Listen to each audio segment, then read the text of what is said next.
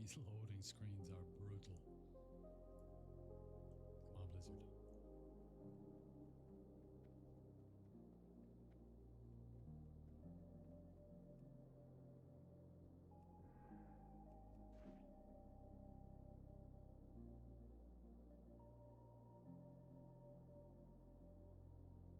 That sap is an artifact of older runs. I don't even need to do it anymore. If it is the left chest, which is combat, and if it's this chest, we need to resap him anyway.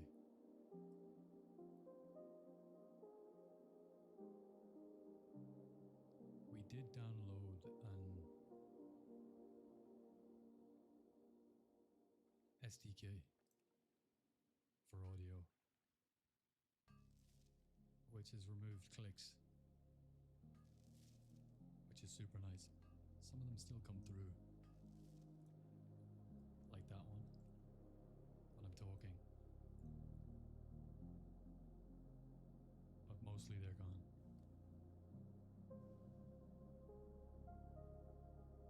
Alright, it's locked.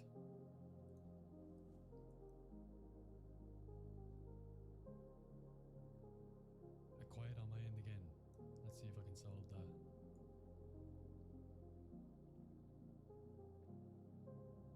How about now? Any better? Much better. Okay, it's when I can actually hear my own sound. When I put monitor mode on my headphones, for some reason it makes it really quiet on you guys' end, so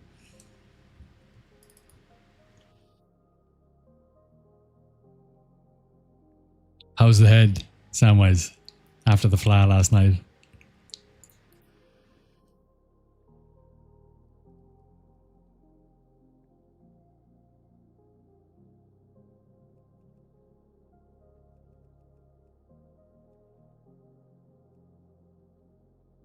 Was bad this morning, I bet it was. I bet it was.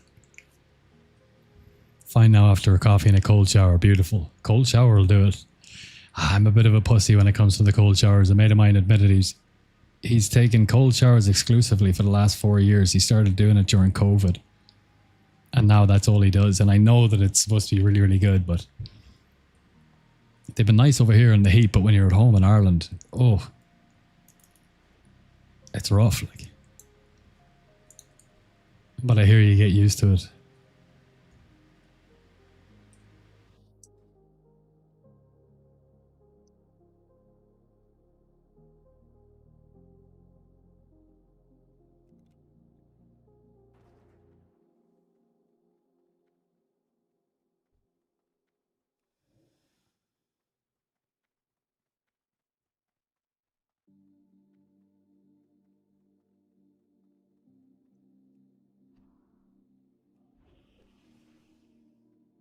Go deep.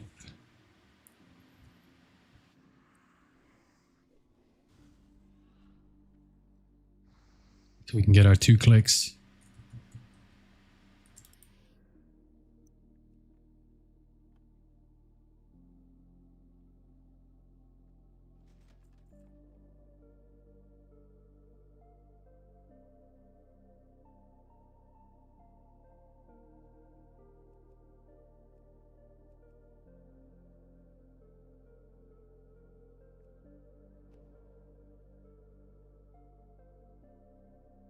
Couldn't live without it now, I don't think. That and cold swims, euphoric after. The cold swims, I know, yeah, I love a cold swim. Jumping in at the point, at home, or in off the pier at one of the local beaches. That's fine because you just jump and then you're in it. But the shower, you have to walk in at the... It's I'm too much of a bitch, I think. I'm not, I just have to get used to it. Euphoric after, yeah, I know that it's some rush, it's some buzz. I like the cold plunges after the gym, to be honest. Gym and then steam room or sauna, whichever one. And then when you get really hot, just like burst in for the cold plunge and stay in there for like 5 or 10 minutes. I don't mind a plunge. If you can dip and plunge into it, just get into it quick and over with.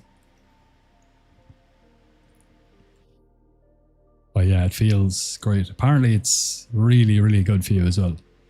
But it makes sense that we would have evolved that way, obviously, because unless you had a hot spring nearby, any washing you had to do before we had plumbing, you're just in a river or a lake or the sea.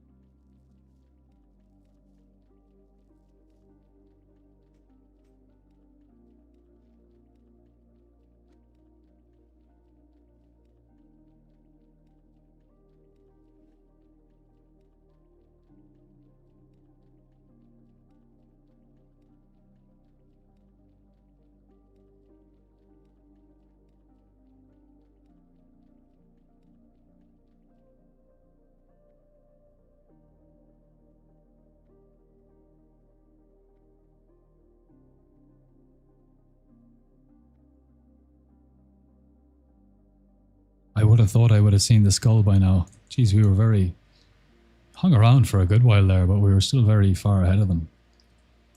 Hope there's nobody coming at me from this side of the bridge.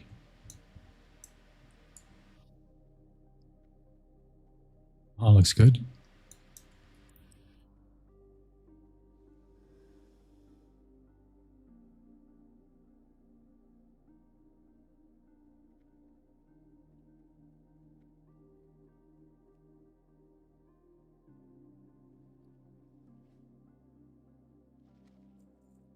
Roll of agility 5, lovely. All day, we'll take that all day.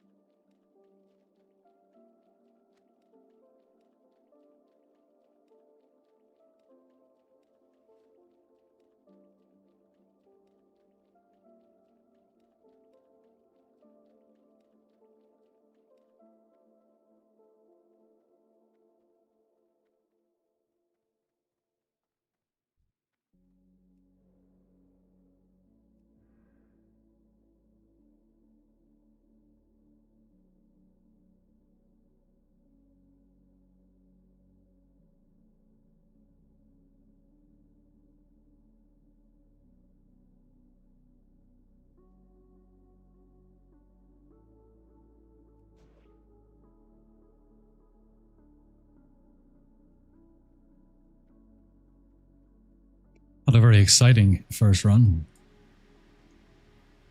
but pretty clean, pretty quick. No gems, no blues, and we're still sitting at 60 gold, so 300 gold baseline per hour.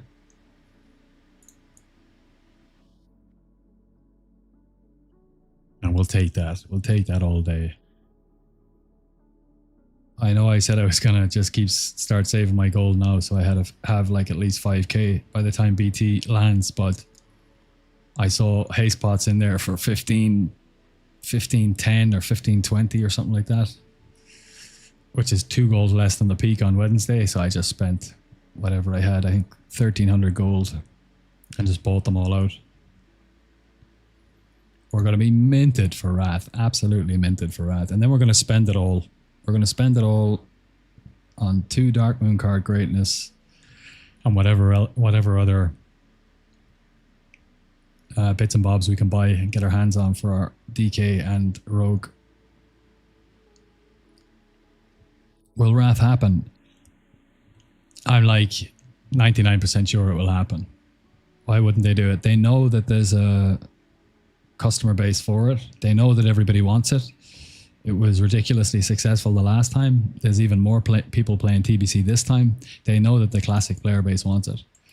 So I would be incredibly surprised if they didn't do it. You know, why wouldn't they?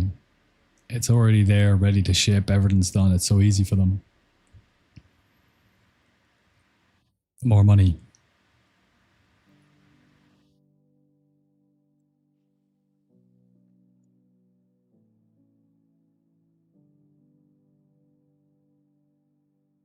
It's locked again, but it's the same chest.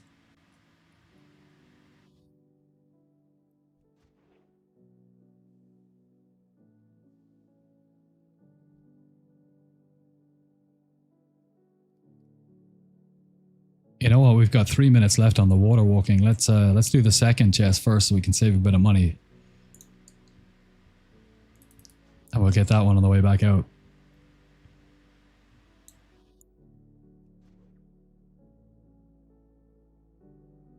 There it is.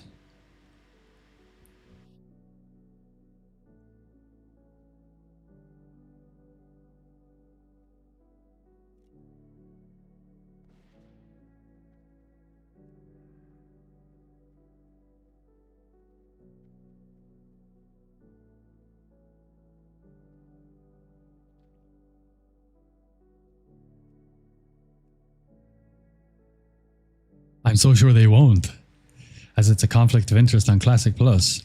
Ashcan, hey, welcome to the chat, brother. Somebody made an interesting point about this. They said, and this is true, the market is basically split between retail and classic already. Those are the 2 silos of player base. And they don't know how Classic Plus is going to... That was the comment that they made, which makes total sense to me. I just intuitively feel like that's true. I don't think there's much crossover. I think that's about enough time.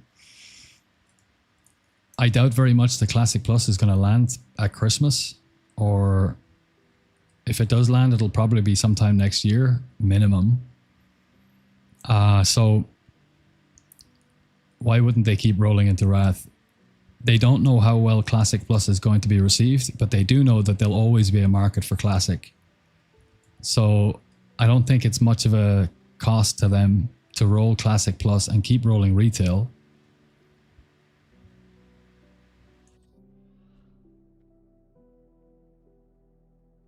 And it's kind of like a backup, you know?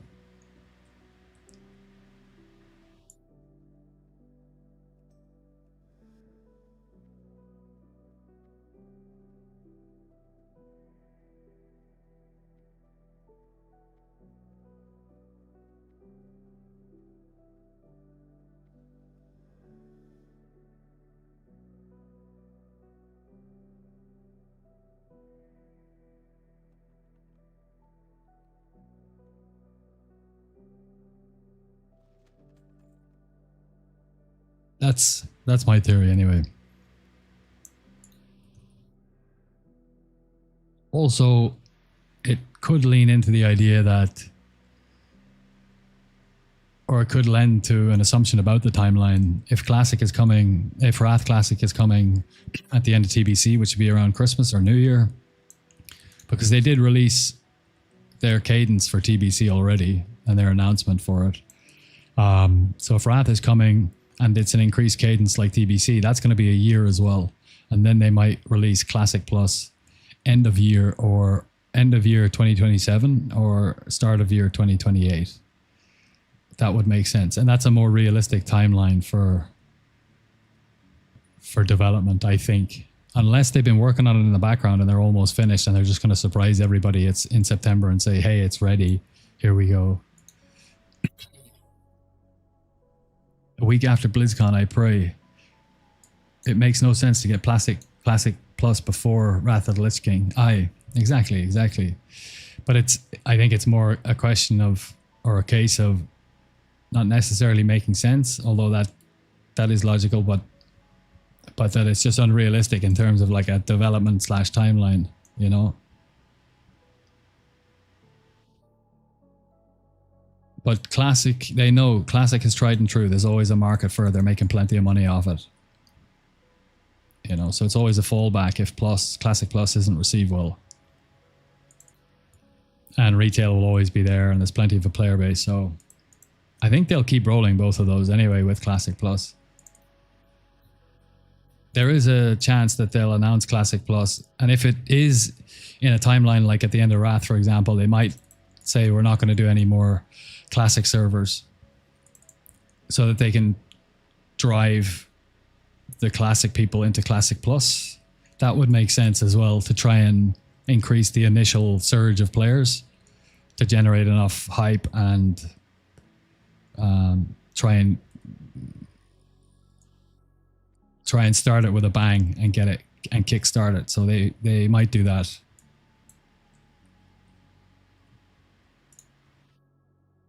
Avivizian.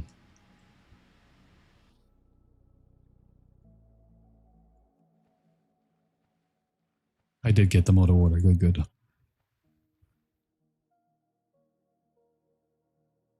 I refuse. They will have been hinting at this stage and release it a year later. I refuse to believe that they have been hinting at this stage and release it a year later.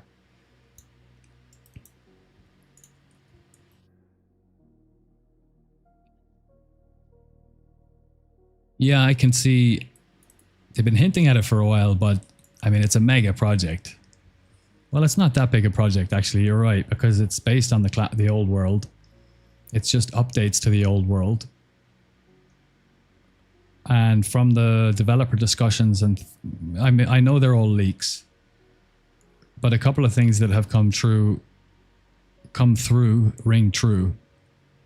For example, updating the zones that were never built, not messing too much with the talent trees, and just trying to balance them a little bit more, finishing off certain quest lines, a few new raids that tie those quest lines in.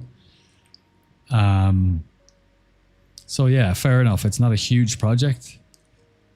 It's kind of like an expansion, I suppose. So yeah, they could turn around and say it's coming. It's a good point, actually.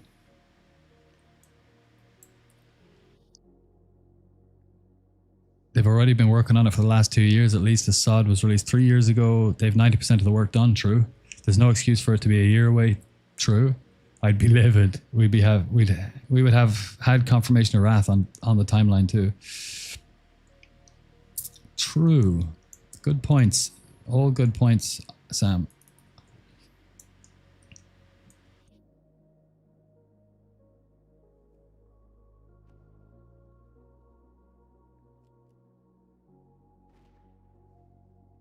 Okay, yeah, you've made me reassess whether Wrath. Maybe I shouldn't have spent that €20 boosting an 80 rogue.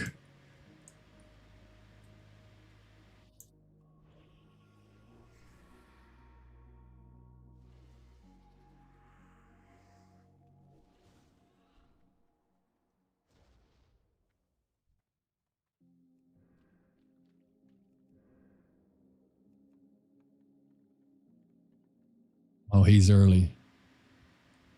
We got a failure. Not enough time. He didn't get frozen.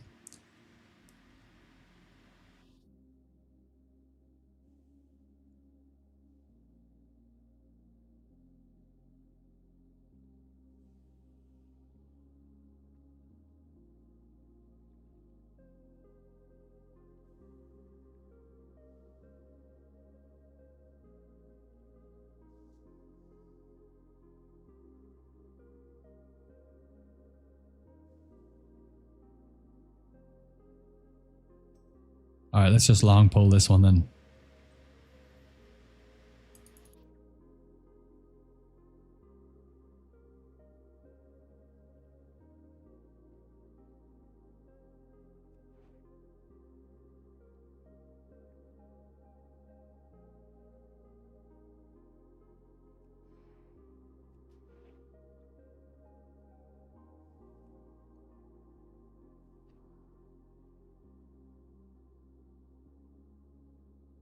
I'm powered by copium and Guinness today. Yeah. The two best things in the world to be powered by. I mean, the world runs on copium and Guinness. If you took them away, it would be a brittle eggshell. It would fall to pieces.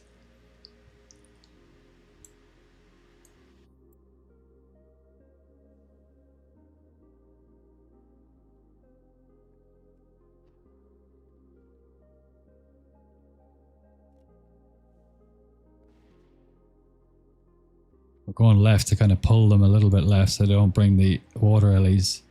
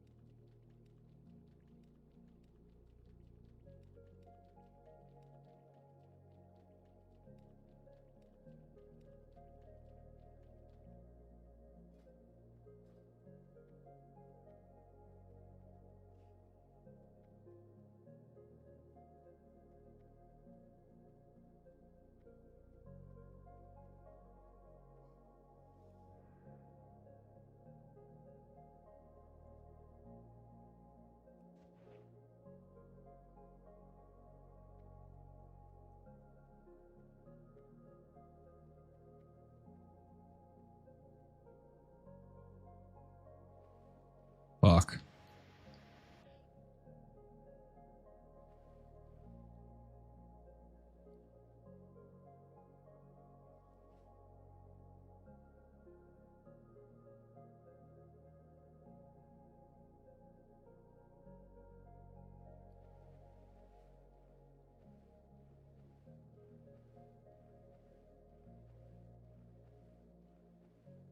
Okay, let's equip the trinket.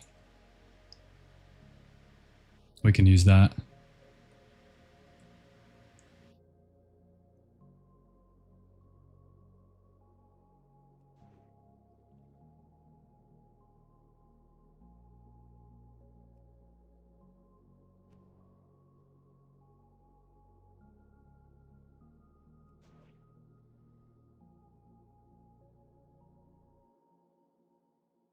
We use this new method. We won't sap him now. We'll keep that pack there.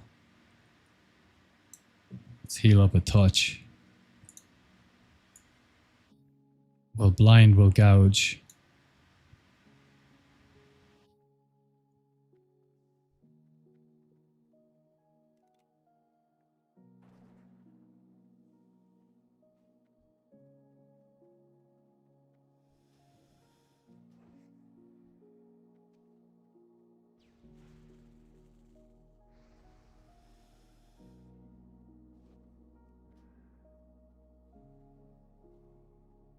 That was super messy.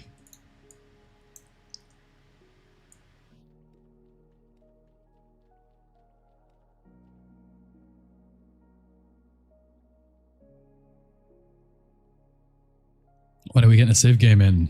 Good question. I have so little time now. Although I'm streaming a lot, I could maybe on a weekend. On a weekend day.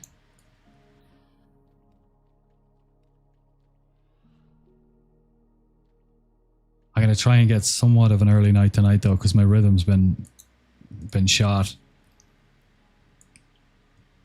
I need to go into the dentist tomorrow. I rescheduled it this morning. I couldn't go in. I was wrecked. So I'm just going in today. Oh, great timing. Or I'm going in tomorrow.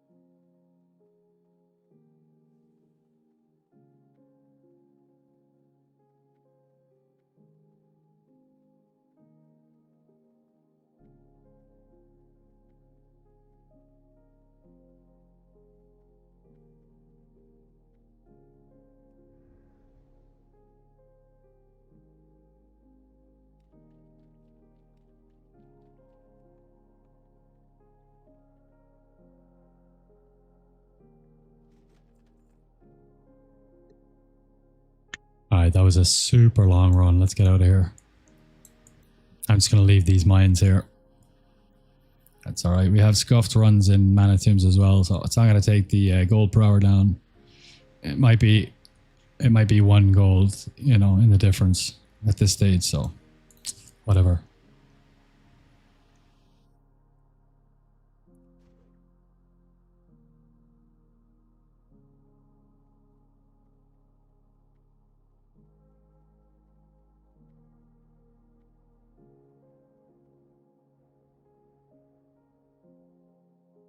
I think someone mentioned something about Wrath being somewhat confirmed, but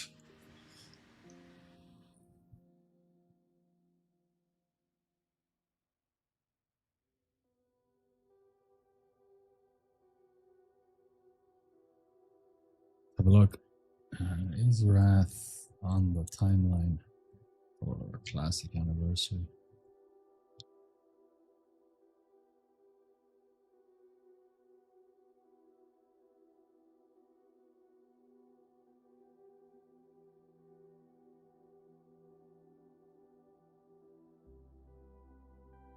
I mean, Willie released a video saying Wrath of the Lich King Anniversary will be different from how you remember YouTube. Like,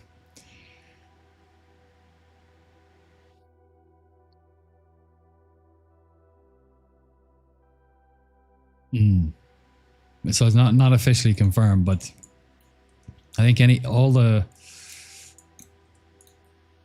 don't think any of the bigger YouTubers or streamers think that it won't go into Wrath. But what you said, Sam, makes sense. Accelerated timeline. I reset and I got these two again. Okay, that's a sign. I have to get them this time.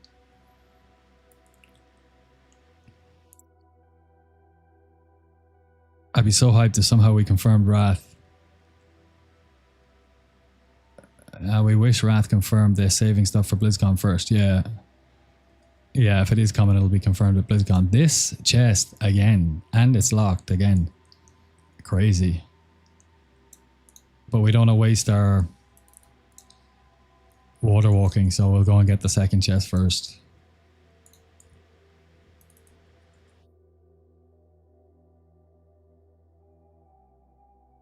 Been there, done that with Wrath, so would much rather have Classic Plus.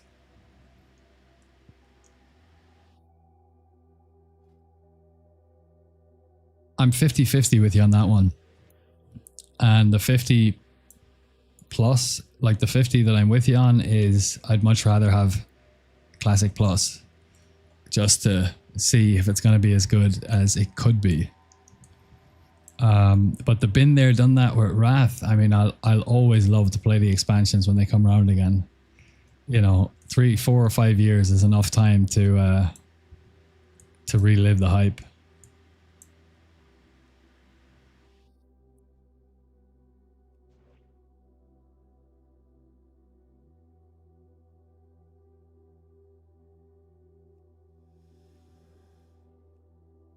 Nice. We actually came back a bit further, clicked it, and then vanished before he got to hit us so we could keep our water walking, which is nice. I mean, not that we're going to get any use out of it, I think, because unless we did the long pull, which we could do, I suppose. Before you discovered the burst strat for chest 1, a few weeks ago I got chest 1 5 times in a row. All locked, all failed, lockpicking 2 times on each. I know. That chest in particular, like all chests obviously with lockpicking fails are really tilting, but that chest in particular, because not only do you get lockpick fails on it like you do with all the other chests, you also get that bug where even after you vanish, you can't click on it. It's grayed out icon. So that is the most tilting chest, which makes it all the sweeter that we can combat it now. And to be honest, now that I think about it, I mean, it is a bit of a gear thing because it is tricky. You've got a time window there. You have to distract the patrols. So it probably would have been just outside of the zone of like convenience or repeatability to make it consistently worth doing with Blink Strike and Phase 1 gear. But sapping the healer and then bursting the other 2 down could have been possible as well in Phase 1. It just would have failed a lot more. It would have been more inconsistent. But yeah, I love the fact that we can do that now. That's on that chest in particular. I'm going to have to try a Manitomb's Heroic actually at some point, just to see where we stand. Just test it out to see how difficult it is in this gear to do the packs.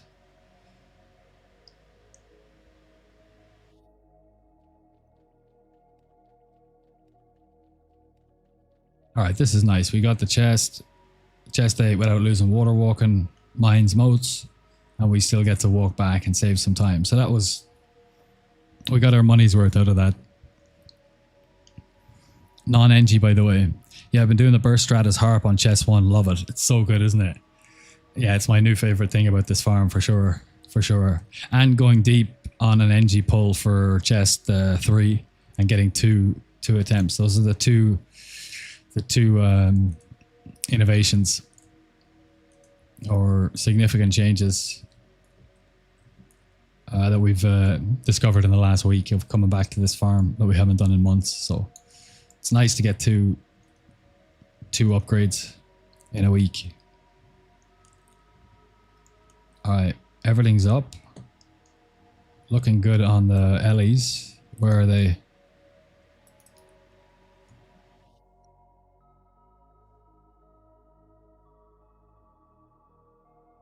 No, we won't have enough time. So we'll zap her.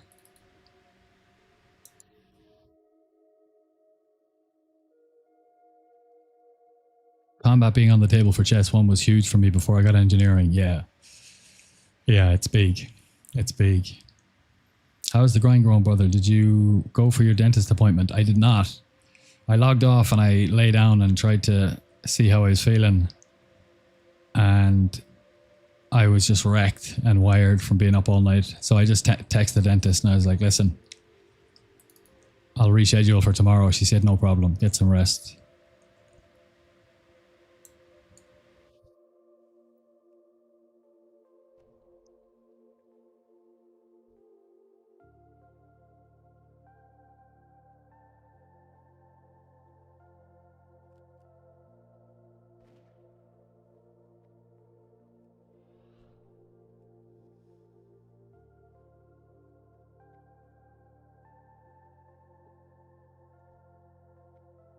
was a mistake actually. We were kind of going for the long pull.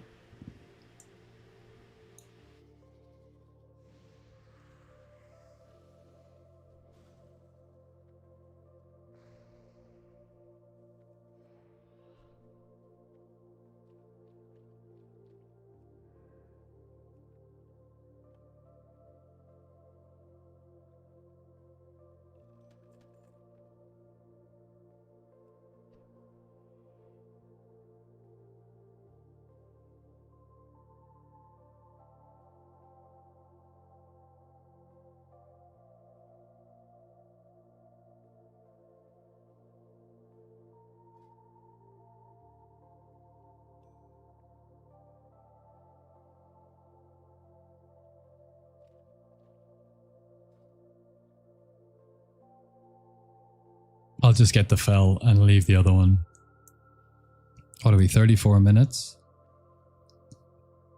33 minutes. We've got 2 lockouts left.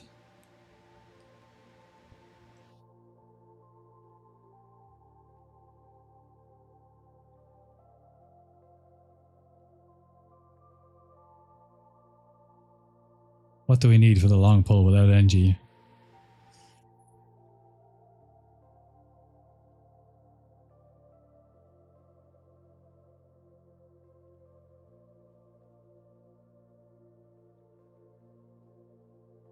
We want a swiftness pot.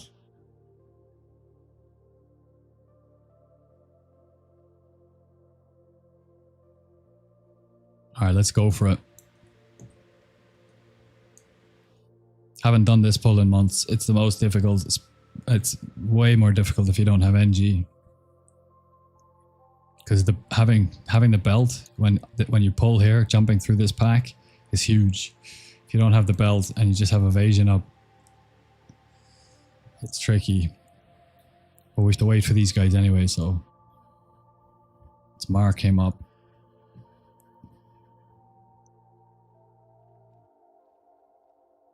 But Tapo, long time no see. How's the farm? Yeah, you too, brother. Farm's going well. You can see up above here. These are our averages. The 14 is the number of lockouts, so multiply that by 5, so 70 runs of each. We started last Saturday, this day last week, to just nail it down.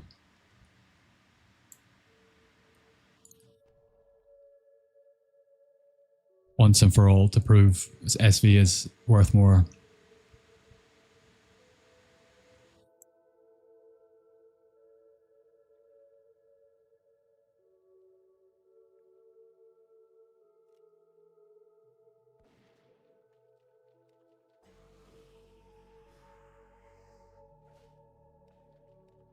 Okay. A little scuffy, but we did all right.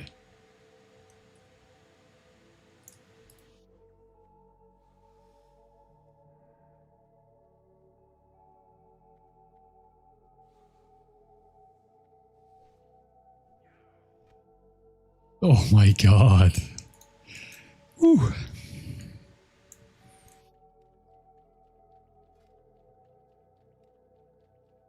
Down to our last bandage.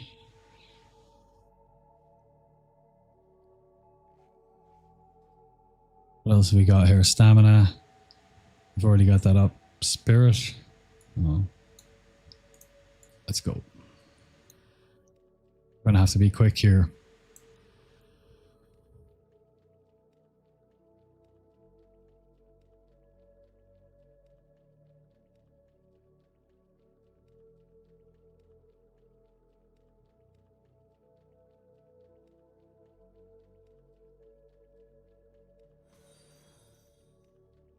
Rockthul20, thank you for the follow, brother. Appreciate you. We're taking big risks here. Oh, we're going to get clattered, aren't we? Yeah, we might be dead here.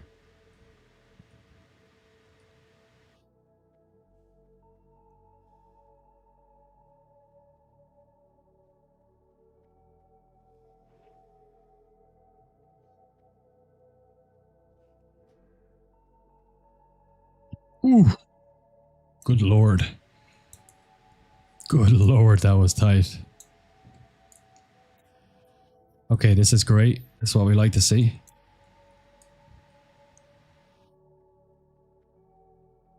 We can probably step to this frog over here if we can find him.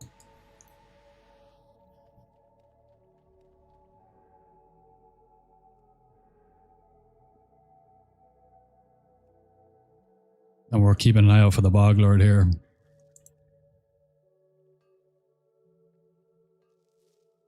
Nice. Very scuffed. There he is. Oh, we got both of them. Without the belt, without the boots.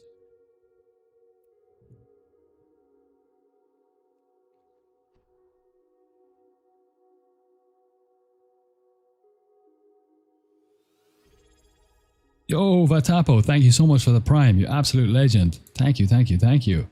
Let me update this as soon as I get out of this slithering pit.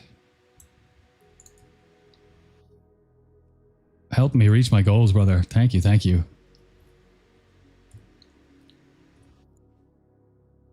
How have you been, by the way? What's happening with you? Are you still playing WoW? Still playing TBC? Are you pumped for Wrath? Are you pumped for Classic Plus?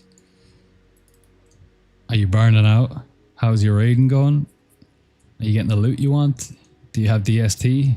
All the big questions.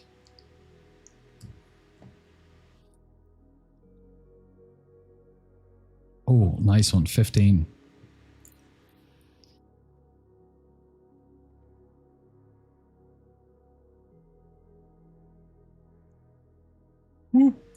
Thank you, bro.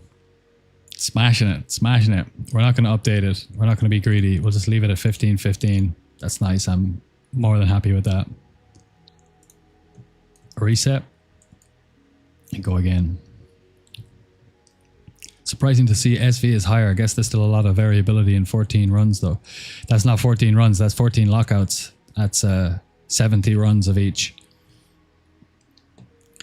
Clean frog step saves the day, yes. And we came at it from this, we didn't come at it from where we normally do. So when we're in the middle of the bridge, we normally frog step over, which gives us, we're a lot closer to the frog, because if he's at the furthest point away that he can be, we can still get to him.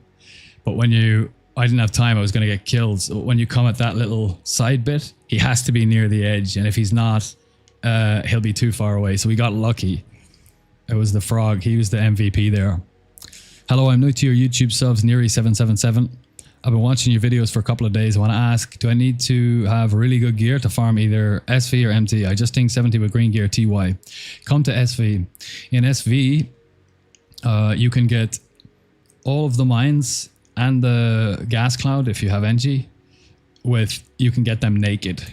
The second chest spawn, which can be in one of 3 locations, you can get that naked.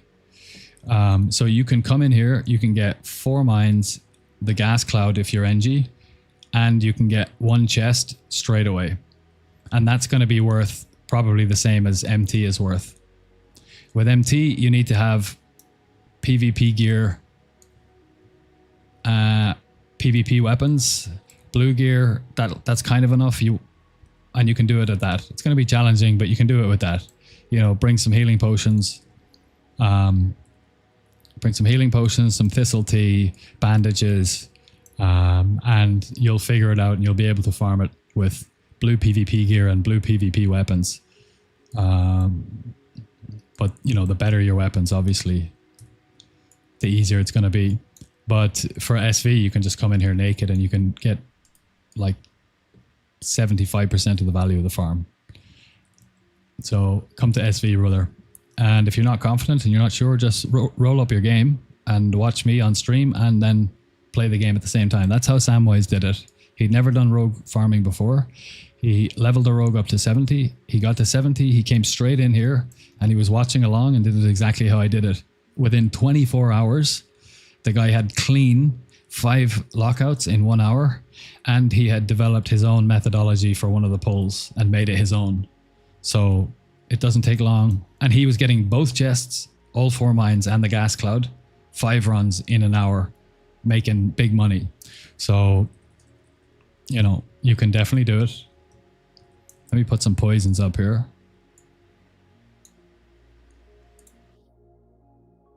I'm a little bit low on health.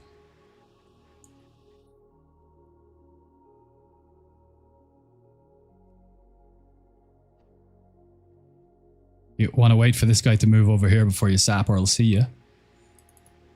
And you don't want to get too close.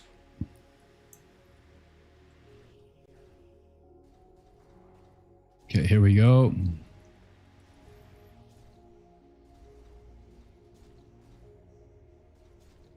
We're in harp spec here, by the way, shredding through them. Oh, shit. Okay, so we didn't get a very good burst. Even though we got 1.6k. Unfortunately, we normally kill those two, and then we can kill her. Or we vanish, and then come back and just kill her. But whatever happened there, we didn't really... I mean, I used all my cooldowns, right? Maybe we probably could have got a riposte in. Anyway, we'll move through the dungeon. We'll get it on the way out. My guild kind of stopped playing. Now waiting for Classic Plus. Yeah, like the rest of us, sure. But I've been playing private servers and it's super fun. In Flames, up my man, up you too. I just made a rogue and boosted it to 80 on... what was it? Frostmourne? Anyway, it's on Warmain, private servers for Wrath. Man, we don't even have any food. We are not prepared. Illidan was right. Illidan was right. Let's go and get the... We'll heal up naturally. We'll go and get the mines and the moats. Yeah, so I went on Warmain because I mean, I'm still fairly sure Wrath's coming. I'm a little bit less sure after Samwise made his points earlier about the cadence and the classic classic plus workload, which definitely isn't as much as I thought it was going to be. But I'm still pretty sure Wrath is coming. So I made a rogue, boosted him to 80 on Warmain, and I'm going to get Fell Striker and all of the items that you need to do the Karazhan farm, and then make the video so that I have it ready for the Wrath hype if and when they release an announcement date. And I can put up a fresh, well-produced video for one of the best gold farms in the entire classic canon.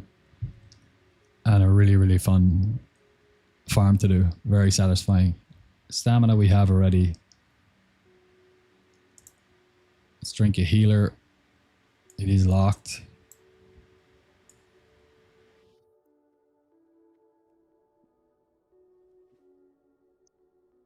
Have you ever done BT farm on Rogue? No, and I'm looking forward to finding out what we can do in Black Temple. Definitely. Please tell me if you know. I knew that priests could solo farm some of the trash mobs, but I don't remember ever hearing or seeing a rogue specific BT farm. But if you know of one, bro, mate, I will love you forever. That would be amazing. So if you know of a rogue farm for BT and you can point me in the right direction, oh, that would be savage. We'd have some really nice content for next release. I was just going to go in and try and figure some stuff out and see what we could get away with. But if you know something I don't, please share.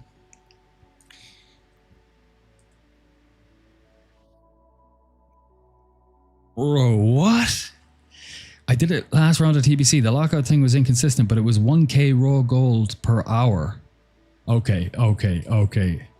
Tell me all, brother. Tell me all. What are we farming for? Epic gems? Marks of Illidari.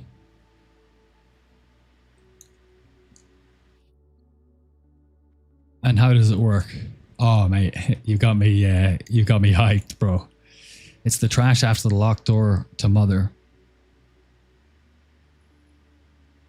Oh, yeah. All the blood elves that are in there smoking the hookahs and chilling out, and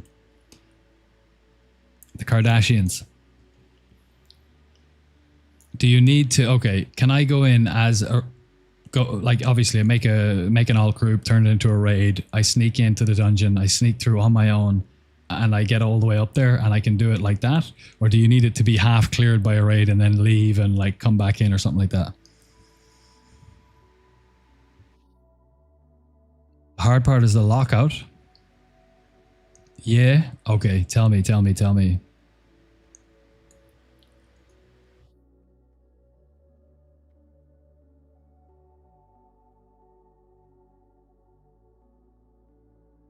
It's one of those things where you have to have it cleared and then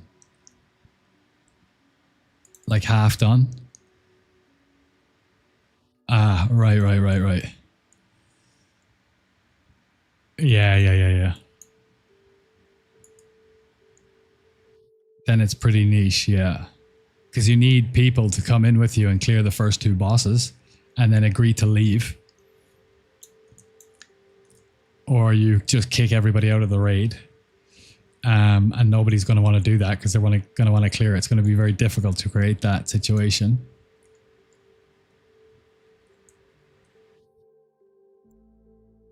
Addy, I got the fella ready, all right. Can I post links here? Sure. You need stuff for the masses. Yeah, kind of. It's very niche. And probably, I would probably never do it because I want to do Black Temple every week, right? Because I want to try and get my hands on some Warglaives. And just, I love raiding as well, so... Now, if you could manage to create that situation, of course, then you have that lockout for the whole week and then you can reset it 5 times an hour and keep doing it. So if you could create that scenario, that would be insane. And if it is 1k gold an hour, that's nuts. We're not going to click vanish this. We're going to do it the old way because we want to save our... And we're not going to kill them by combat because we want to save our Blade Fury and Adrenaline Rush for that first pack.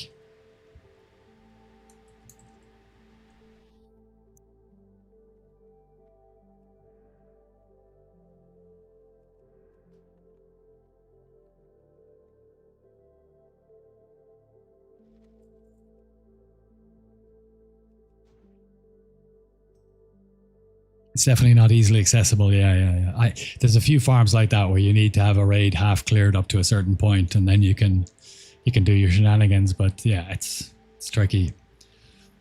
Now, maybe toward the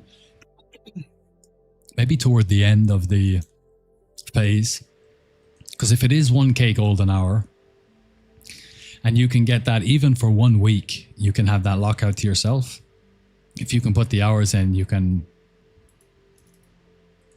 You can make a lot of money. Wrath will be fun. I did not have any rogue solo farm experience before TBC.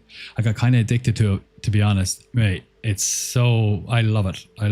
Instance farming, stealth farming, nobody does it better. And I mean rogues, not myself. I got kind of addicted, to be honest. Got my blink strike and every gear I wanted because of gold farms. Your Discord is so welcoming and very nice tips from everyone in it. I have not been giving the Discord as much attention as I should. It's been... It's just been sitting there for a couple of months and I haven't done anything with it because I was traveling. But the people in there are unbelievable. They're so nice. You're dead right. There's some really, really community driven people in there with a lot of heart who just want to help other rogues and are really, really good. And they're making their own innovations, making their own YouTube clips. People are asking, how do you do this? Or, the video is good, but I need a problem with this particular solution. And there's one guy in particular who'll go in and do it for him, make a little YouTube video and then post his link to the guy so he can check it out. Stuff like that, where you can get all your questions answered. So it's cool. I should put some time aside to try and push that. But every day there's a lot of stuff to do and I'm very busy at the minute. We did get a new professional studio light in today. So we're a little bit better in terms of our lighting. Camera's still not great, but that's okay. And yeah, slowly but surely we're getting there. Would you clear both raids in 1 day though? If you're on the kind of worst guild, maybe you can do it.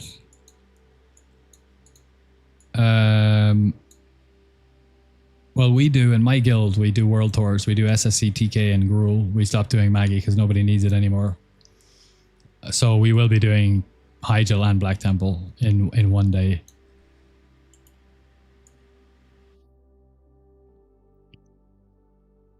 All right, let's do this again, but try and do it properly this time.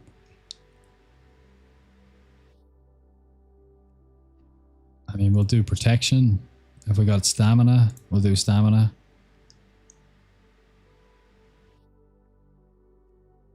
That'll do. We will wait for this guy to come back here and distract them because we really need a distract here, open, and when they come back down, another distract. Usually by the time we have these two down, we'll corpse eat one of them and then open on her. And by the time we've got her like kind of halfway down, these guys are, or by the time we start on her, these guys are usually kind of here. So we need to distract them again so that we can kill her.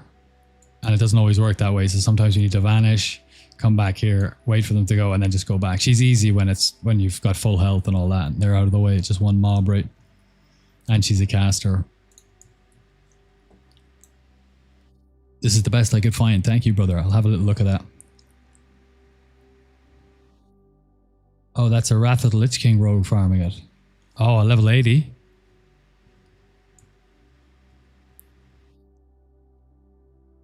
Oh, it's a Wrath of the Lich King farm.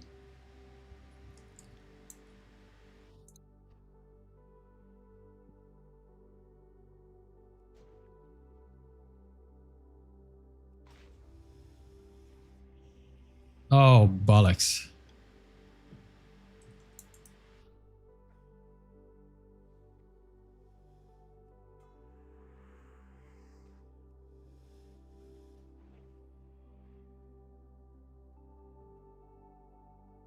We got too close to the big guy. That's all right, we'll get it. We didn't use our Addy Rush. And we have prep, so we just have to wait a minute for Blade Flurry and we're good.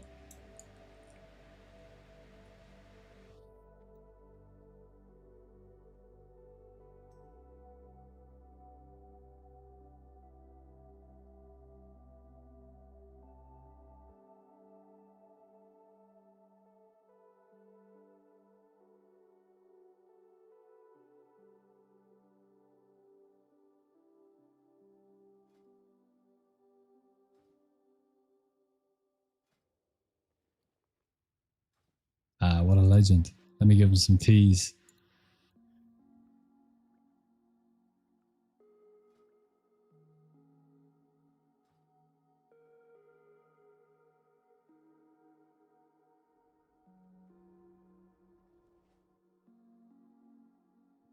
Greetings, farmer friends.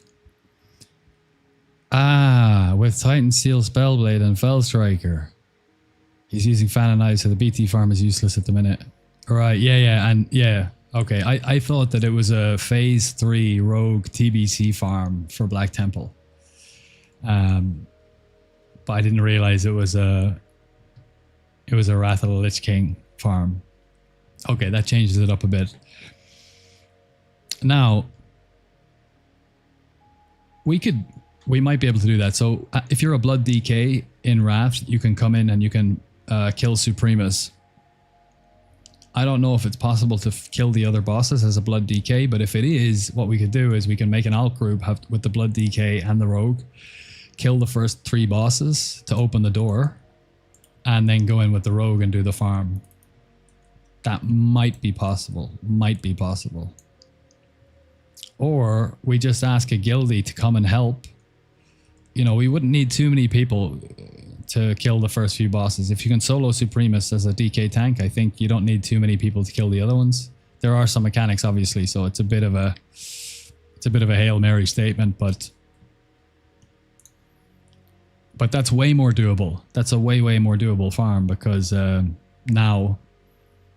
because nobody wants to run Black Temple in Wrath, so it'd be easy to get a couple of people to help for like 10-15 minutes, and that sets you up for the whole week for that farm. So that side of it is very exciting, actually. Okay, we can go again. Oh shit, no we can't. Right, I need to focus up. Getting pure sloppy.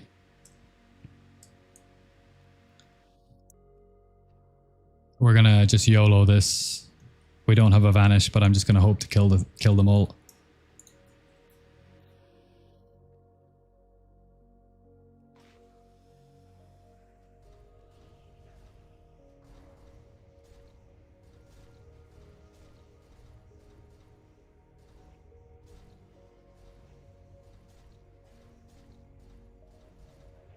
Okay, we got a decent pump this time. We got a decent pump this time. I think we can do this.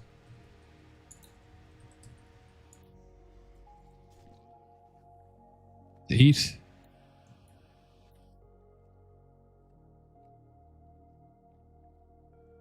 No resists, that's good. We'll cloak straight away.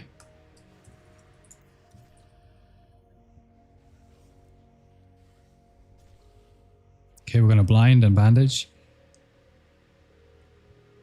I think we can do this. I think we can do this.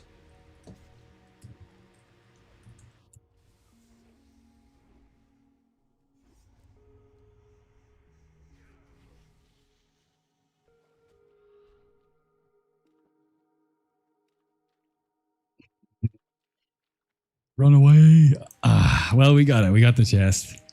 But you can see this chest 1 combat chest is still not... It's still not smooth sailing every time. But also I just did stupid things there. You saw I wasted my vanish by getting too close. So with if you're locked in, it's not a problem.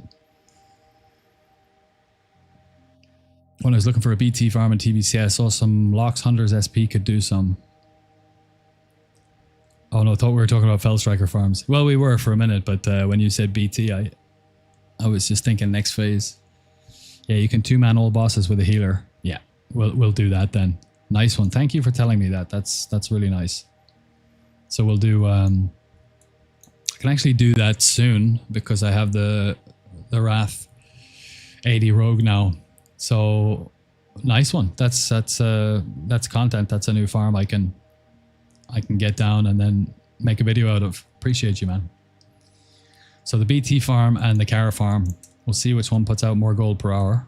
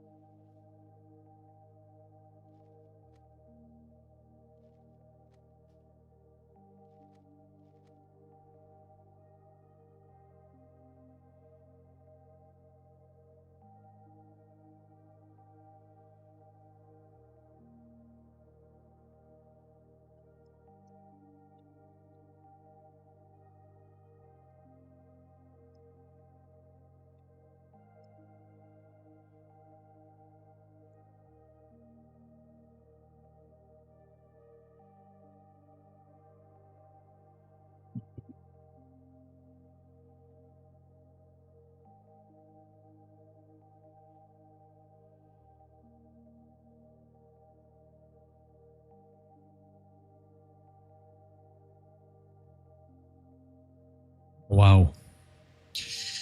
These loading screens are crazy.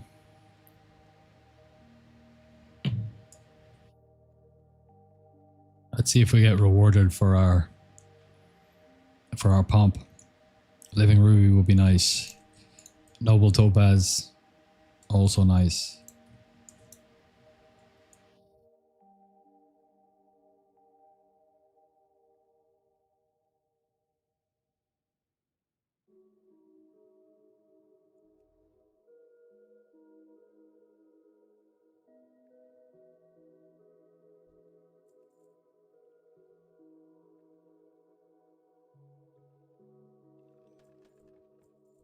Amber Band.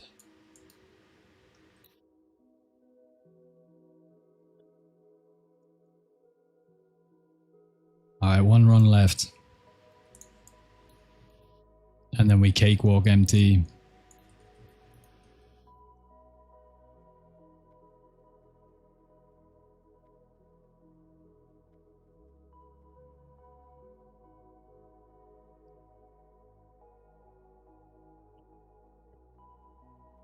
What made you decide choosing between JC and tailoring in Wrath of the Lich King? I can't make a decision. JC is BIS for raiding. If you want to parse, it's the best. The gems, the JC only gems that you get are really, really good. The ones in TBC are very bad. They're not even that much better than the normal gems, for Rogue anyway. But in Wrath, they go to another level. And they give you a significant DPS increase. The best DPS increasing profession is engineering, and then after it's JC. And I want to get the highest numbers I can get and push in raid, so that's why. But tailoring, but JC is very expensive. You should start prepping for it now. When you're doing these runs, save your fel, save your adamantite, you know, and just stack them up and sell them in Wrath when everybody and their grandmother goes engineering, and you'll like double, triple, maybe quadruple your money, because everyone who levels engineering needs to go through the TBC ores in order to level up the TBC portion of engineering, and there isn't many people farming those ores in Wrath, so the supply isn't there, but demand is incredibly high, so the prices will increase proportionally.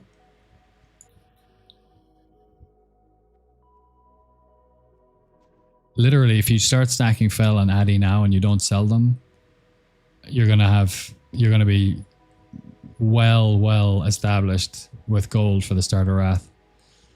Same chest again.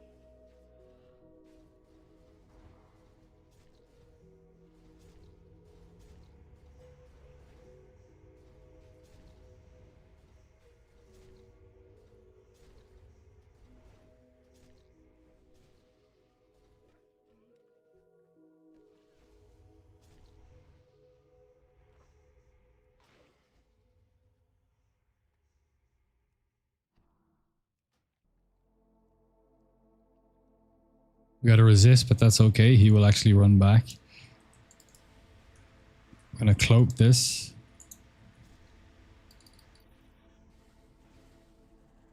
Feared.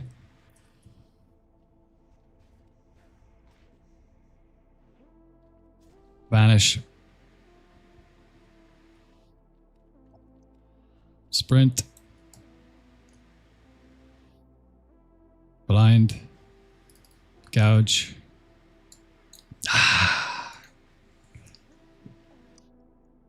We should have been a little bit more patient and waited for the patrol to come up and back down again. But it's a relatively new meta. I'm relatively new meta for that chest. So we're still ironing out the creases. But patience is key. If we have a bad pump or we get bad RNG on her spells and casting, or we get crit or whatever, then we need that extra time. So it's pretty tight at the minute, even in almost full BIS.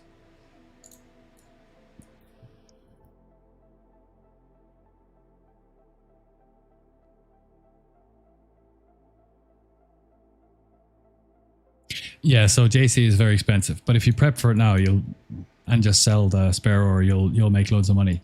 And then the other thing is tailoring is very inexpensive. It's a really easy one to level. And with tailoring, you also get outland cloth scavenging, I think. So you get more cloth from mobs. It's a small bonus, but you know, cloth consistently sells. And not that it sells for too much, but extra cloth is extra cloth, and you get that nice cloak enchant that gives you 400 AP. I think it's 400 AP proc, which is pretty sweet, but it's just not on the same tier as JC. So you get what you pay for, I suppose.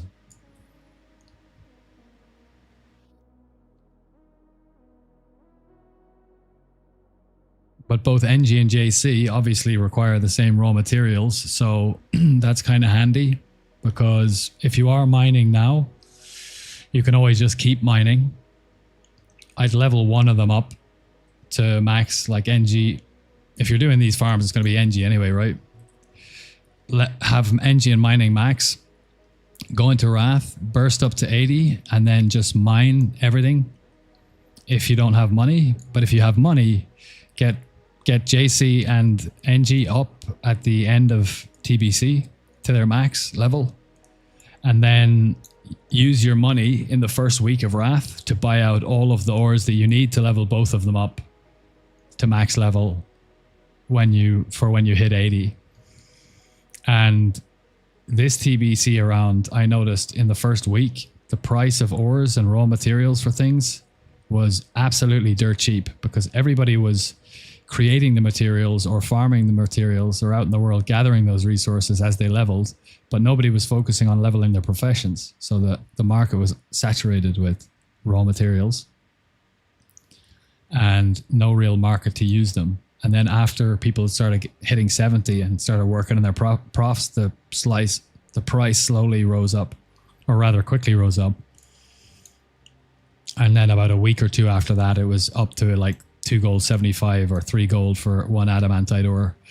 Whereas it was, I can't remember exactly what it was, but it was ridiculously cheap. So that's my plan anyway. Use the money that I have going into Wrath to, anytime I'm back in a place where I can look at an auction house, look at the auction house and just buy out all of the available titanium, all of the available Wrath ores, and get enough to level both the professions up.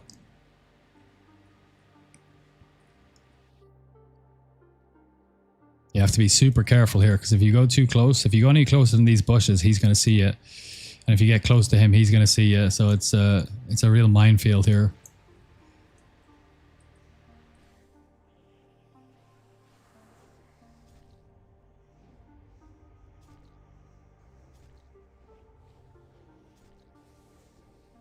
And that's a DOT she puts on you, and she can fear you into them as well, so. A little bit of a challenge. Ah, nice, and a failure. Second failure in a row, let's distract. Resisted.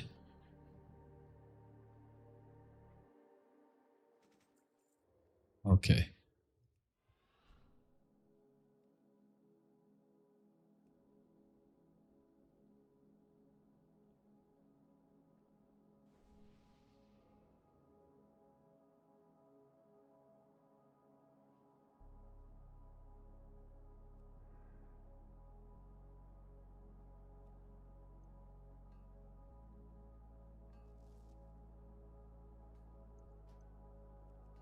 $262 gold last run. That's what happens when you miss 3 mines. I skipped 2 mines up here beside the Bog Lord on the second or third run.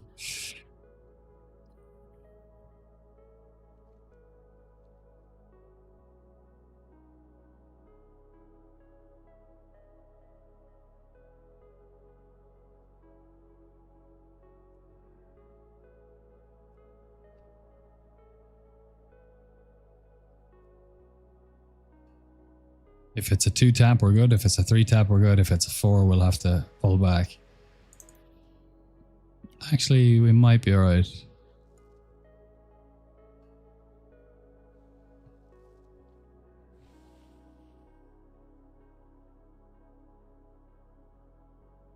Should have gone with my gut.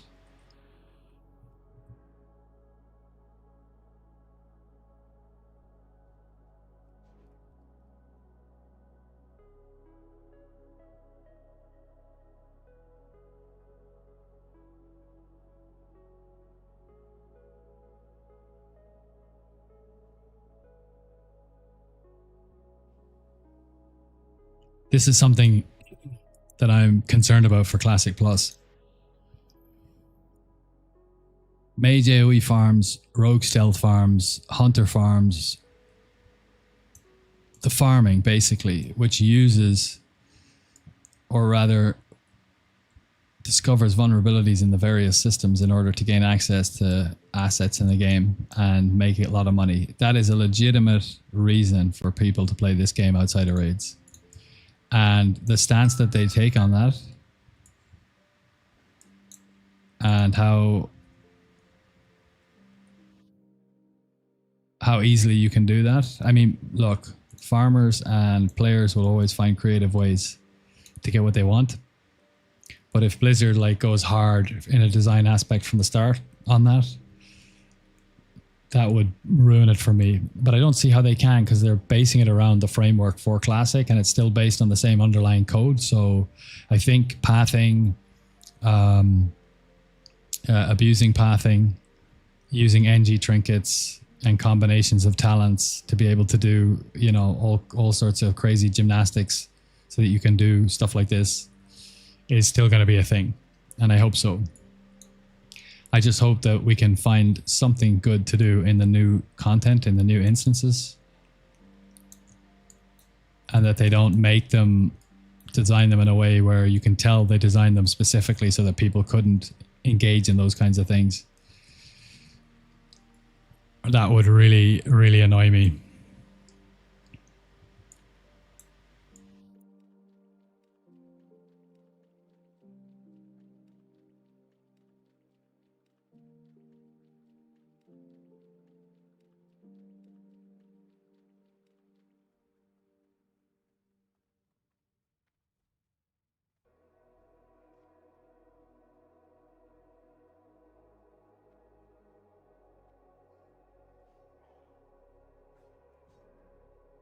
Shit, we got dazed.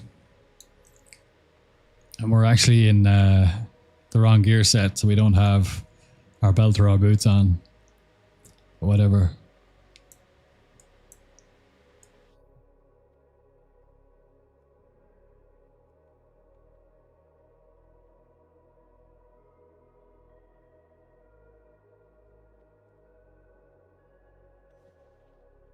Okay, we'll get on the way back.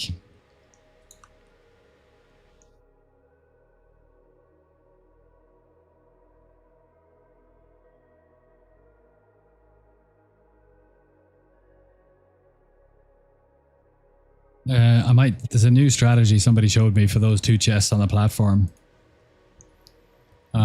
It's the same as the old, you pull them down here all the way to the back here and down into that corner where you've got lots of these jars on the other side, which is was a strat that I had used before, but it required you to use a frost grenade to freeze them in place and then, you know, use your boots or whatever to get back. But he was like, nah, you can do it without frost grenades or boots. So he pulled them down there, blinded the first one, gouged the second one, crippled the third one, crippled the fourth one, and then just sprinted back to the chest. And I just keep doing this because I'm distracted. We can drop combat here anyway, it's not a big deal. So we might do that. There we go, we're out.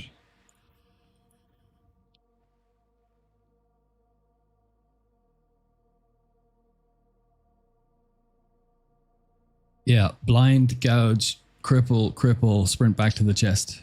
If the chest is not locked, it's easy clap, and it's much faster than going all the way down the water. But if it's locked and it fails, you only get one shot. So I think it's so it's situational. I must try to remember that, so when it's not locked, I'll do that one.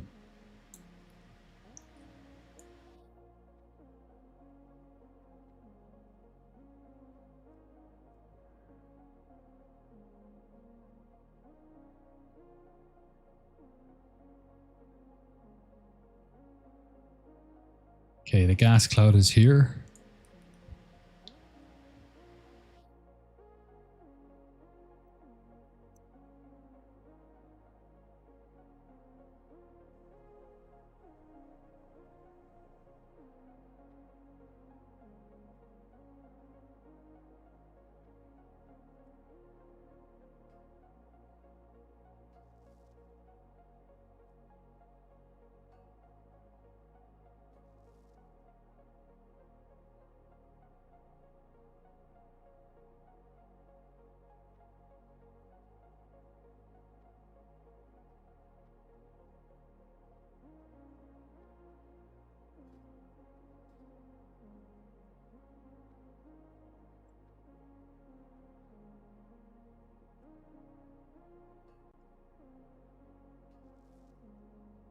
Hopefully we can crack 300.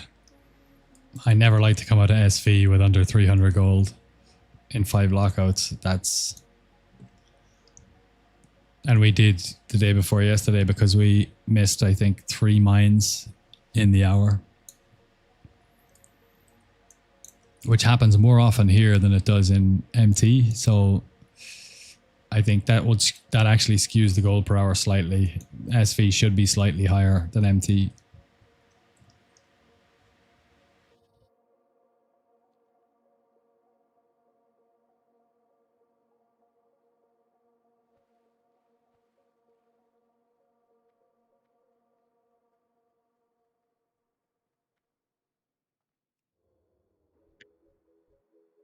Well, since we have the NG boots and the belt up, let's just use them for this chest here.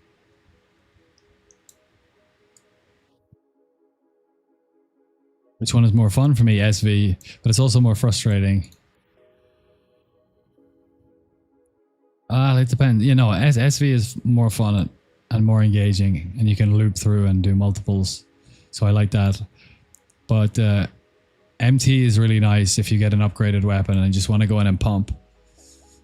They're both very satisfying in their own way, but MT is a little bit more mindless and brain dead. So yeah, MT is more mindless and brain dead. SV is more fun.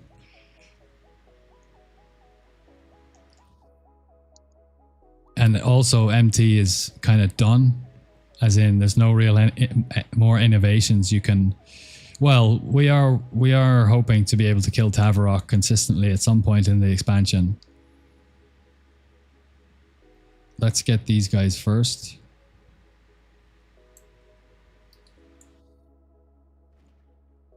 We just want to make sure that we don't pull anybody else. So it has to be in a line. I think we're good here.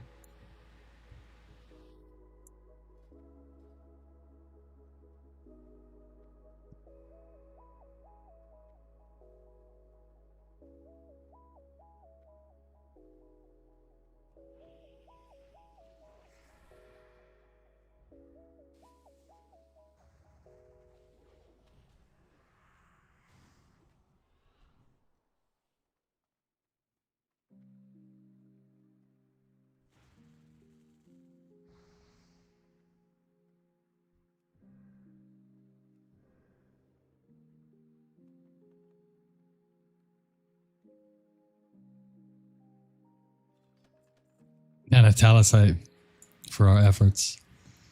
Still, it's kind of a nice pull, but we wouldn't have gotten 2 shots at it if we needed it. Is that it? I think that's it. Yeah, let's get out of here. Okay, nice one. Well, at least we cracked 300 gold. I'm happy with that.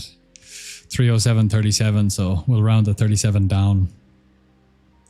307, let's update. It's going to bring our gold per hour down a bit.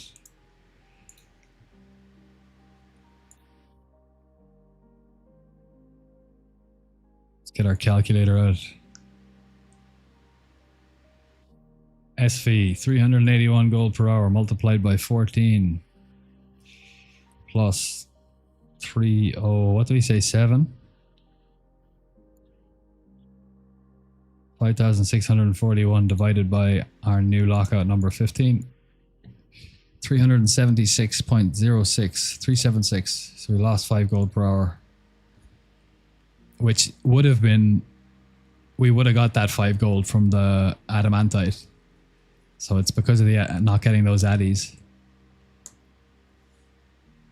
But that's okay. When we do a comparison video, we'll mention that you'll actually get more than that if you're not playing sloppy.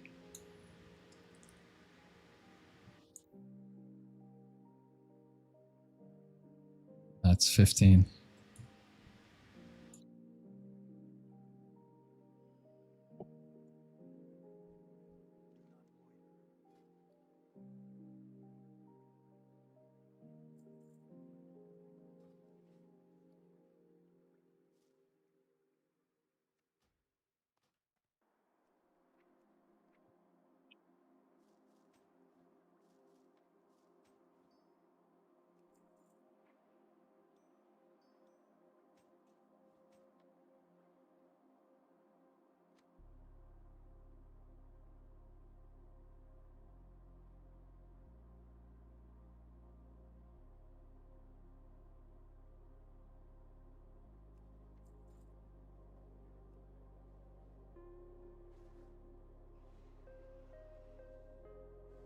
let's buy some healing potions, some bandages.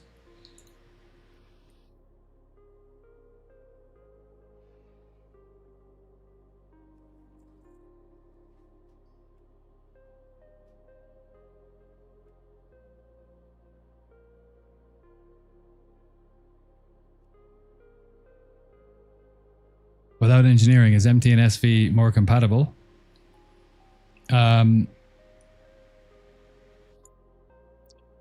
MT SV gives you the gas cloud, which gives you 4 on average, sometimes 3, sometimes 5, but 4 on average. You do 5 runs, that's 20 motes, which is 2 primal water. That's 40 gold. So what are we at? 376. Call it 380. 40 gold, so 340 to 303. Then we do use some cons for an hour. So the cons are probably worth 10 gold on my server. Maybe more, maybe 20 gold. So then they're more comparable, yeah, if you don't have engineering. Sure. But that gas cloud really pushes it.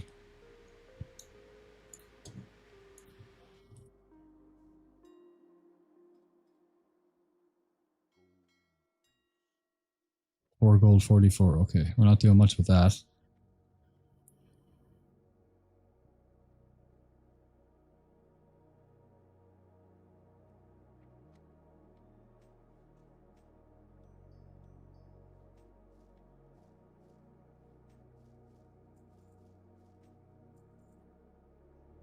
$21 gold. We can get what we need with that.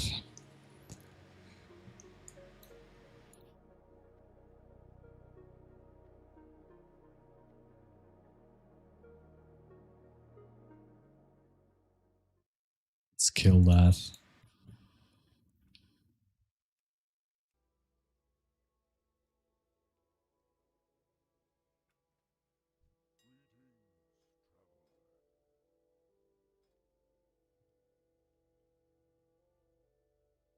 Nice. Super healing potions are back down to a reasonable price. That'll do. Bandages. Sweet.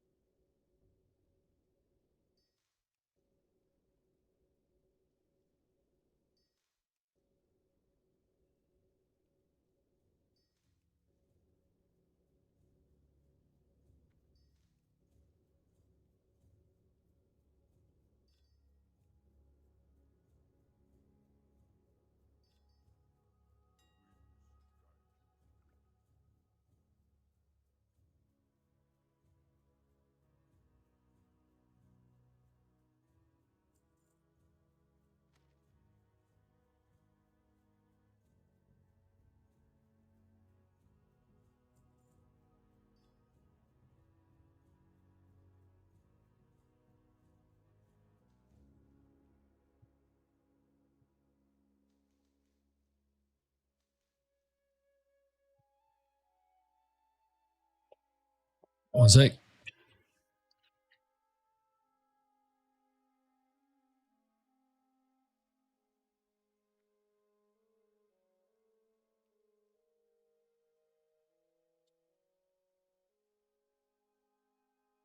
The Shifu, the massage Shifu, just came, knocked on my door and told me it was curfew and I had to go to bed. So that hasn't happened before. It's a Saturday, by the way. 38-year-old, 39-year-old fella getting told to go to bed at 10:30.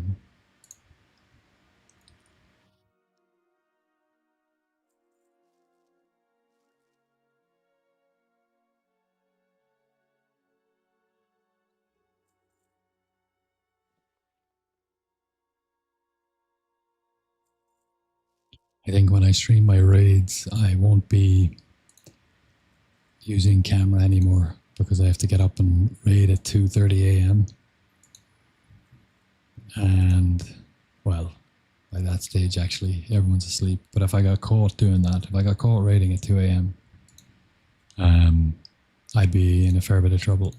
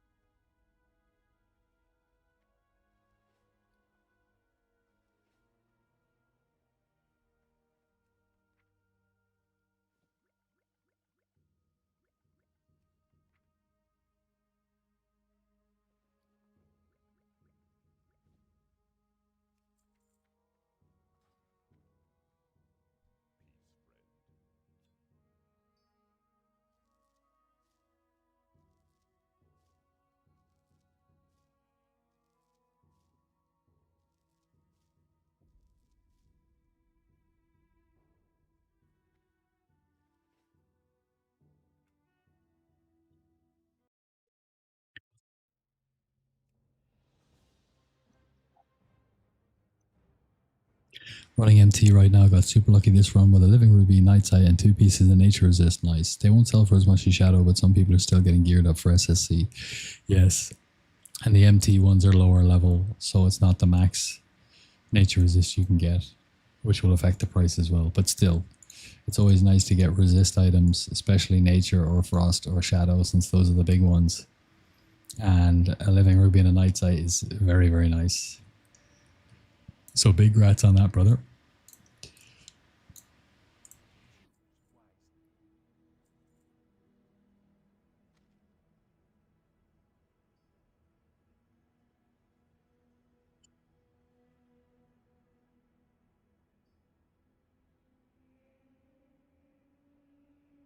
I think I might kill my big light.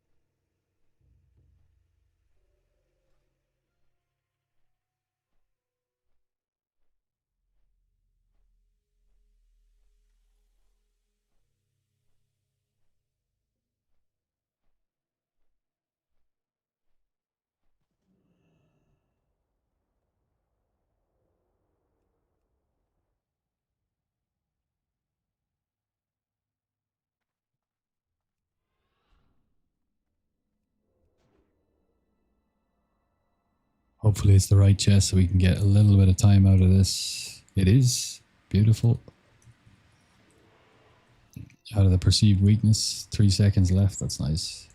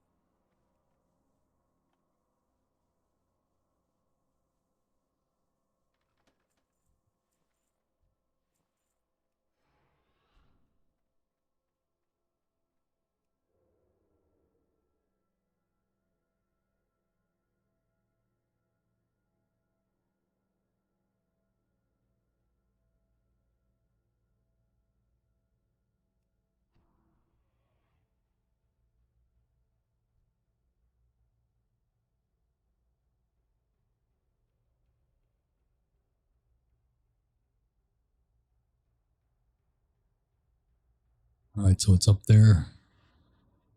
48 seconds. We will pick.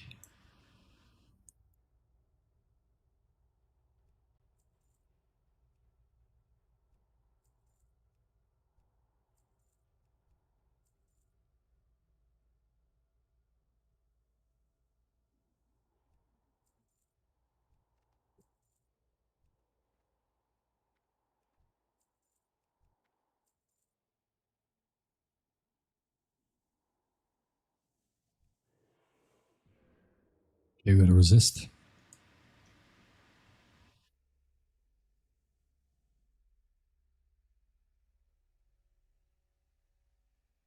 I know what I forgot. I forgot to buy food. We do have the 5% damage, which is nice.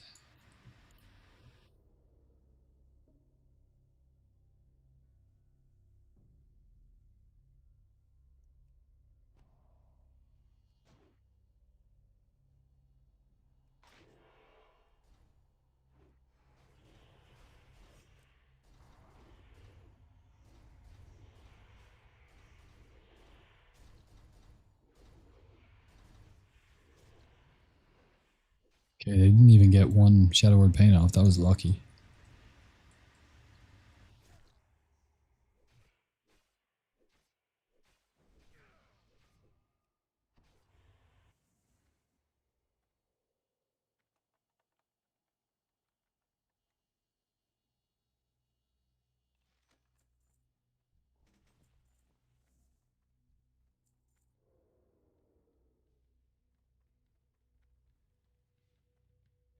Locked in, yeah. You should have seen me earlier.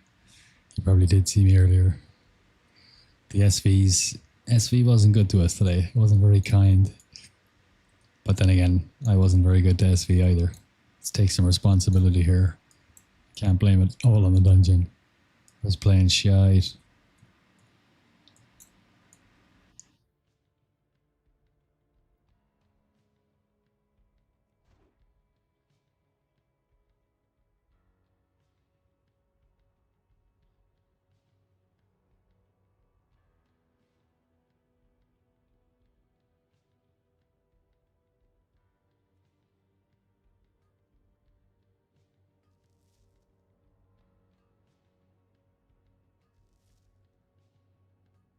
I think I'm going to kill the cam because I don't want to push my luck and have the Shifu come back and knock on my door again, because there's a lot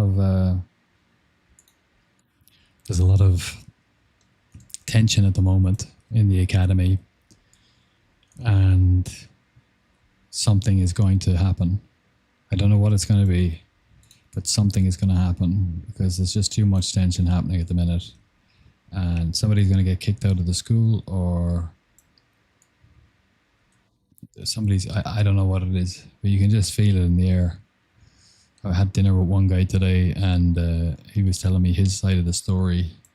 He's been accused of sending unsolicited dick pics to someone, but he shared with me the messages that were going back and forth between him and two different chicks that he was involved in, had, just relationships with while he was here.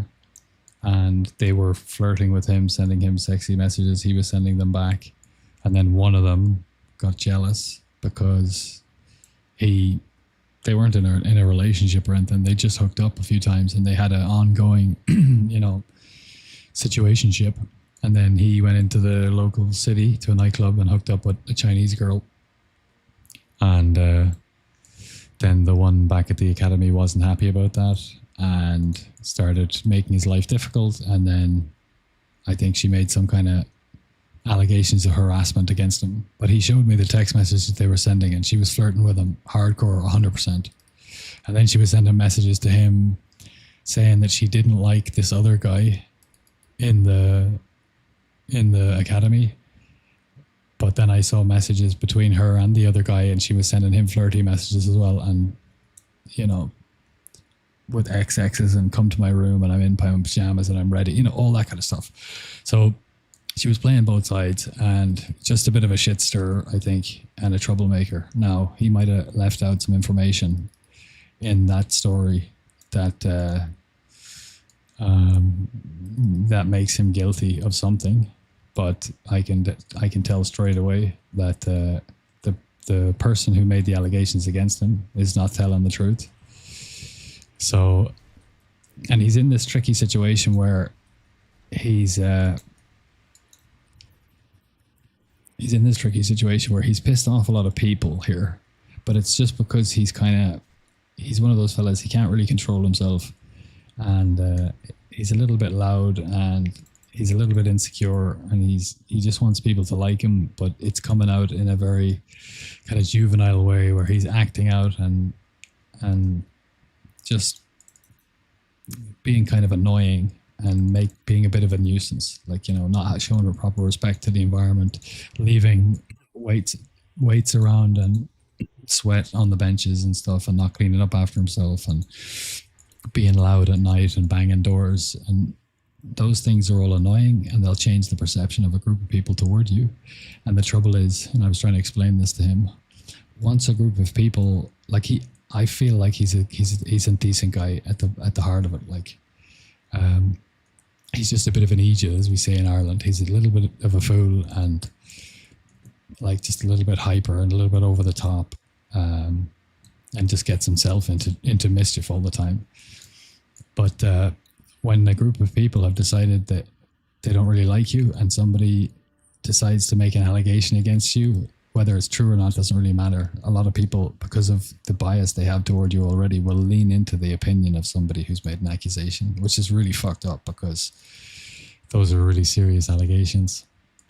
I was trying to explain to him, like, if you are completely innocent in this, if you have told me everything you've said is true, and you haven't lied by omission by leaving things out, then, this is this is like textbook manipulation by a chick who's pissed off at you because you hooked up with somebody else, and now she's trying to go after your reputation. And she left the school yesterday because her time was up, so it's not gonna come back on her. But now he has to go in for a meeting on Monday, and they might kick him out of the school because they decide that he's just too much of an issue. So I was trying to get the point across to him that, if you piss enough people off, and then somebody decides that they want to say something about you, even if it isn't true, it might get pinned on you anyway. So there's that. And then, as I said, the weather over here is crazy. So it was like 35 degrees. Nobody can sleep. So there's loads of little bickering conflicts popping up between different people, even the older crowd. So that's what I mean when I say something's going to happen. I don't know what it's going to be, but that poor lad might get scapegoated, or he might deserve what happens to him. I don't know. The only reason I went to dinner with him is because I don't deal with other people's drama. I don't want to get involved when I've overheard people talking about things, but I don't join in the groups. I left the WhatsApp group because there was so much drama in it. I didn't come here for people's drama. But the whole school is kind of against him now. And a lot of it has to do with this allegation that was made against him. And I just thought, if this guy is innocent, then he's being pilloried here by a group of people, and it's really not cool. So he must be feeling pretty shitty. So why don't I go and have dinner with him and at least listen to what he has to say? Not that I'm going to stand up in front of a group and talk about it, but at least he's just there on his own because everyone else is at the competition.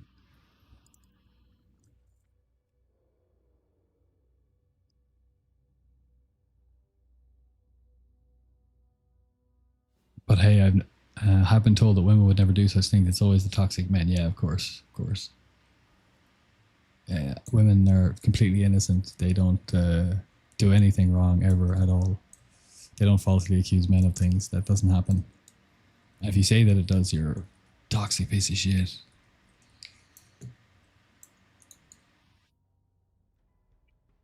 That's wild. There's some vile people out there. Yeah, there really is. And the older you get, the more of them you meet.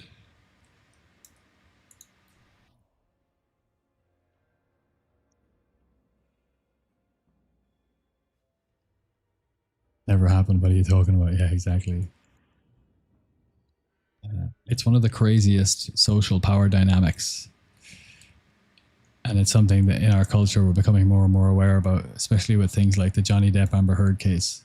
One of the most crazy power dynamics, um, or power imbalances, is the fact that a guy can be accused of something in our culture, and whether or not he's guilty, he will it will tarnish and or destroy his reputation and maybe even his livelihood, and it can break up his family. And it none of it has to be proven. It just has to be said. And even if it gets proven not to be true, it doesn't matter because the damage is done. And in cases where it is proven not to be true and that it was a malignant or malevolent individual making the accusations, 99.9% of the time it's a woman, scorned woman. This is female aggression 101. This is how they act out their aggression. Male abusers, it's physical. Um, and female, it's reputation destruction, character assassination. But the fucked up thing is, uh, you can destroy a guy, and even if he's found to be innocent, nothing happens to the accuser. It's not a crime to make these allegations.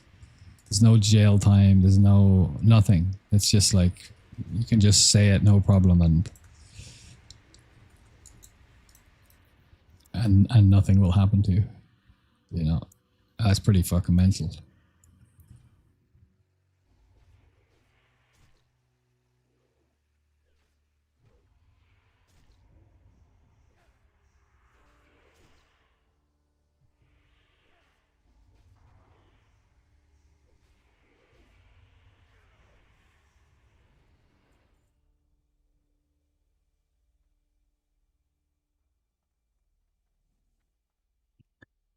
Whoa, whoa, whoa, whoa, whoa.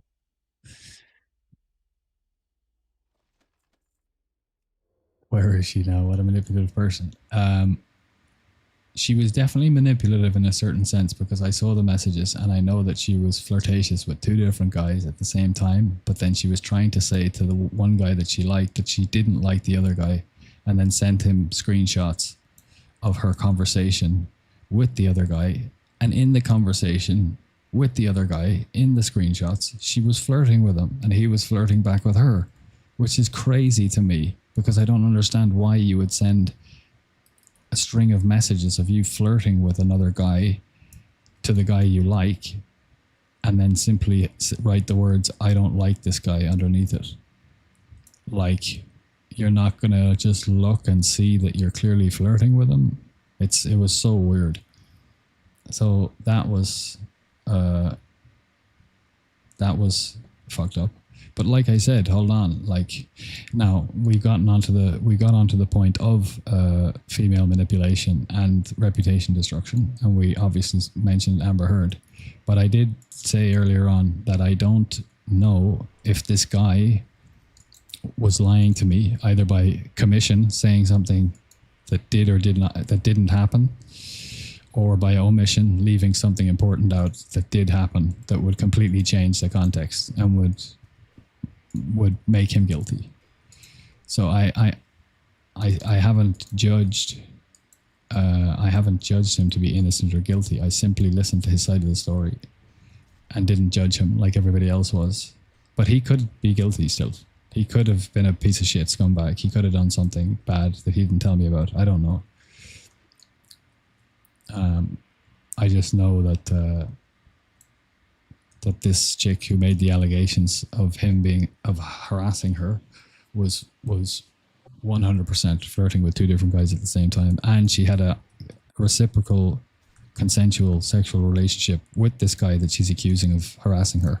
Now, that doesn't mean that he wasn't harassing her, because you can have a reciprocal consensual sexual relationship with somebody, and then at some point in the relationship just something happens and you don't like them and you want them to leave you alone and they don't, and that is harassing. So that could have happened as well.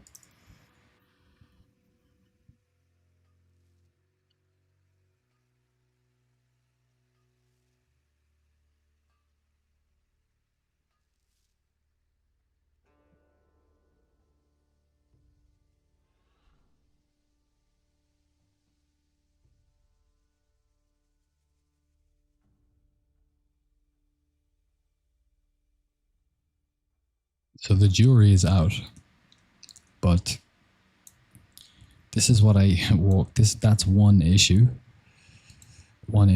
of probably half a dozen issues going on at the minute in the school with different cliques and different people and different dramas with different reasons for each. So this is like the environment I kind of walked into. And I think a lot of it is a consequence of, not all of it, but a lot of it is a consequence of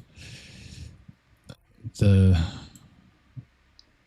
a master left in March, and he was the heart and soul of the school. He was the most impressive individual in the faculty.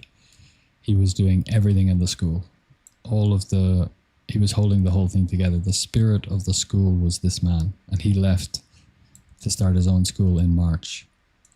And when he left, other Shifus tried to step into his shoes, but are not doing the work.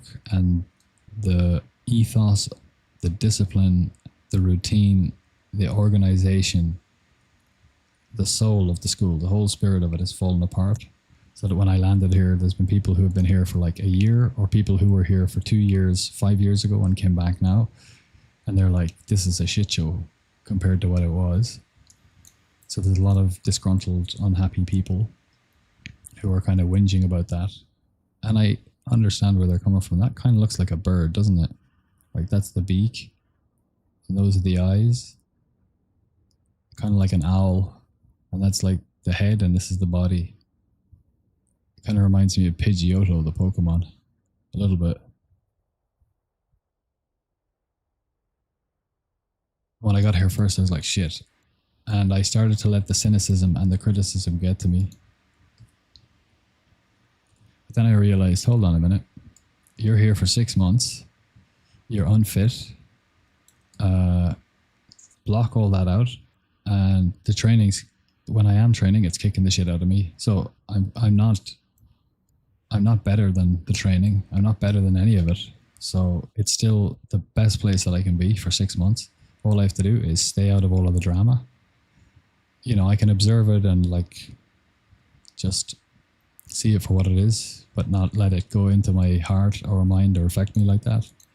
Just focus on my own training, get fitter, get healthier, do my 6 month stint, focus on content creation and keep myself to myself. And that's it. And once I came to that conclusion, all of the criticisms and the bitching and the whinging of other people over the past 2 weeks has just washed over me. I'm like, that's your, I don't say that to them, but that's your problem. These are your perceptions. What are we looking at for lockout? We've done 2. Let's go. I was able to afford my belt of Deep Shadow thanks to you, King. You are very, very welcome. Oh, I really like your name. It's Desiderata. Go placidly amid the noise and haste and remember what peace there may be in silence. I love that poem. That is one of my favorite pieces of writ.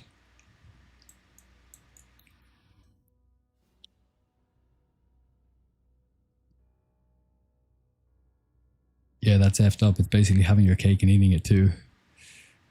What are you teaching? I'm not teaching. I'm at a Kung Fu Academy. I'm a student here. I moved here 2 weeks ago and I signed up for 6 months.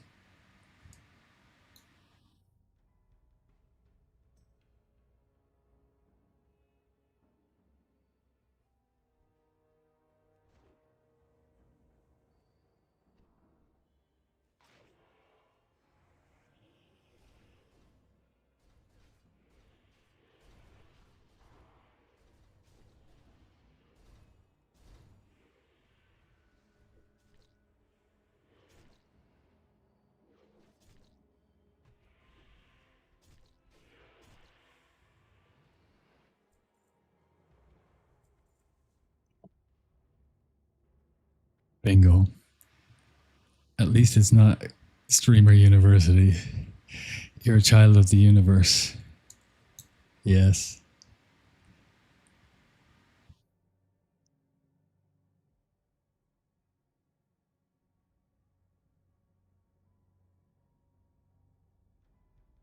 What is it? Do not feign affection, nor be cynical about love.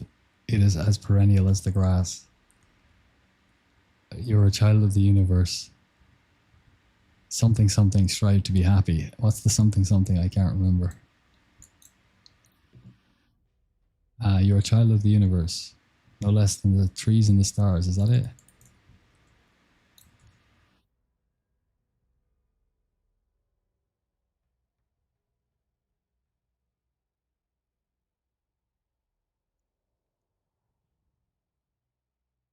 No less than the trees and the stars. You have a right to be here. Yes. That line in particular is a banger. You have a right to be here.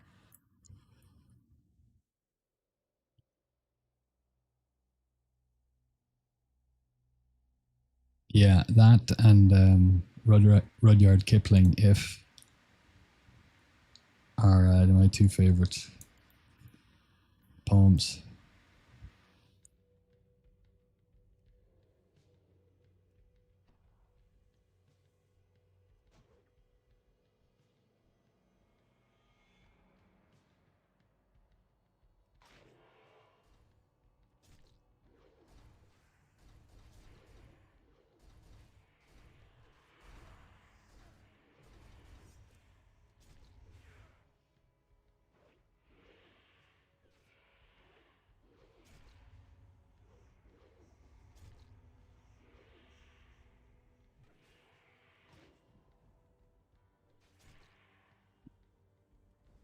I'll show you how much damage this does. I'm not going to heal yet.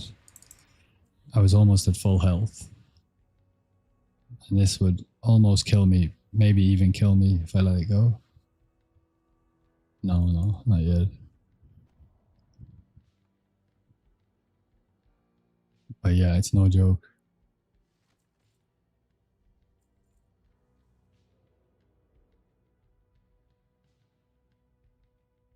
Kung Fu for a profession or a life pursuit? Not for a profession, just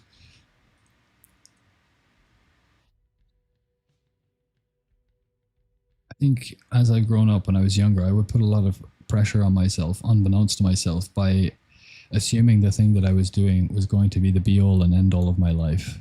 And getting a large part of my identity as a person from whatever it was that I was pursuing.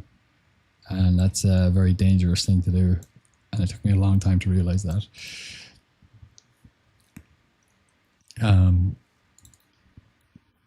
Because when the thing outside of you doesn't work out the way you want it to, or you lose interest in it, you have invested so much of your own identity into it, you deflate and you're just kind of adrift and lost.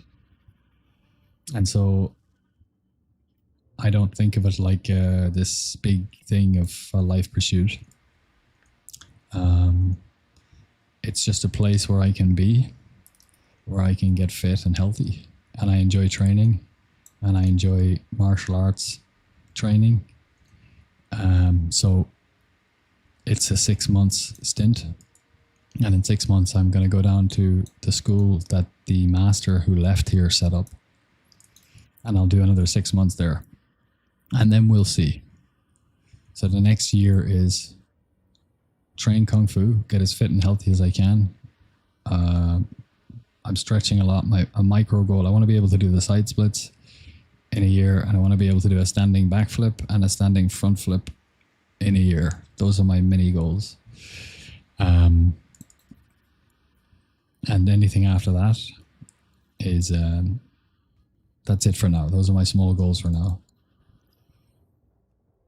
And that's on that side of things. And on the other side of things, it's grow the channel, keep creating content, get better at content creation, get better at streaming, and become the kind of go-to rogue stealth farming content creator for all of the WoW Classic canon and for Classic Plus, as well as like shenanigans and rogue trickery and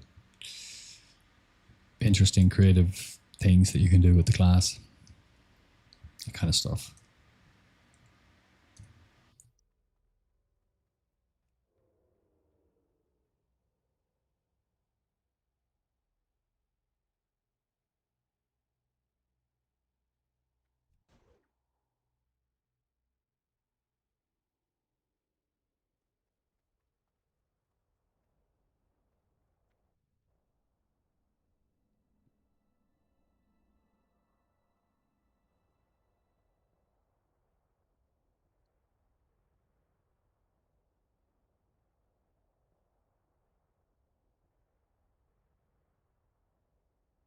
And Mohammed, you interest to be rogue in real life, bro. Yeah, yeah. Rogue's Diary IRL. Exactly. Exactly.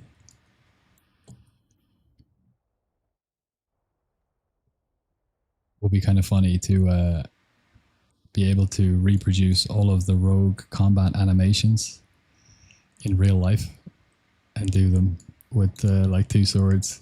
You know, like when you hit eviscerate, jump around, spin around. If you could nail them, it'd be awful funny to like even the way he jumps with the arms. You know, just do three jumps like this and then have a split screen and just like me running along doing three jumps like that with a hoodie on, and then like whatever the strike of the sword and then the eviscerate and the jump and twirl around. That would be funny as hell. What happened to my camera? I turned it off because I wanted to turn my lights off because a Shifu, one of the masters, came around and knocked on my door and told me to go to sleep because it's 10:30. Even though it's a Saturday, there's a curfew. And so I think that they're starting to enforce the rules a little bit more stringently because they're aware that the rules have been slack. Like a few months ago, when that other master was here, somebody got caned, like hit with the cane because they broke some rule. Like, isn't it? They don't beat you with it, but they'll just pull you in front of the class and then just give you one short, sharp whack with the cane if you do something wrong. And that's what I came here for. Like, I came here for that level of discipline, and that doesn't happen anymore. And instead of the students lining up and waiting like military style for the masters to come in the morning when we do the morning presentation or the morning like hello where they tell us different stuff for the day, it used to be that all the students would be lined up and ready, and if they weren't, they'd get in serious trouble for that.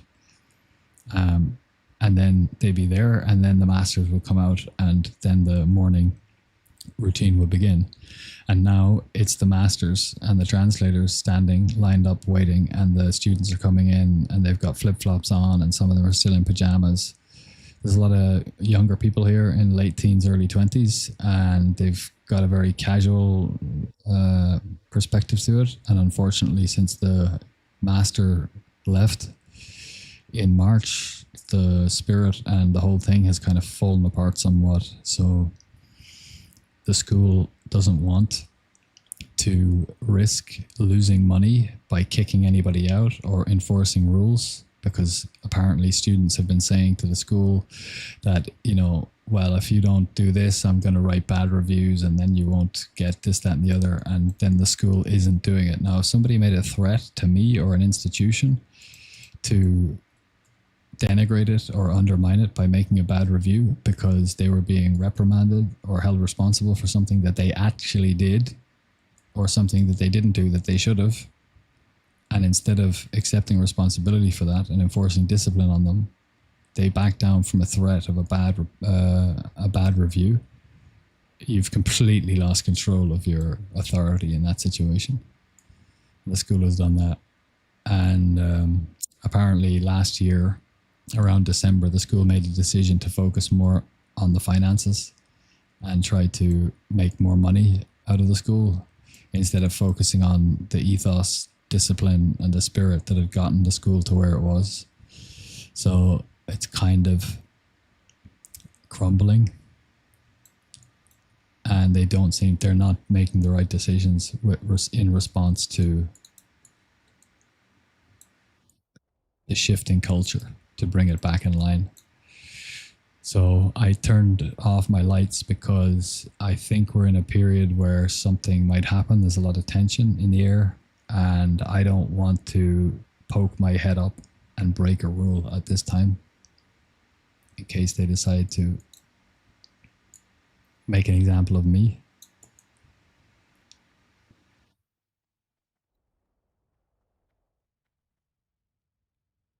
So that's why there's no camera. Full Metal Jacket. Yelp is in charge. Yeah. The lunatics are running the asylum. Like, spoiled kids.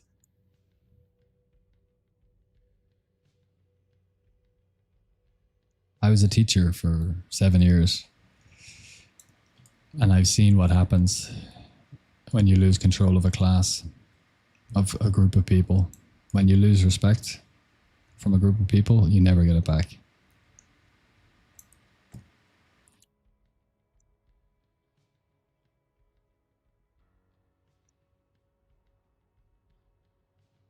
The saving grace there is the fact that different people are here for different lengths of time.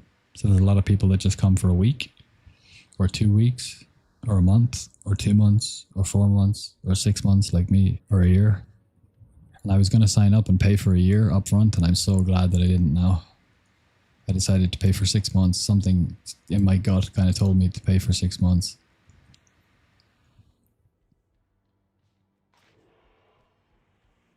And I hadn't heard any of these things when I made that decision. And when I was in the office, the lady in the office said, oh, why don't you sign up for a year? I said, I'll see how I feel in 6 months. And I'm so glad that I made that decision.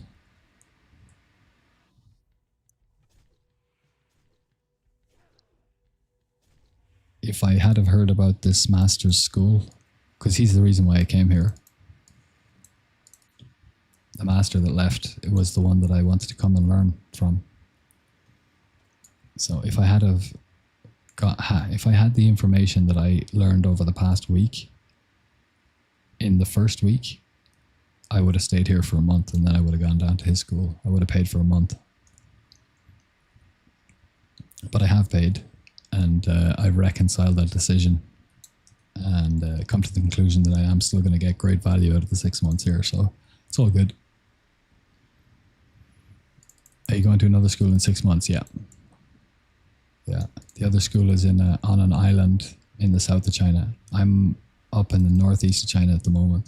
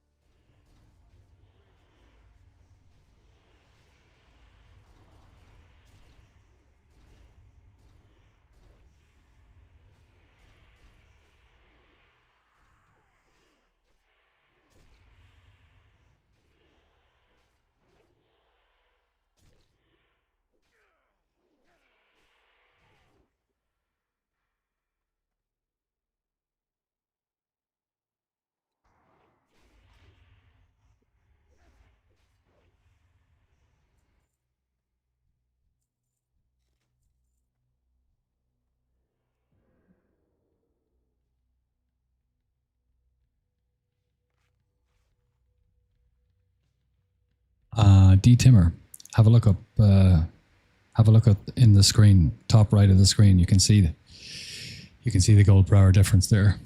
It's about 75 gold per hour, more in SV than MT. Those numbers, the 14 and 15, aren't the number of runs; it's the number of lockouts. So you multiply it by 5. So we've done 75 SV runs since last Saturday, and this is our 74th Manitoons run. And we had one Manitoons where we got double Noble Topaz and a Ruby or two in another run. And we got a run in SV where we got double Ruby. So they're pretty even in terms of RNG for the valuable gems. So those, on my server at least, that's the difference between the two.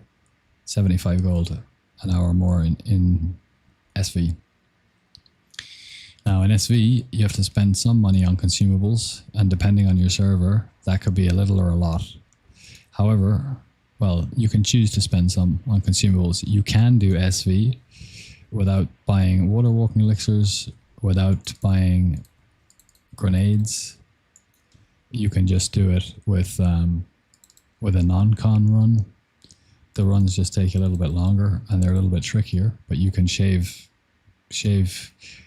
And on my server, the consumables, I would say about 20 gold, 15 to 20 gold per hour I spend on consumables for my runs.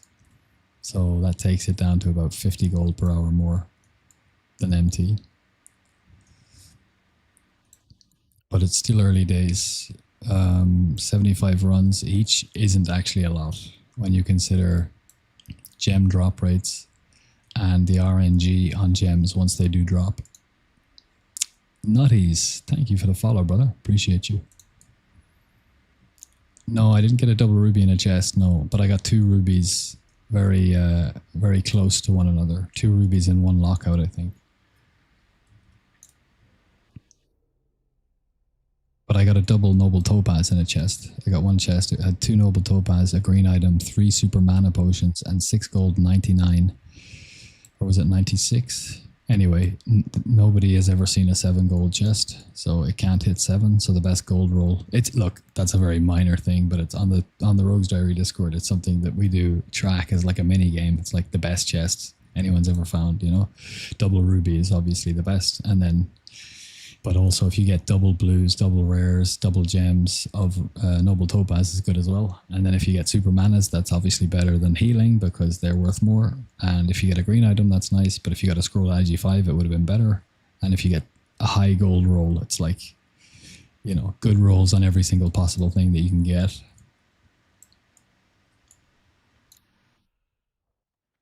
I tried to join your Discord, but the link in the bio. Oh, yeah, it did feel amazing. And the cool thing about it was when I entered the instance, I said to chat, I haven't seen a noble topaz in a while. Let's see if one drops this run. And then the next chest, it was 2 double topaz chests. So we called it as well, which was awesome. Let me get you the Discord link, brother.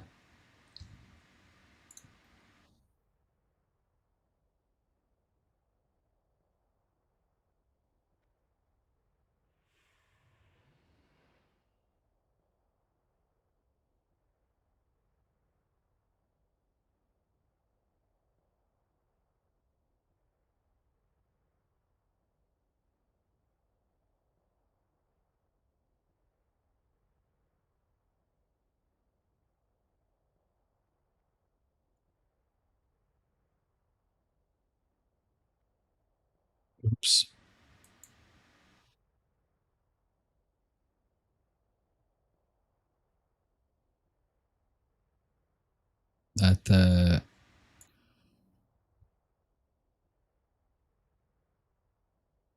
That's annoying. That's a redirect. I'll get you a cleaner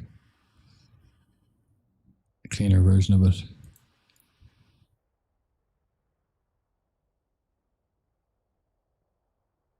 That one should work. And let me go to Twitch and change the one in my bio then.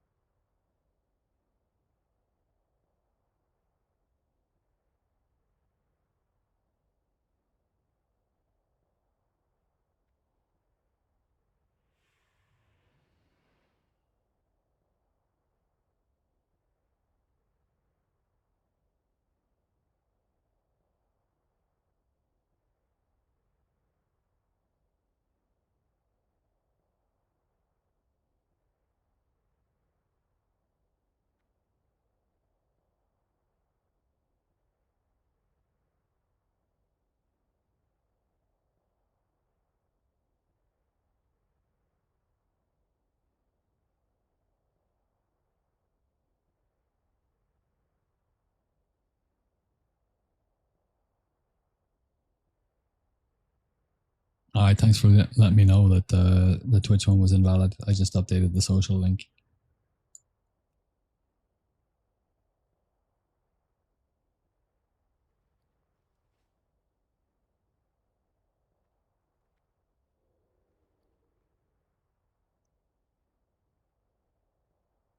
Okay, this has been a pretty bad run for MT. Under 200 gold, and we're still at run 4. We got one run left. So if it continues in this vein, we'll get 50 gold. It'll be 250 gold. So we'd want to get lucky with a blue and or gem or something like that to bring it up. Otherwise, the average is going to go down. Probably will drop down to 300 or maybe even below. Nice, thank you. You're very welcome. What profession do you have to help with the farm, Nutties? I have mining, obviously, and engineering. For Manitoums, you don't need any professions other than mining. But for SV, engineering makes the farm a lot easier. Just gives you a lot more options. And you can do lots of shenanigans with engineering, which is a lot of fun, to be honest. I like that.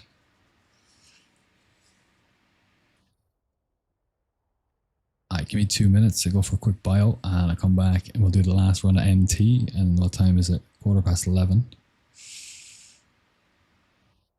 Yeah, we might do 2 more lockouts, then SVMT, and then call it a night. We'll see.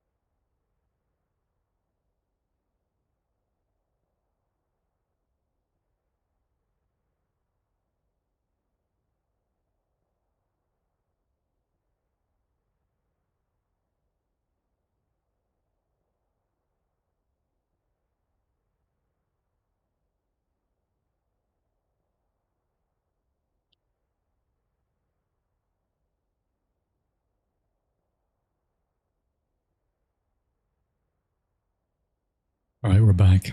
I think what I'm going to do actually is put a total gold farmed counter as well. But of course, I've lost track of the amount of gold I've actually farmed. But it's in the region. I think it's over 100k now. It was 65k I had farmed since from launch until when I left Bangkok. And then I was in Hanoi for a month. And I was farming in Hanoi.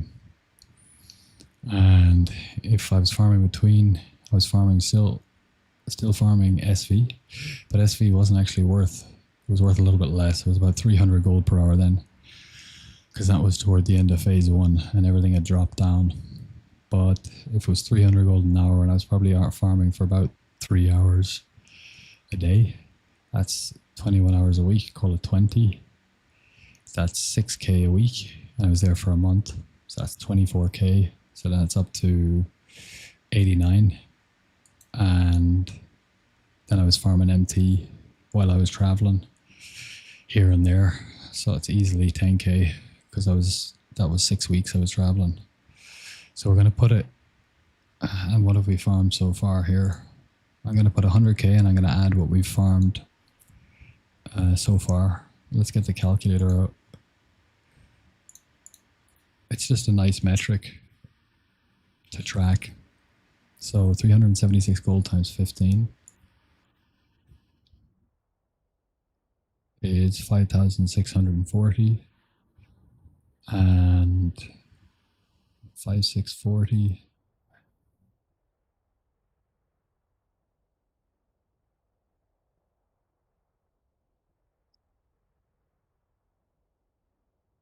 4,500. I'm just going to put, say, empty is 300 and multiply it by 15, which I just did, which is 4,500 plus the 5,640.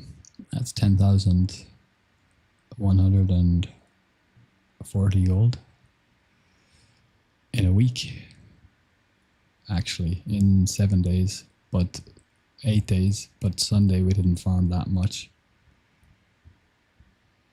So today I'm not going to farm that long, and Sunday we didn't farm that much, so we'll call it a week. 10k a week.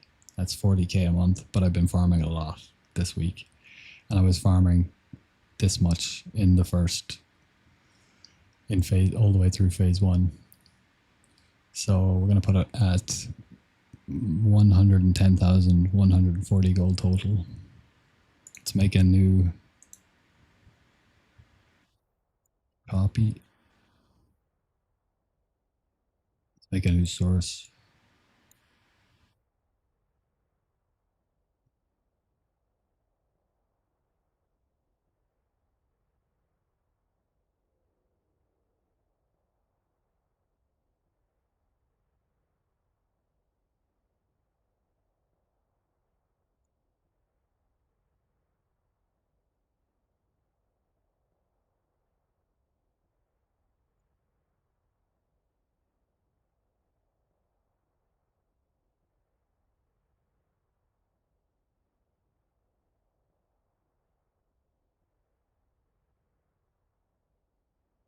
One ten one four zero.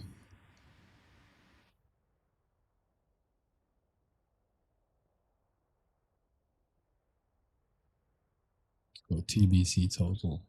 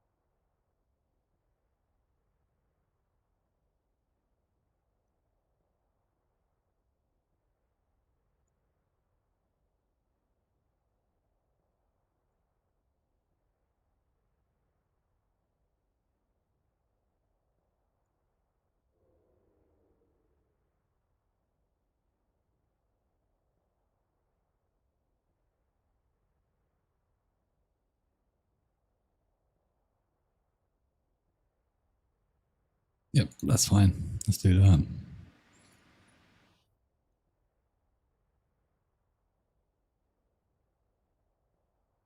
Just going to take that big ugly string of text that I put into the chat. Delete that.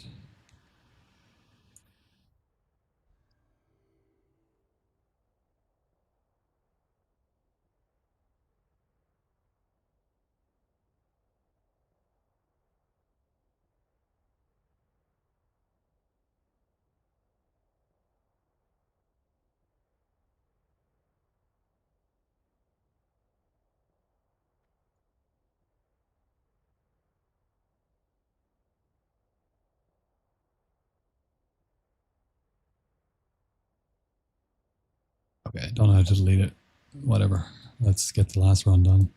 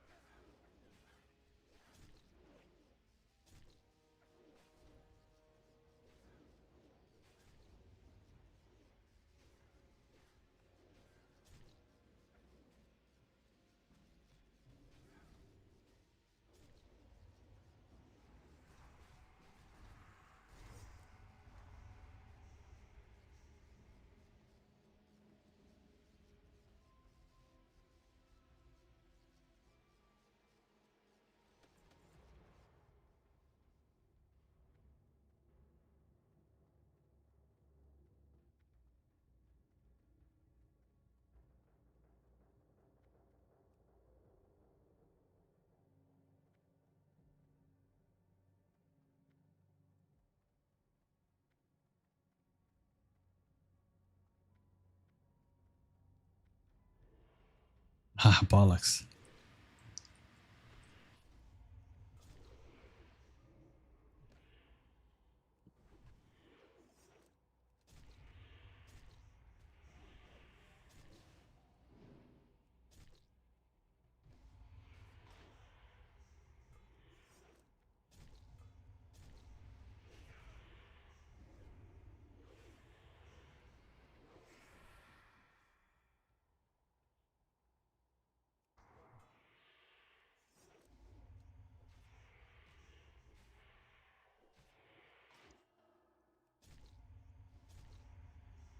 Jesus, that was sloppy.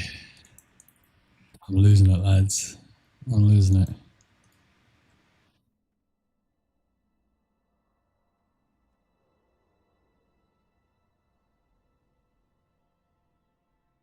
We managed to recover, but we should never have had to do that. Yeah, I wasn't in stealth exactly. Christopher Vasquez. When I'm not in stealth, sometimes I think I'm in stealth and end up doing stupid shit like that. And when I am in stealth, sometimes I think I'm not, and I click stealth as I'm walking to a mob and come out of stealth. And in MT, it's not the even there without my cooldowns. I had adrenaline rush, thank God. I definitely would have died if I didn't have that. But without cooldowns in MT, you can get away with it sometimes. But in SV, if you do that, you're done. Most of the time, unless you're near a safe spot or yeah, there's much less margin for sloppy play in SV.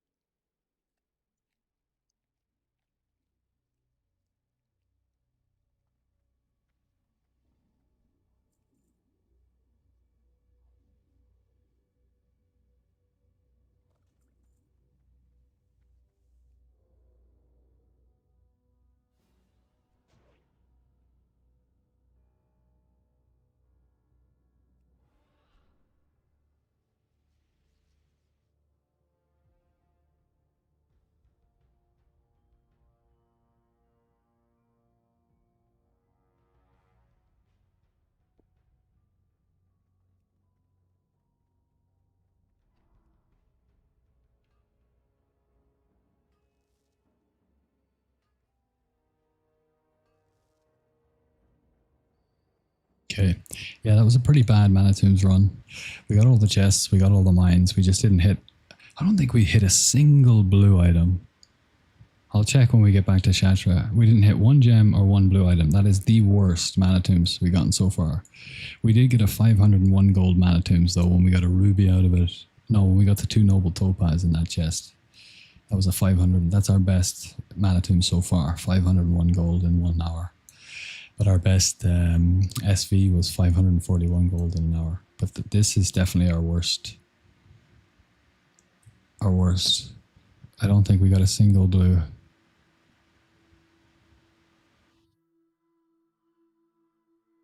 Nope, not a single blue and not a single gem. Only 3 super mana potions. And did we get any? We might have got 1. Let's look at the swag. I think we got 1. Scroll of Agi 5. There's 1. Intellect, dog. Protection, not great. Protection. We probably logged out at some point. Yeah, very, very, very bad run. 247. Let's see what it does to the average. I think because we've got so many lockouts, I think it'll probably take it down to 300. But let's do the math. 303 multiplied by 14. 242 plus, what is it? 24740. So we'll round down to 247. It's 247. And we divide that by the new number of lockouts, which is 15. 299.26. And we round up if it's, well, if it's 51 or more, we round up. If it's 49 or less, we round down. If it's 50, we roll for it. So this is actually 299. MT has just dropped below 300 gold per hour. Sag.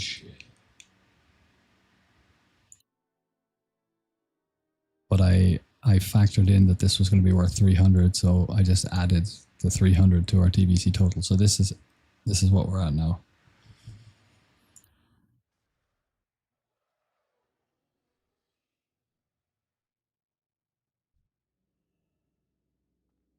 Right. 2 pretty bad runs actually, because our SV wasn't great. Sell that, sell that, sell that.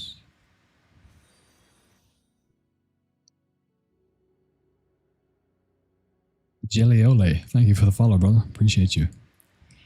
Hey, is there a spreadsheet of some sort to calculate gold per hour on my realm? I haven't made one. I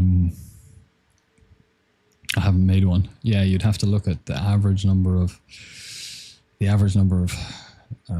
adamantite ore, motes of earth, greens from gem, like disenchant value of greens. Yeah, it'd be a lot of work to make it. And I haven't made one, so I don't know, brother. But the best way to calculate it is to just run MT on your realm and get Kiwi farm, and just track your gold totals every time. The formula is you do 1 lockout like that. It's 247. That's your gold per hour to start, and then you put the 1 beside it, and then the next time you go in, you take your 247, you multiply it by the number of lockouts you've done. This is the end of the second lockout, which is 247 for the first one, obviously, and then you add the next one to it, and then you divide by 2. And then when you've got 10 lockouts, and that's your average, and then when you're at 10 lockouts, and you're at, let's say your average is 200, well, what we're at now, 299. What we do then is we take the number and we multiply it by the number of lockouts, 15, and then we add the new gold per hour, the new gold total from the last hour, and then we divide by 16, the new number of lockouts. That's the formula to calculate the rolling average. So it's not too tricky to do.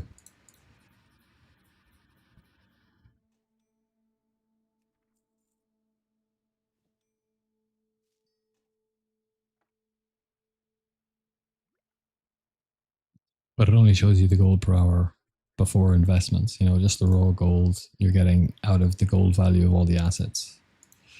but I'm investing all of the money I get into haze pots. So we're going to increase the gold per hour from our investments by at least 50% and possibly 66%. And if they do go to 30 in Sunwell Plateau, we'll double our money.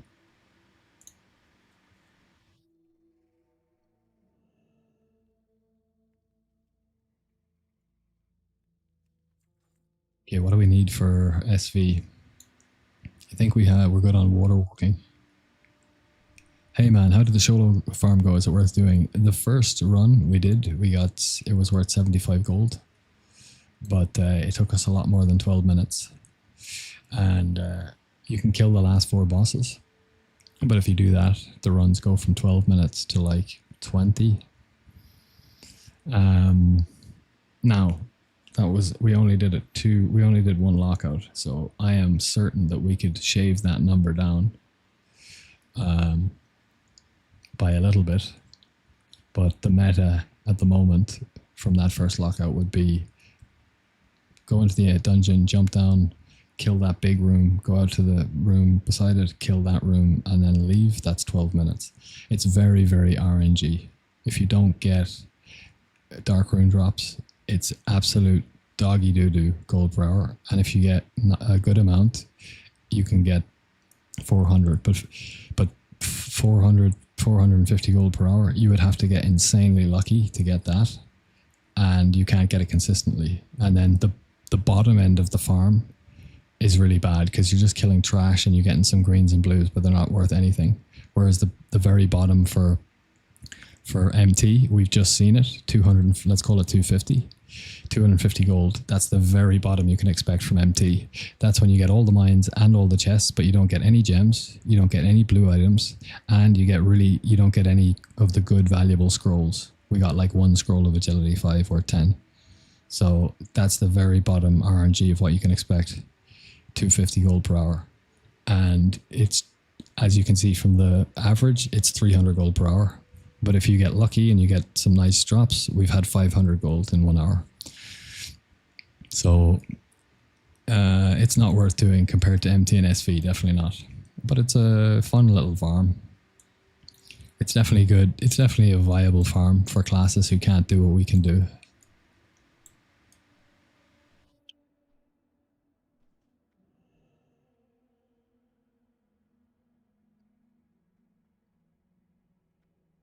All right, let's have a look and see what price we can get on grenades. If we can't get frost grenades at a decent price, we'll buy adamantite or fel. They only stun for 3 seconds, not 5.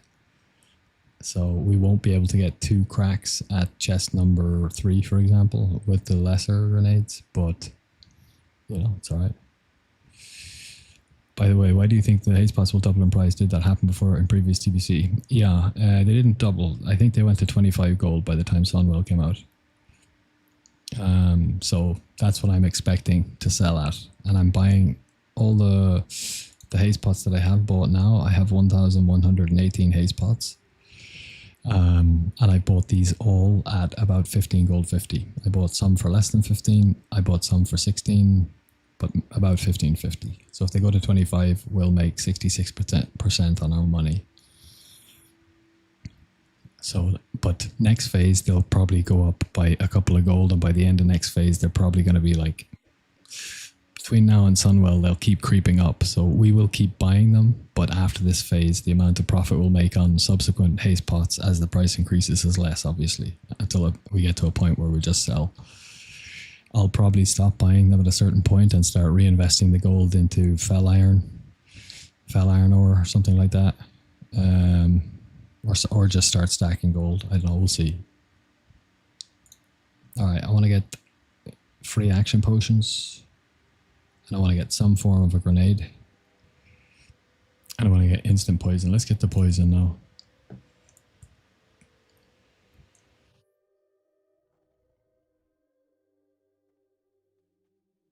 But yeah, Maylol, just get Kiwi farming, run 10 lockouts, and it probably won't be that, unless you get super good RNG and get loads of gems After 10 lockouts, you'll probably get a feel for how much MT is worth, and then do the same in SV.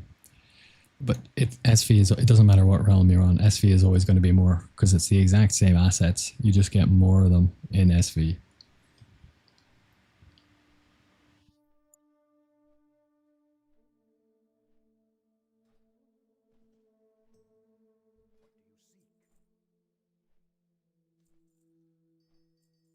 The only difference is in SV you get the gas cloud with engineering, so you get 2 primal waters an hour, which makes up a big part of the difference.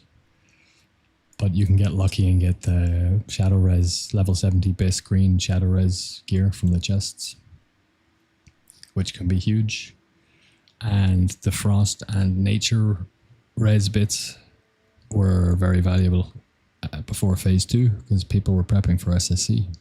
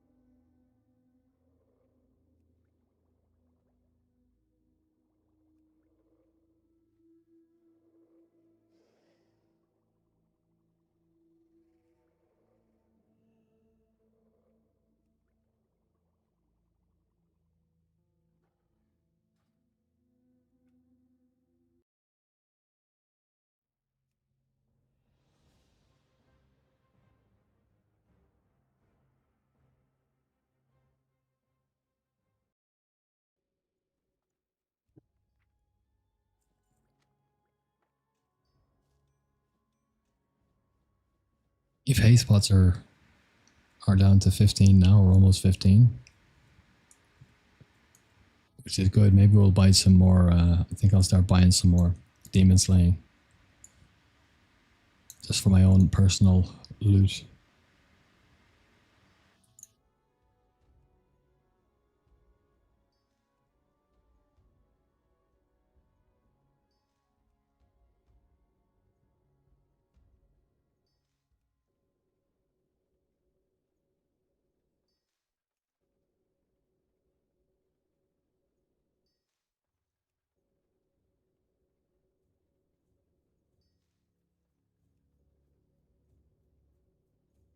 Don't forget to go to the consortium. As long as you're exalted with them, go to the guys in the Grand once a month, and they'll give you a sack of gems.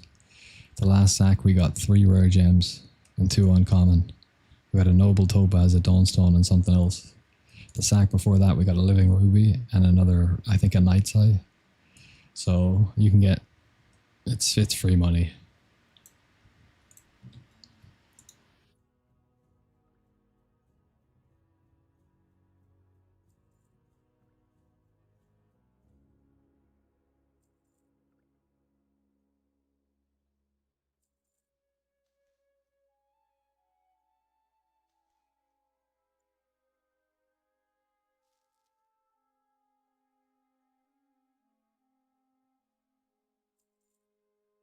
Oh,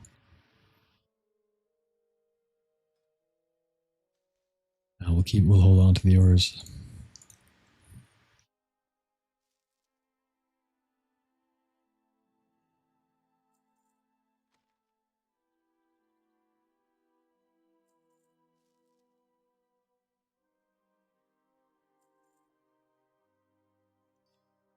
Six, 7 gold for a blood garnet. Holy. Maybe people are stocking up on all the uncommon gems now so that they can bang out brilliant glass next phase and get epic gems.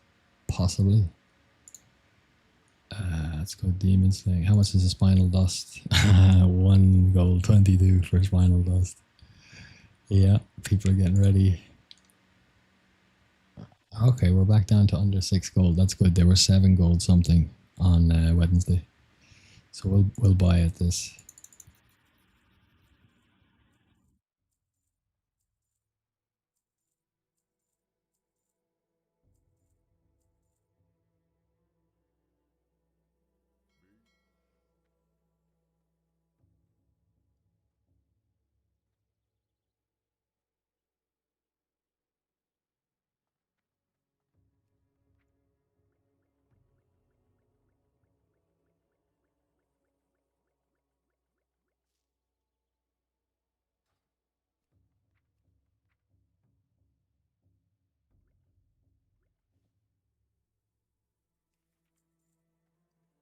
Ah, forgot to buy free action potions and grenades. I think I'll skip the free action potions because we've got improved sprint and the PvP trinket. So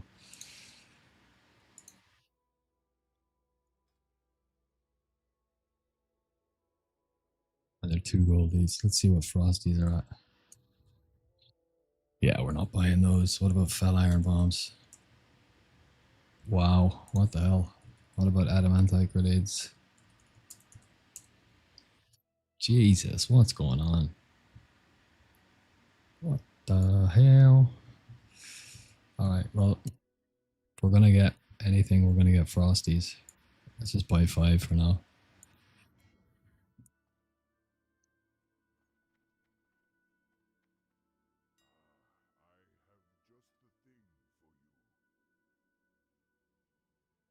What do you got? 5 gold. Let's just get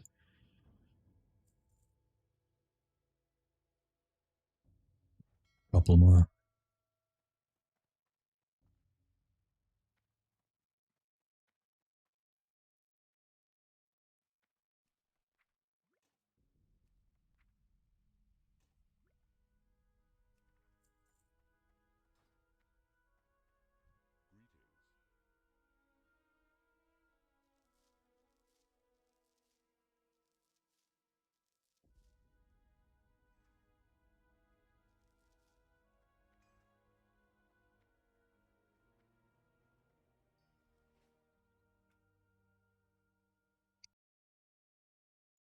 Okay, so we hit the bottom of the barrel, right? The first SV lockout. Well, I was playing kind of sloppy, but we also didn't get very good luck. We didn't get any gems, I think. Or if we did, I think we got a talosite or something like that, and I think we got a star balloon, but nothing good. And we had our worst MT so far. So let's hope that our luck has changed.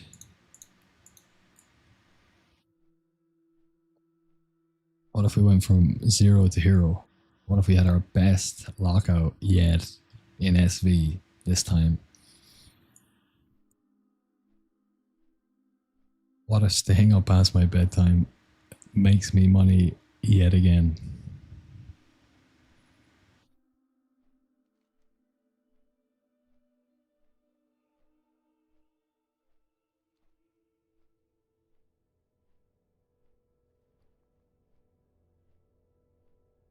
Water walking, yeah, good.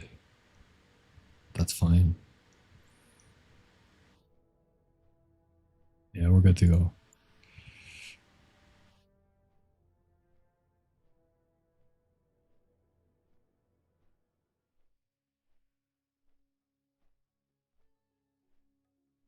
Can we hit the bullseye?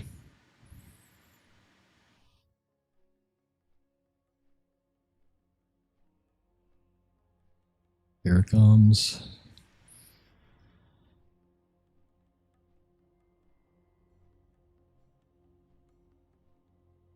How on track are we? Oh, pretty good. Pretty good. I think we're a little bit off to the right though.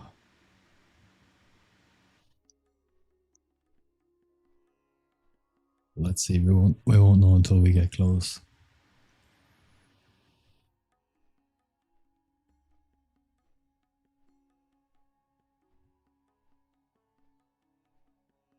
Ooh. No, yeah, we're a little bit off to the right.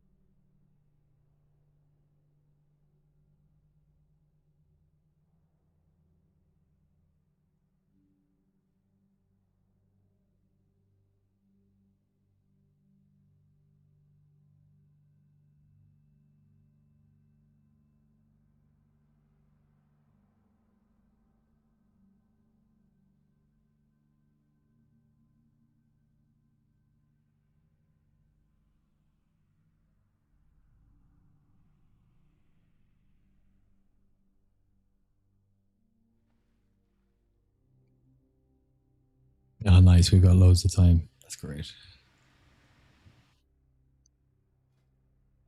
We're in the right set. We got our PvP trinket on. Good, good, good.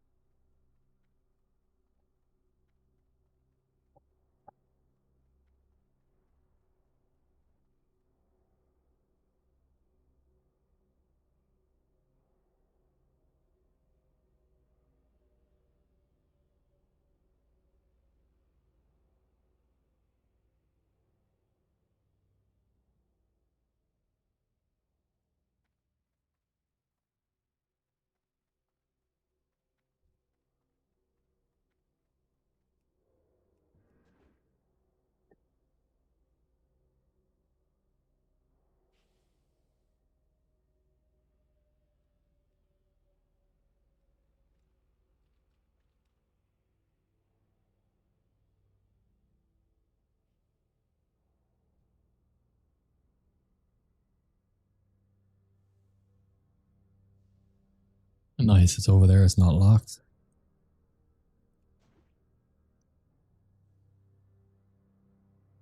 I didn't even look for the nodes.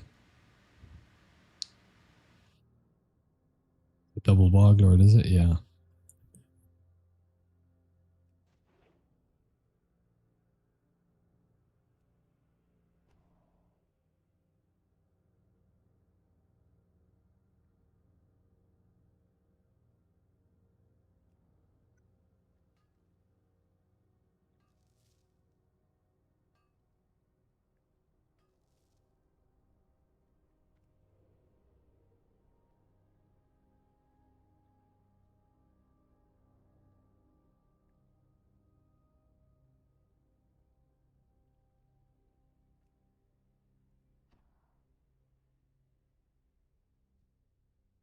I get to him before he comes out of sap.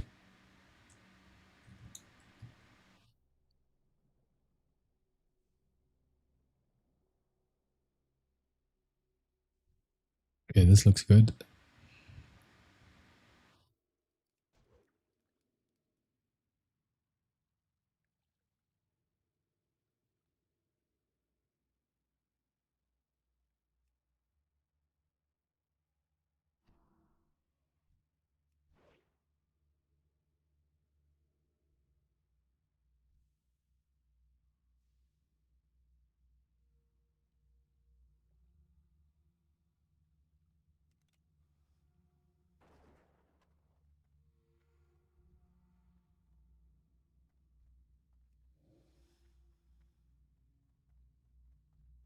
Okay, so this is kind of bad.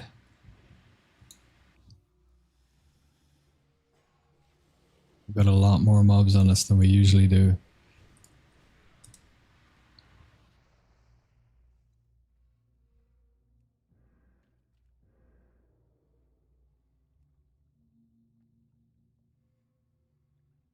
We got it.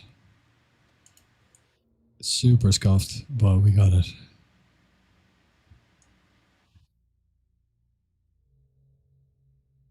It's the trickiest pull of these chests because you got to get this guy or her, and you got to watch out for that patrol, this patrol, and this guy.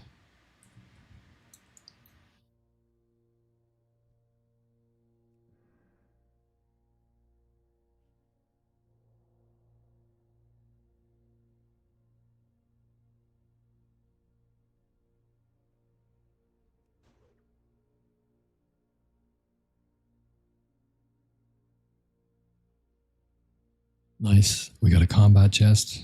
It's either a click vanish or a combat.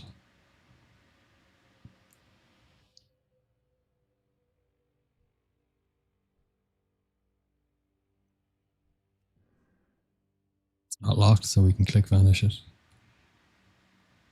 Get a little bit more health before we do that.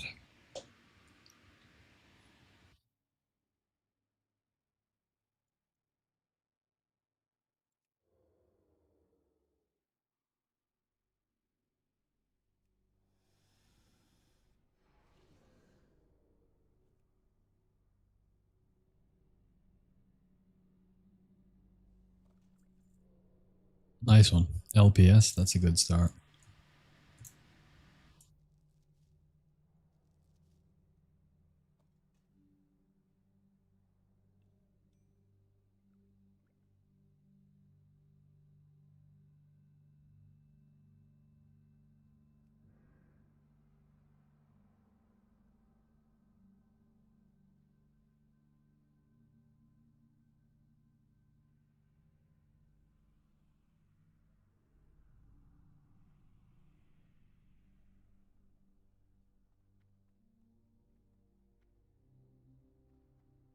Bell pumps. Are you farming for any specific goal or for specific items?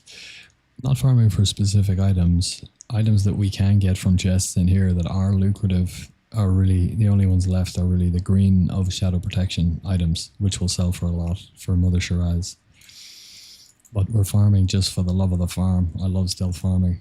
And yeah, we're just tracking the gold average between Mana Tombs and Steamvault, just to prove that Steamvault is worth more, but it is more effort.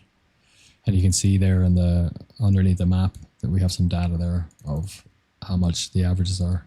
The number in brackets isn't the number of runs, it's the number of lockouts, so multiply it by 5.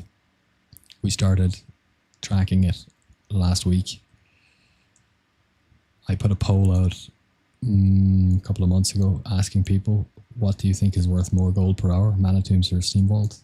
And 20% of people said Mana Tombs, so I wanted to prove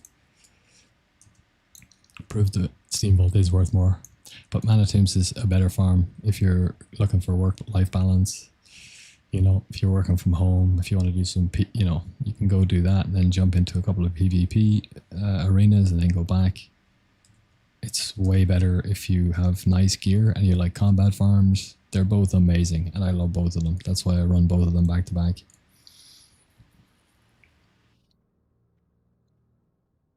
In terms of gold, we're investing it all in haze pots and want to be stacked with gold for Wrath. Absolutely stacked. So I can buy out the gate, buy my completely kit my DK and my rogue out. So I can absolutely pump.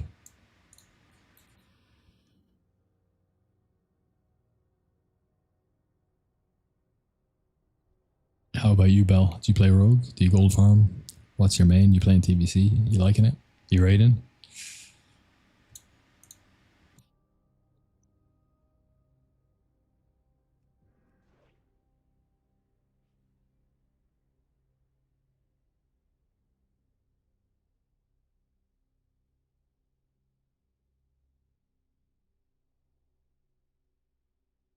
Exactly. That's the first. That's the first item. First item that I'll be buying for both of them, the greatness decks, and they're insanely expensive. And then you've got the glyphs, the really powerful glyphs that you can only get from inscription learned procs. You can't farm them, so whoever goes inscription and gets gets good RNG and gets the very powerful glyphs for the best classes early sells them for an awful lot. And if you want to parse and you want to pump, you need a lot of gold, because you just have to have lots and lots of gold to be able to buy whatever you need whenever you need it. Main is hunter but dropped mining in phase 2, so now searching for good farms as things are so expensive. If you get a rogue up, you can do SV naked. You can get all the mines plus the gas cloud, and you can get the second chest without any problems. And that's what average are we on now? 375 gold for SV.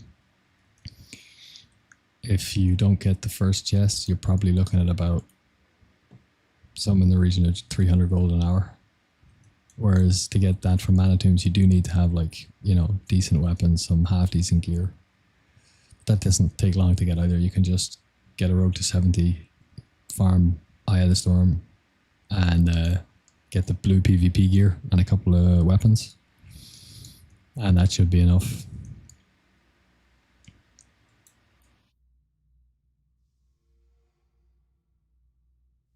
What server are you playing on, by the way?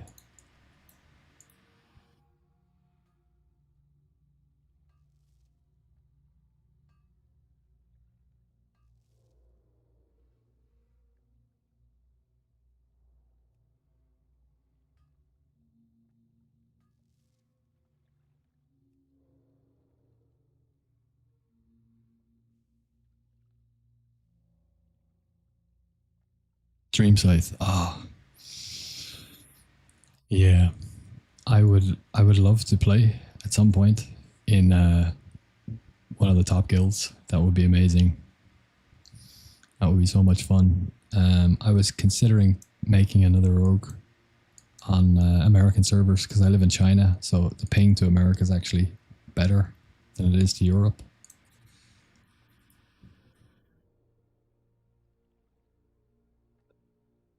We're getting 144 ms, which is very good for China. But we have specialized software for that, and not just a VPN like a booster and so on.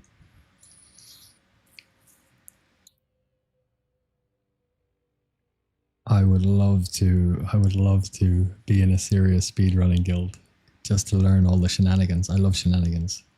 All the tips and tricks and combinations between talents and trinkets and gear that can allow you to shave seconds off a certain thing, or developing a new meta for particular pulls, which is one of the most satisfying things you can do.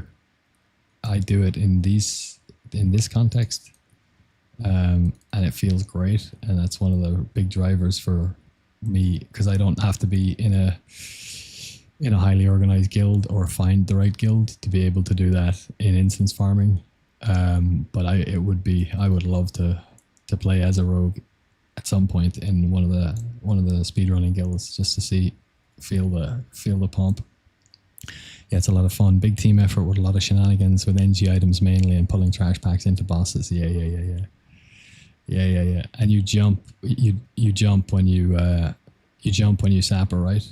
That does increase the range of your sapper, doesn't it? So you hit more trash. Or did they change that? I've been doing that on Morgrim because I assumed that was the case. I know that when you jump, your hitbox increases. Yeah, jump, and when you end your rocket boots for further distance, ideally with a parachute cloak.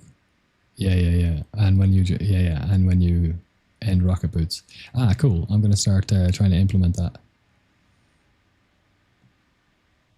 I need to sap these here, actually. This is perfectly positioned for the pull. Always sap the leader, controls the rest of the pack.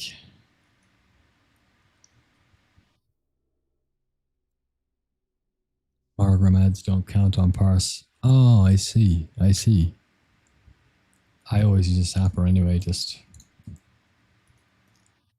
well, I thought they added to the parse, but I'd still use a sapper anyway, because number one, it's more DPS on the boss, and number two, I'm getting distracted here. Let's do this. Let's release the mobs. It mightn't add to the parse, but it still adds more damage and kills them faster. It's going to be tight.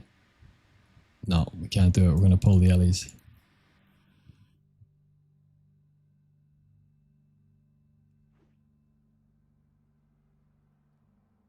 Yeah, we don't run parsing strats in my guild at the moment. It's a solid guild. But for example, what is it on Lithoris and Solarian in TK? All my other parses are like 97, 98, and 99 here or there. And then on Solarian and Leothoris, they're like 91. That's how I know which bosses have parsing strats on them. The ones that I can parse. Alright, we'll do the NG pull. It's not locked.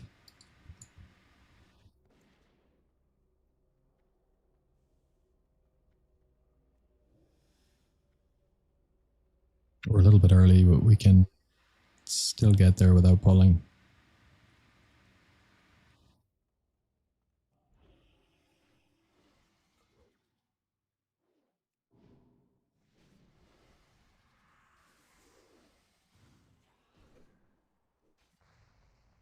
I actually fat fingered my step and stepped back into the pack. But luckily it's not locked, so we don't need the time for 2 attempts.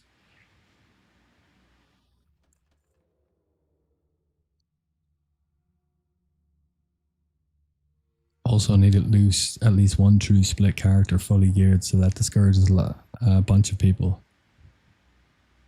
One true split character. Can you explain that to me? Like if you roll a rogue, you also need to have a priest fully stacked and geared. You need two characters. And why do you use the split? The split adjective. What does that denote?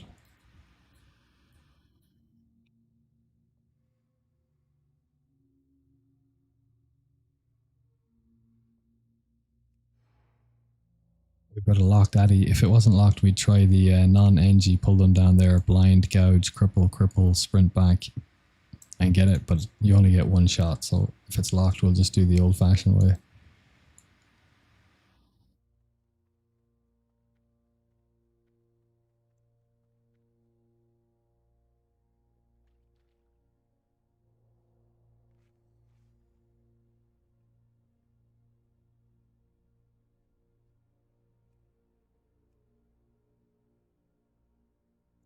If you have a rogue, you need another rogue. Split is just so that you can run 2x raids of the same comp people, but then mains can get geared faster since they get all the loot early and then alts get geared later. Oh, nice.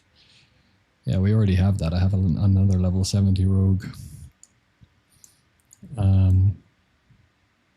that's geared with NG to be able to do this farm. And Crescendo66, thank you for the follow, brother. Appreciate you. And then we're going to transition McBacon into probably enchanting just to get that extra 10 or 15 DPS from the rings. So, yeah, I would have no problem doing that if I were ever in a position or as in a parsing guild.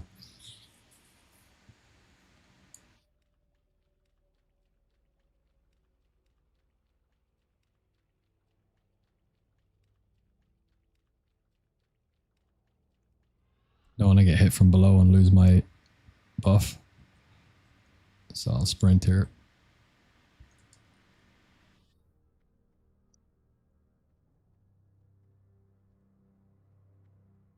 Step blind.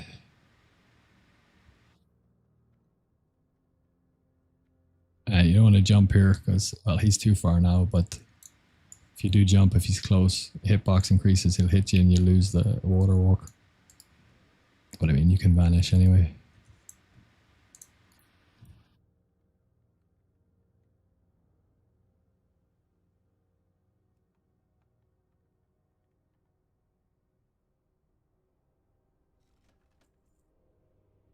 Arcane protection. Shame.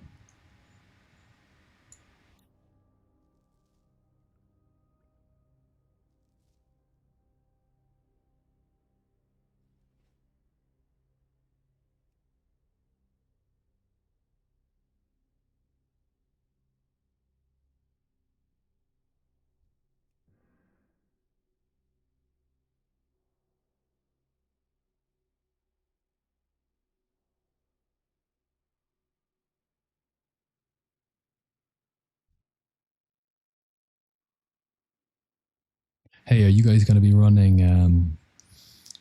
Are you guys all going to be running Pendant of Shadow's End for Mother Shiraz? And on your rogue specifically, are you going to be macroing Shadow's End with boots with cloak for the first teleport if she targets you, and then sprint and NG belt and shadow protection pot for the second if she teleports you, and then going full parse damage gear with the rest of it? Or what's your strat for Shiraz week 1?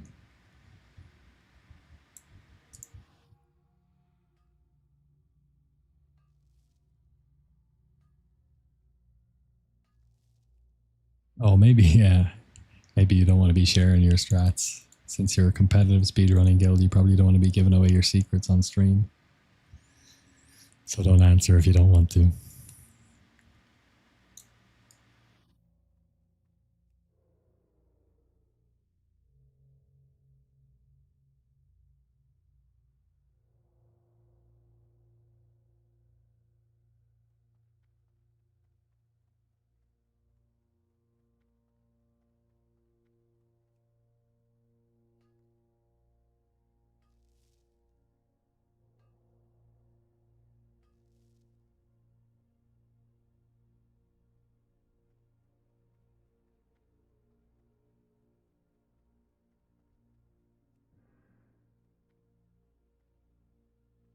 Nice, we're getting good value out of this water walking now.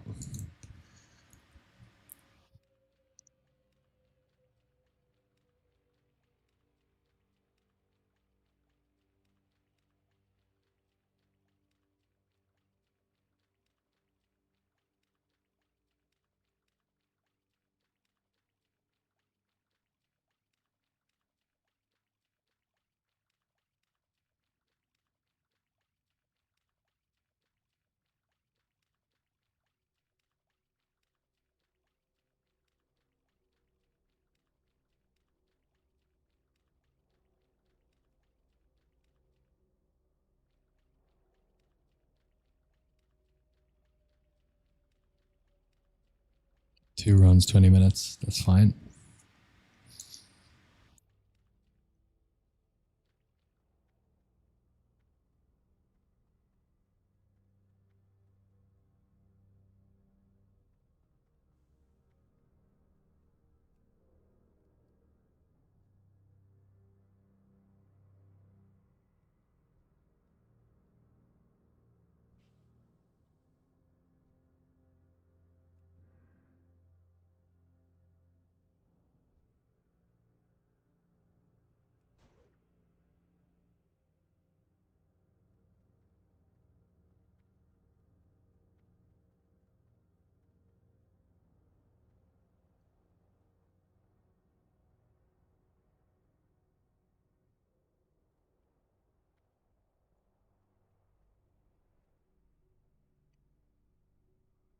It's crazy how much RNG becomes the most important factor at the very top end.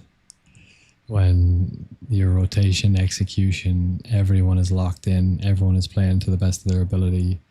Everything that can be controlled for is controlled for. And then you see the difference between certain parses or certain boss damage encounters. And it's just all down to RNG. The swings are absolutely insane. And you're just looking for that god tier combination of procs, hits, crits from each individual player, and then the god tier collective to get the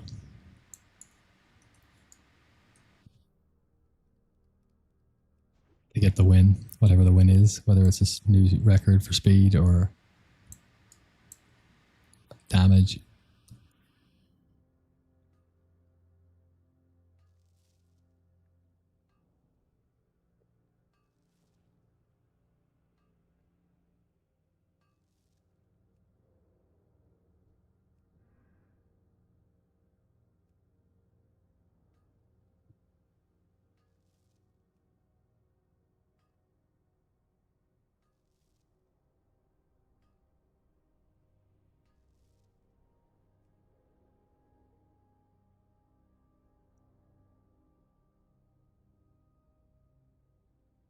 This one again.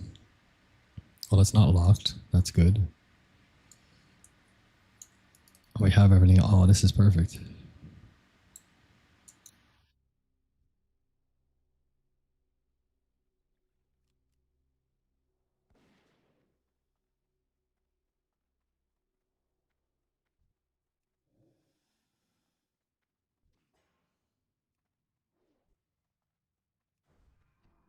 Okay.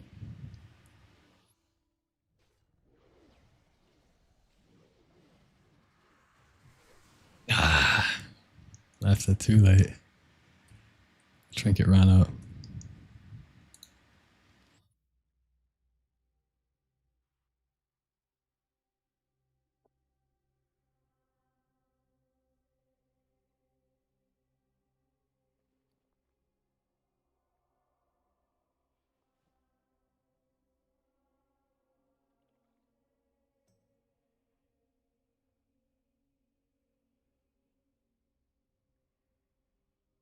Timing is everything. If you rush it like that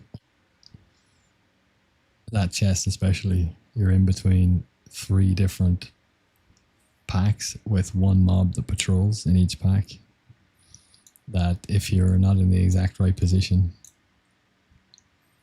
and in order to target her, the one I was pulling with ranged, you have to move into a position where you will pull if those individual patrolling mobs are in the in the worst position they can be in for your pull. But we had to rush it because we would have lost the. But we should, again, the number one lesson always patience.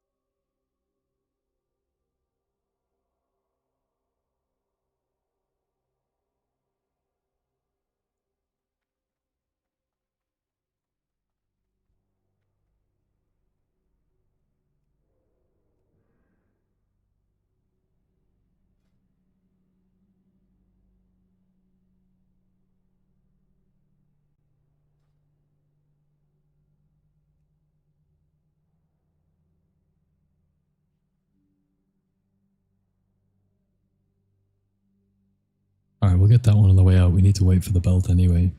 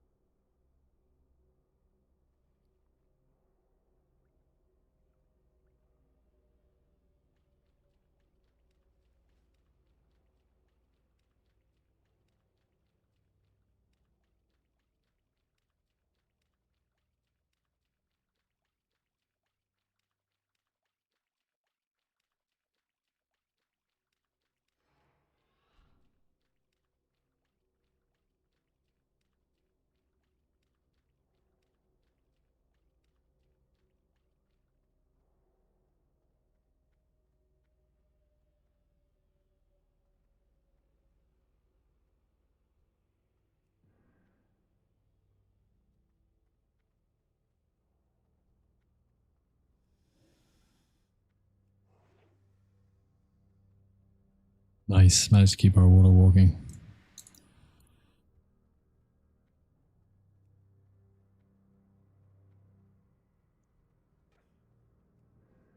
Shit.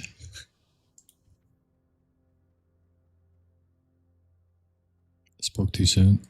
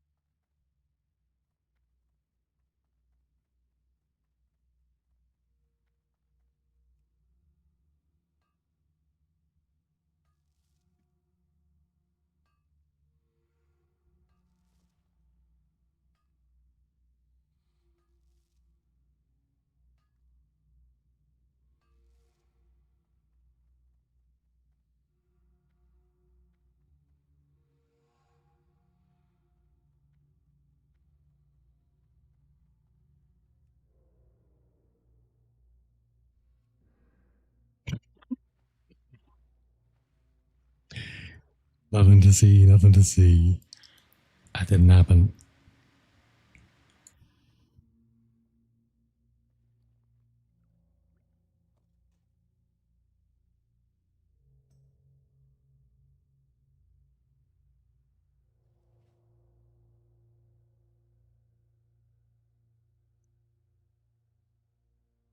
Definitely looking forward to having a pooch in Black Temple anyway. Probably week one I won't be able to do it. I will sign up for the midnight raid. I'm not sure if I'll get a spot. We'll see. If I'm not in the midnight raid though, that's nice because it means that the next day I'll be in the next raid. But that day I can make an alt group and I can go sneak through the raid and have a little look around and see if there's any. I don't think there's any non-elite mobs in BT. However, I would like to see if we can shadow step through anything, walls, doors. After finding out how to get through the door in UBRS to go and solo farm Fellstriker, I realized that if you can do it in UBRS and that's in the game, then they've probably overlooked other cracks and line of sight vulnerabilities. So we'll have a pooch. We'll see if we can do anything.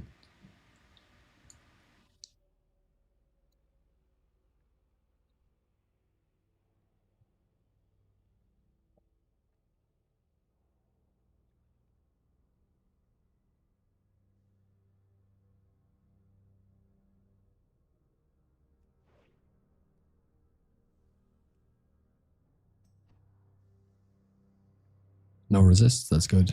Small guys will run back to the big one anyway, but if the big guy resists, it's a wasted distract. But that should be perfect. We want to pull when they're there.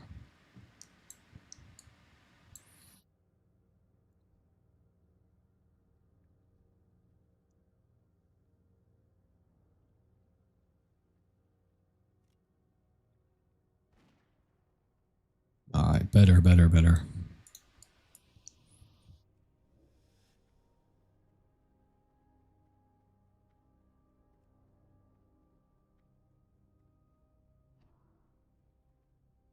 We did get a distract, but or a resist rather.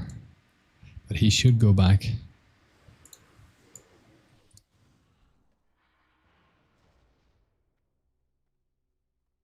Sweet Jesus. 219 health.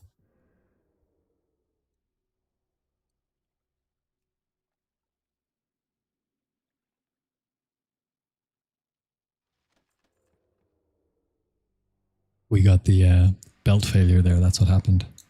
If you saw the hunter's mark symbol above my head, instead of giving you a 4k shield, it increases the amount of damage you take. So we were actually very lucky to survive that.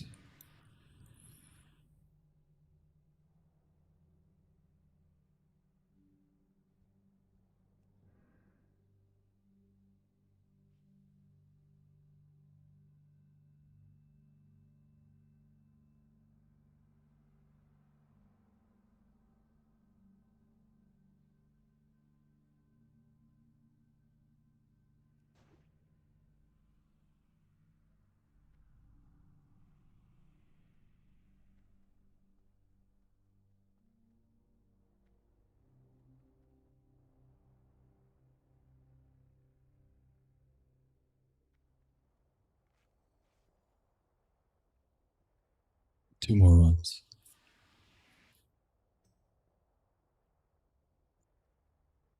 SV and MT are not putting stuff out today. No gems. Or one Talasite, one Star of Loon, I think.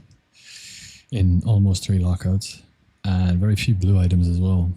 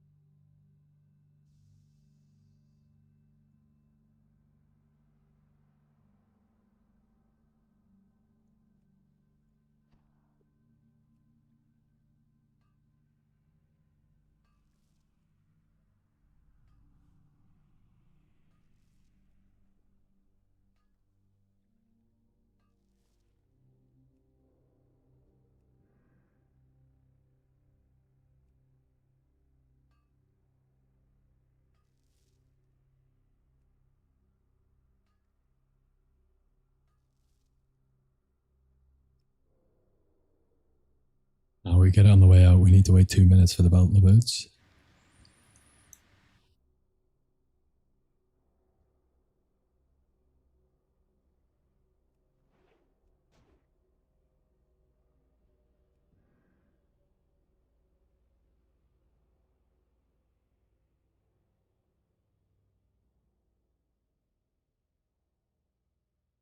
Oh, nice. We have a combat chest. Hopefully it's locked.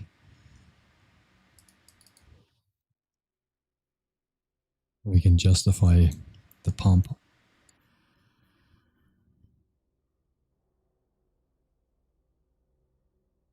But if it isn't locked, I can never resist the click vanish.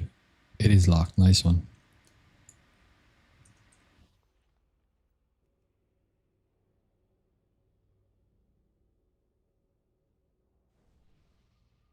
Managed to kill these two without taking a single point of damage yesterday, which is very lucky.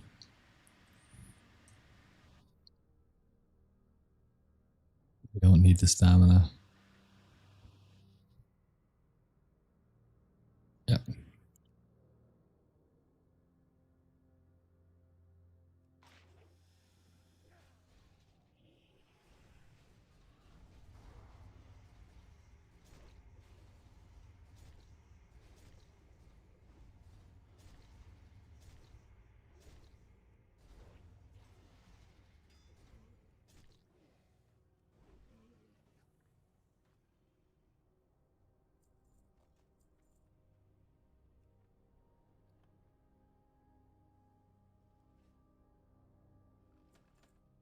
All right, take that. We do love rogue lore loot. Suits us down to the ground. LPS.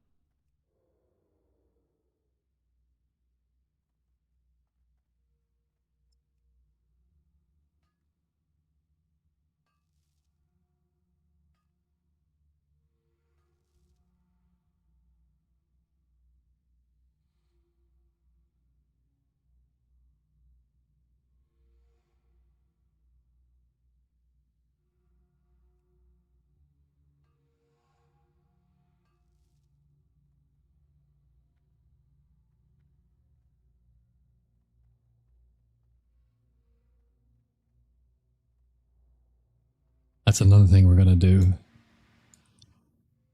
If we're ever, if we ever go to, I signed for Wednesday, Thursday, Friday.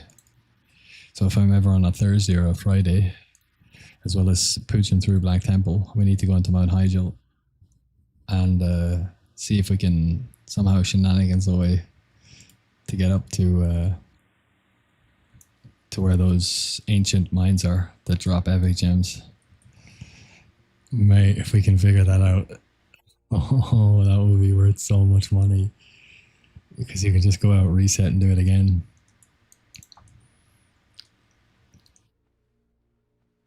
Now, getting up there is locked behind a boss. However, if we can shadow step through doors and so on.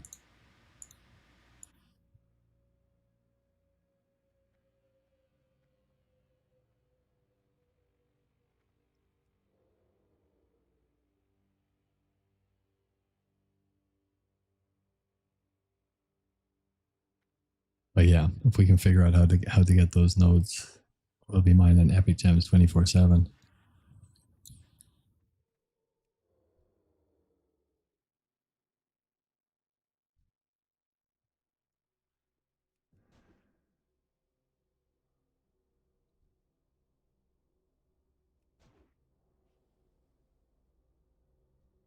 If we did figure that out though and made a video, that could be maybe be bannable. This isn't, none of this is against TOS. Like the MT SV farms, it's all It's all gravy.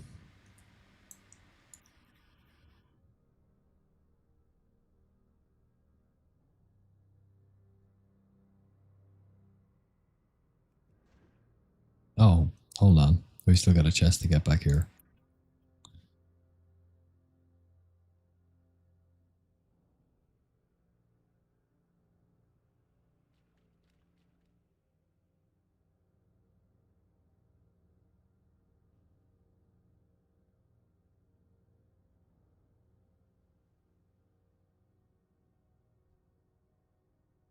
And we need to... This is the thing that kills me as well. I forget to swap back out of my combat set into my shenanigans set.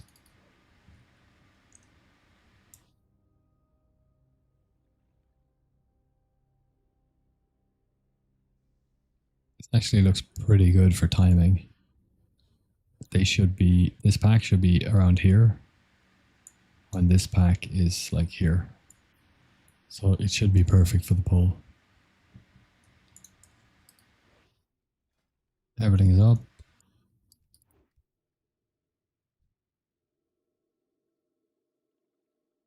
I think I'll pull now because I'd rather keep my distract if I can, in case the Ellies are coming toward the chest.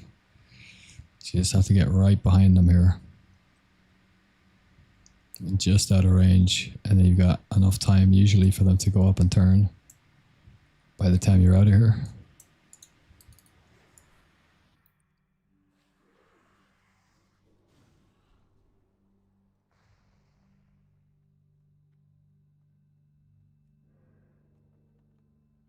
Nah, we were alright.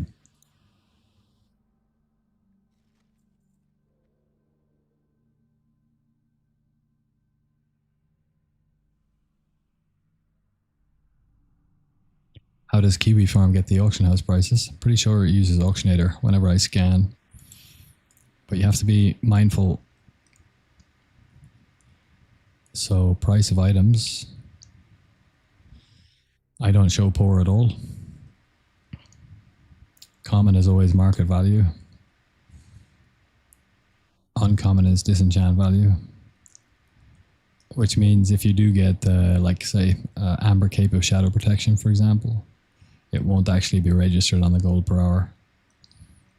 But I left it on disenchant because at the start of the expansion, so many people were chancing their arms, putting green items up for like 600 gold, and it was skewing the gold per hour really badly. So it's just much safer to do it like this. And if you do get like a very rare, expensive item like a Shadow Protection Cape, you can just add it yourself. Rare is both, because they're rarely more than the LPS value. Epic market, obviously. That's it. Sometimes the gems will, for some reason, come in at just market value. Sorry, not market value, vendor value. TYBs, you're very welcome, brother.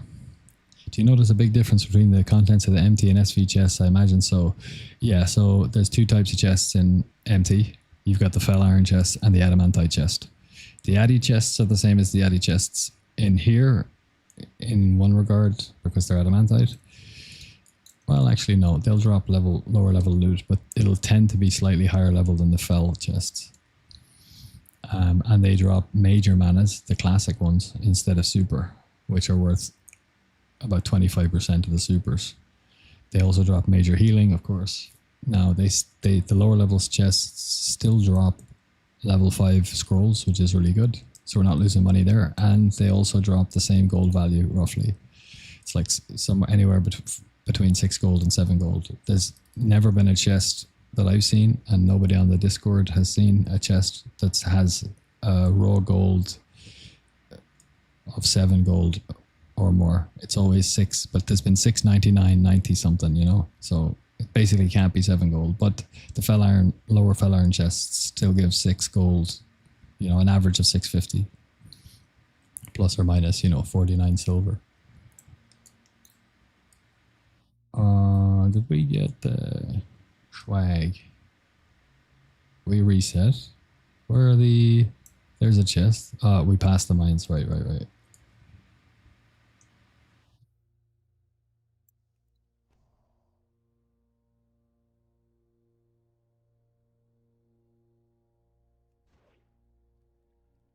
I think we'll long pull this one actually, just for the. I don't want to wait for the.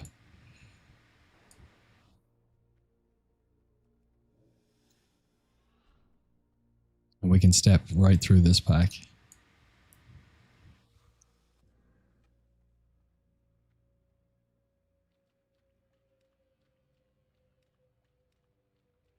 So this is how you do it if you don't have NG. You just have to do this river strat on every chest, even chest 1 and 2, the earlier ones. You just have to pull through more packs, so it's riskier.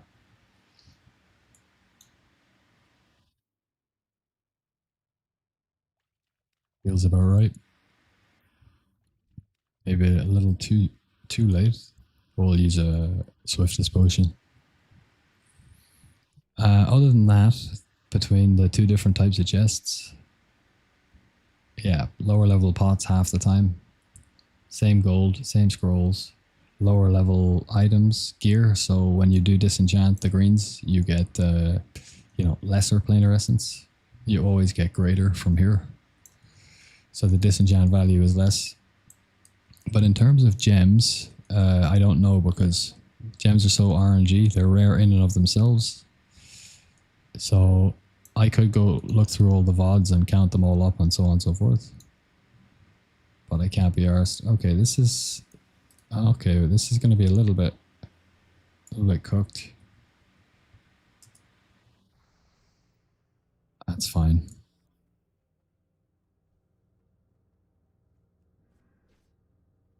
Oh, we killed him.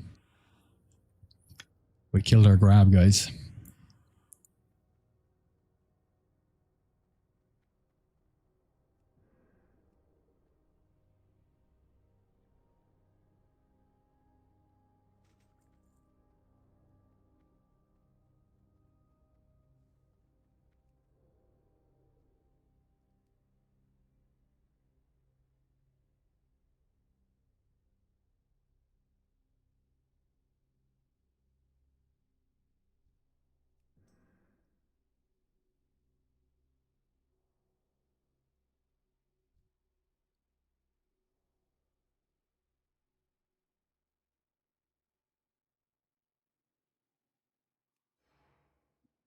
Okay, we got a lock chest, but we'll just prep and go straight away.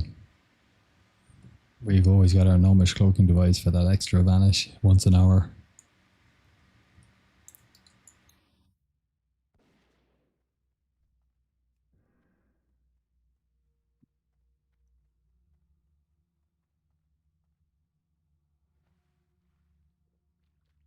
Hopefully they pull the patrol. I think they will. Yeah.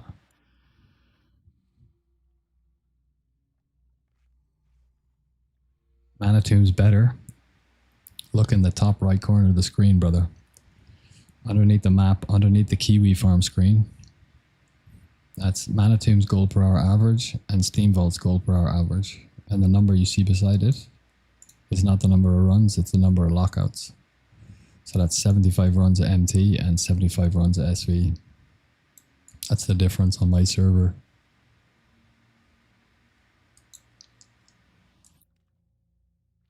I wanted to try learn this a while back, but the price of them put me off, not gonna lie.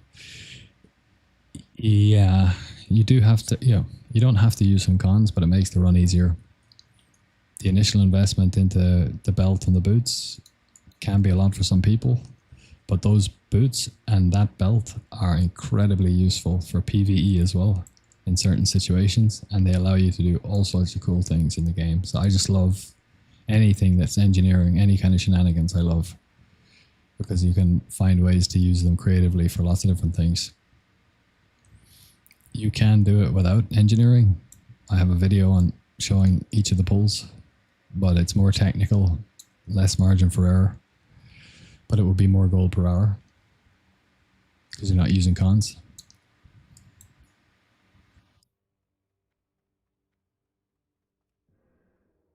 However, Mana Tombs is really, I love both of the farms. They're both great for different reasons.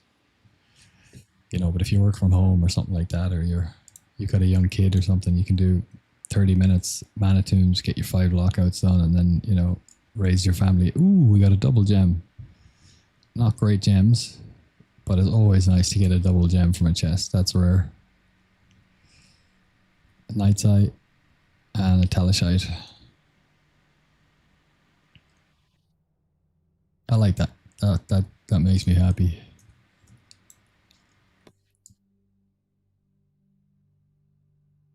I've never seen double gems in an empty chest.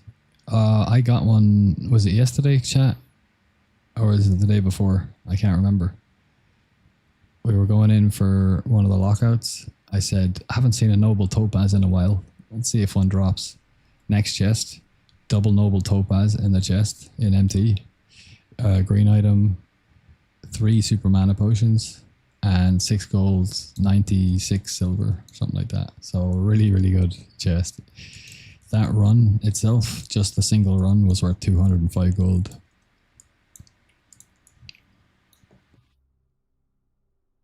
So you can get them, but they're super rare.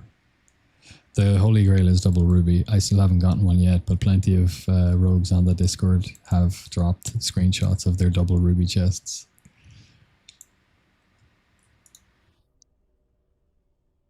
I got double topaz, double dawnstone. I've got double gems, but not dupes. Obviously, a lot of those. Not a lot, but you know, a few. But a double chest of the same gem is obviously even rarer. And then the best you can get of that is ruby. The Holy Grail.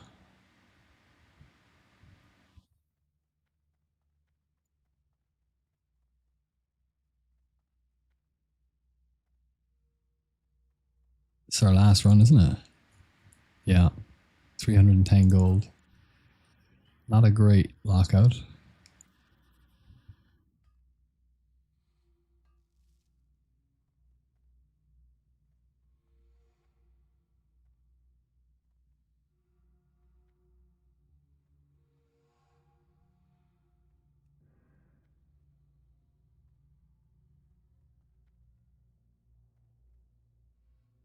How do we get everything?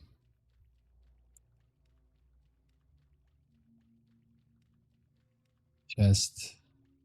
Chest. Fell, moat. Addy. Did we not get it? Did we not get the mines in the first room?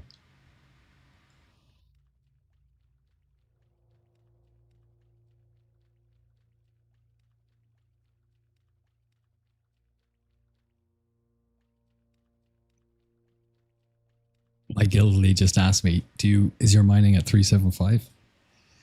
And I knew why she was asking me for the Hygel nodes. I said, yeah, I gotta get those Hygel nodes. She's like, yeah, that's why I'm asking. That might be a little clue that maybe I'll get a spot in the first midnight raid. We'll see. I was in the midnight raid for SSC, which was really fun.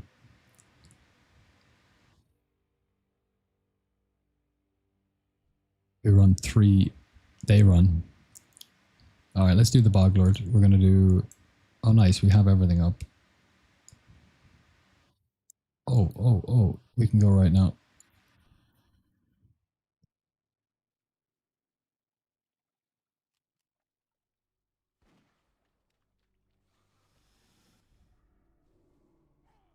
I hope I didn't get the. Really hope I didn't get the water alleys.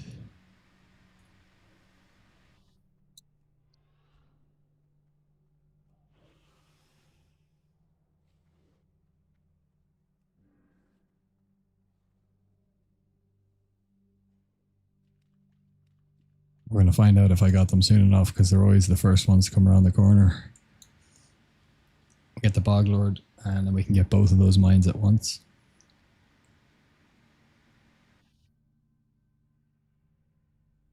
Do you think the farm gets worse or about the same when epic gems come out? So I think initially that the Star of Elune are going to bump a bit, because nice one, we didn't get them. I think initially Star of Elune will bump because when everyone gets new gear, right? And the tanks want to gear up, but they're not going to want to spend the absolutely insane prices that the epic gems are going to be week 1. So I think the stars will come back online, and maybe like they might go to 10, 15, 20 gold. You know, they're not going to go through the roof. Dawnstones will still have a market because hit caps are definite, and sometimes you only need 8 instead of 10, so they'll be fine. The price of the epic gems is going to be huge in proportion to the extra stat they provide.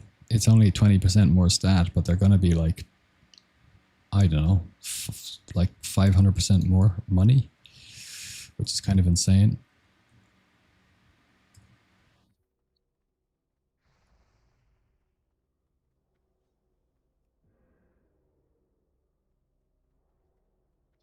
So I think there'll be a strong market for blue gems still, but I don't know. You know, it's speculation. I don't know.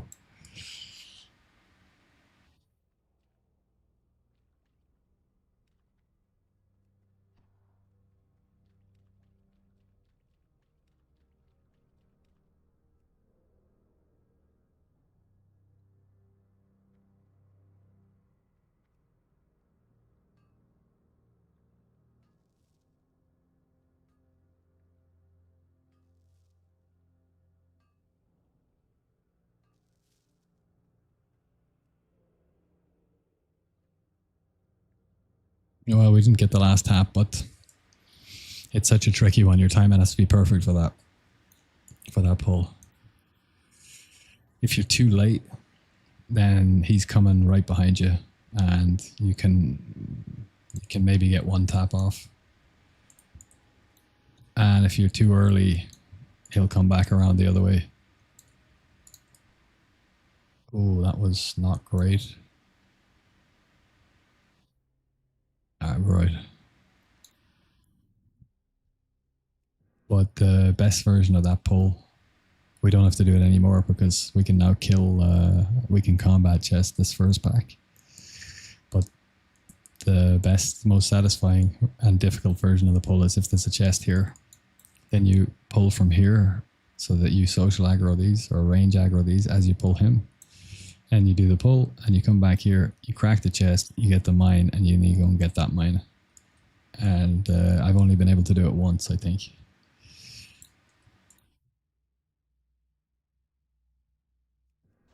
Maybe twice, but once. So interestingly, another thing Bell pumps about the farm, I thought that like when I made the video and in the first couple of weeks, the farm was worth 450 to 500 gold per hour because obviously the gem market was the best it's ever been, right? And then it went down slowly but surely across the phase. The end of phase 1, when everybody was fully geared, nobody needed any gems. People were just raid logging, and a lot of people kind of even stopped raid logging and they were waiting for phase 2. That's when it bottomed out and it was worth like around 300 gold per hour. And I thought that I knew that it would increase, the scrolls would keep going up, the mana pots would keep going up, and enchanting materials would keep going up. But also, as we get better gear, new possibilities become available, like chest 1, we've got enough gear now that we can combat that. And mana tombs as well as just a cakewalk, but the better your gear is, it gets even easier. So the further along in the expansion we go, the easier the farms become and the more money they produce from certain assets. So I think they'll balance out. Once the epics come, we'll see how it affects the rare gem market. But I don't think it's going to affect the farm too much. As it stands, a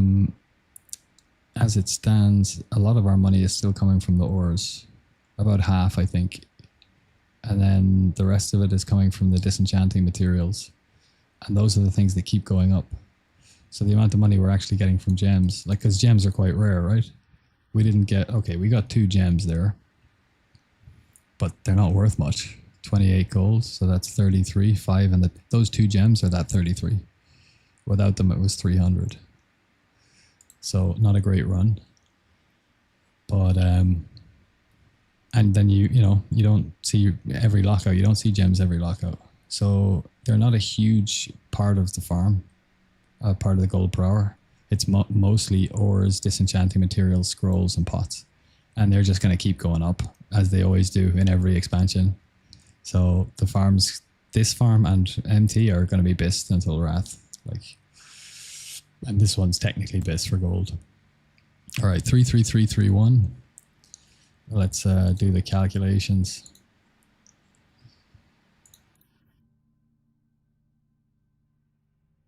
What are we at? 376 multiplied by 15. That's 5,640 plus 333 divided by the new lockout, which is 16. 373.31, and we round down because it's less than 50. So 373 is the new gold per hour average for SV.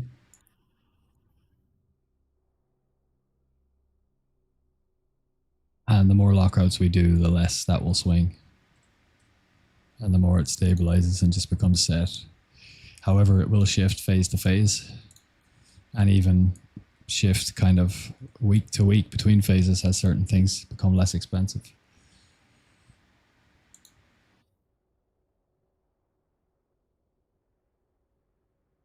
What's the price of water walking on my server?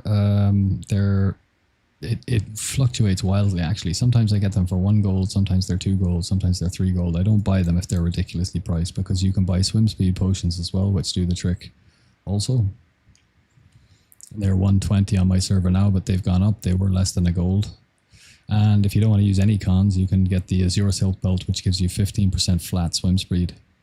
But it just means you have to have, it's one more item you have to swap out, and we already have a belt that we want in that slot, so it just adds a little bit of complication and extra technicality to the farm. And I already make a load of mistakes when swapping sets, forgetting to swap out of combat into my boots and belt set, and then doing an NG pull and realizing I don't have a shield or belt and I just die. So I don't like to do that. I like to keep it as simple as I can. But water walking on my server right now is 3 gold, so that's quite a lot. If you use one of those a run, then you're looking at what, 15 gold. You know, if you use a grenades are costing me a little bit at the moment. They've gone up as well. Now I bought them in batches of 500, and I bought my first batch of 500. They were 25 silver each, because it was the end of week 1 and I was developing this farm, and I still hadn't nailed it. I still hadn't discovered how to do all of the chests and all of the pulls. And the only reason frost grenades were being made is because they get you through a certain bracket of the engineering as you're learning it. But there wasn't a market for them because they're not really used for anything else. So when I was buying them, they were just in there, and there was loads of them in the auction house because it was week 1 and everyone was leveling NG and no one wanted to buy them. So they were selling for like just over vendor price. So I bought a batch of 500, and then I bought another 500, and that got me through the first few months, 2 months maybe a month, 6 weeks, and then I bought more. So they do take out of your gold per hour for sure. But you don't have to use frosties. They give you a 5-second stun. You know, you can use fell iron or addies. They give you 3 seconds, which is enough to boots out and get back to the chest and open it, you know. There's a couple of very niche instances where the 3 seconds isn't enough for something. But, you know, if they're a lot cheaper, which fell iron usually are, like a gold or gold 50 on my server, then you can just buy them. So you can take the edge off the cost. Fair, honestly enough for me to boost a rogue. Yeah. Is the 110k how much you've invested or total farmed? So I literally just put that number up. I haven't been tracking it, but I earned 60. I had tracked my expenditure pretty well until when I made the second video, the non-NG video pull. And after that for a couple of weeks, and I had figured out that I'd made 65,000 gold at that stage, give or take 2,000 or 3,000 gold. And that was February, March, April, May. That was in and around April, I think. And then I went to Hanoi, and I was there for a month, and I was farming solidly in SV. And then I was doing probably 3 hours a day at 300 gold an hour is 900 gold. 7 days is whatever that is. I suck at maths. 9, 18, 27, 36, 45, 54, 63. So 6,300 a week. 4 weeks. 12, 20, about 25k. So that's 65, 25, like 90. And then I was running Mana Tombs while I was on holiday for 6 weeks, which definitely got me over 100k, but I just put it at 100 to be conservative. And this 10,140 is what I farmed. If you add the MT15 and the SV15 together, that's what you get. I need to add the other.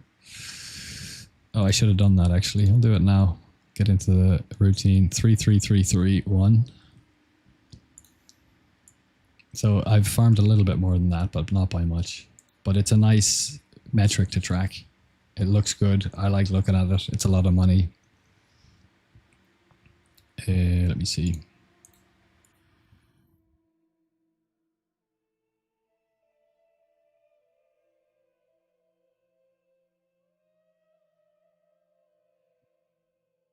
There we go.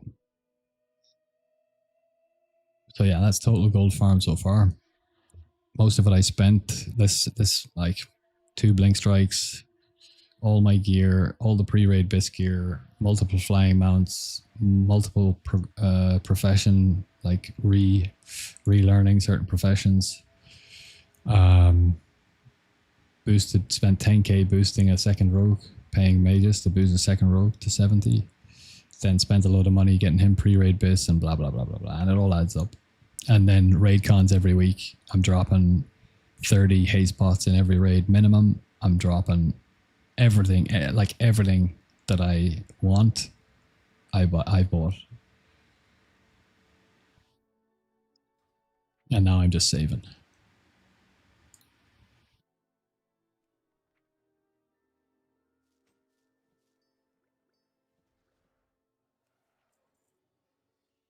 We still haven't gotten an epic from any of the trash in SV.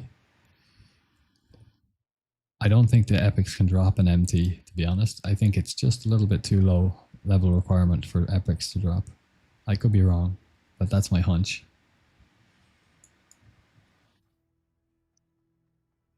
But SV, now that we have Combat Chest 1 and Combat Chest 8, that's 5 mobs. Now, you don't always get it in every lockout, obviously, but it would be nice to get an epic from SV by the time Wrath comes around. That would be pretty cool.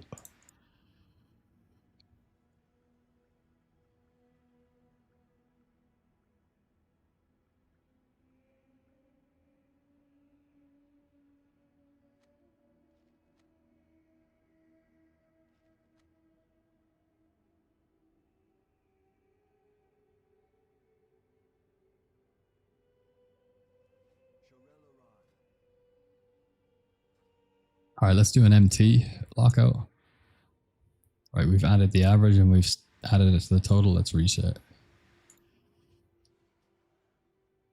And slice and dice through Mana Tombs. We're running Harp Spec in Mana Tombs and I love it. I absolutely love it.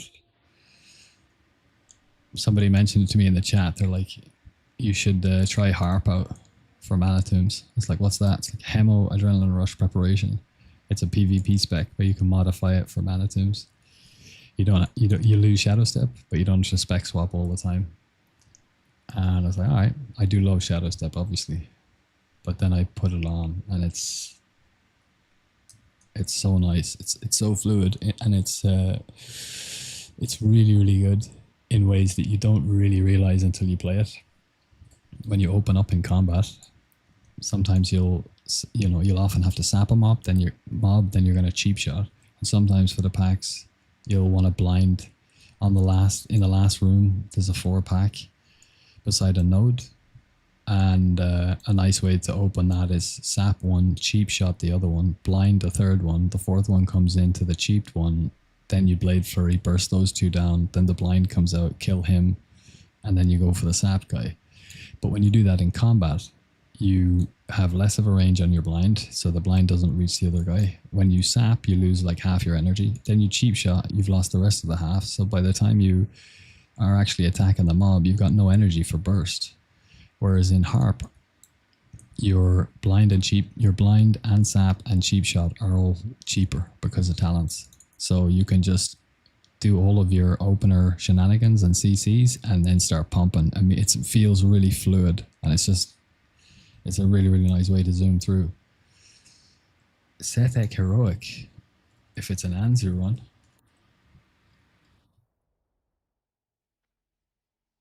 I'll definitely do an Anzu run.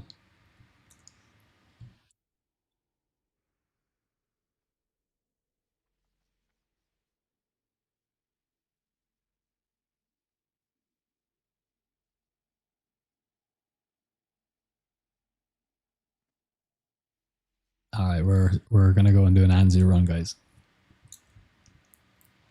Oh, we got Shaman. Oh, we're gonna get some Wind Furies.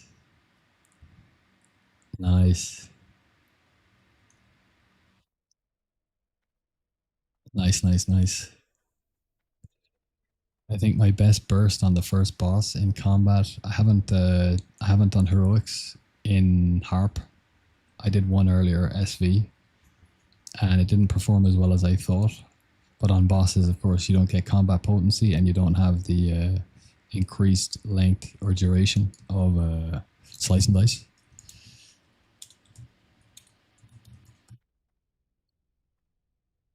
So, but for your burst, for things that are very bursty, it's really, really good. And we have... No, we don't have premeditation. We'll see. I'll be interested to see how much damage we can do on the first boss. I think I did 3.4k burst on the first boss. I think that's my best burst.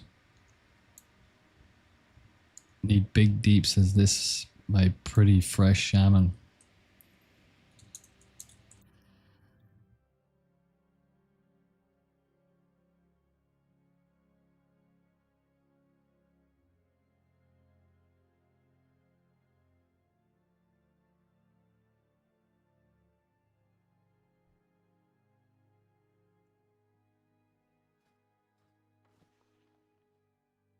Let me see.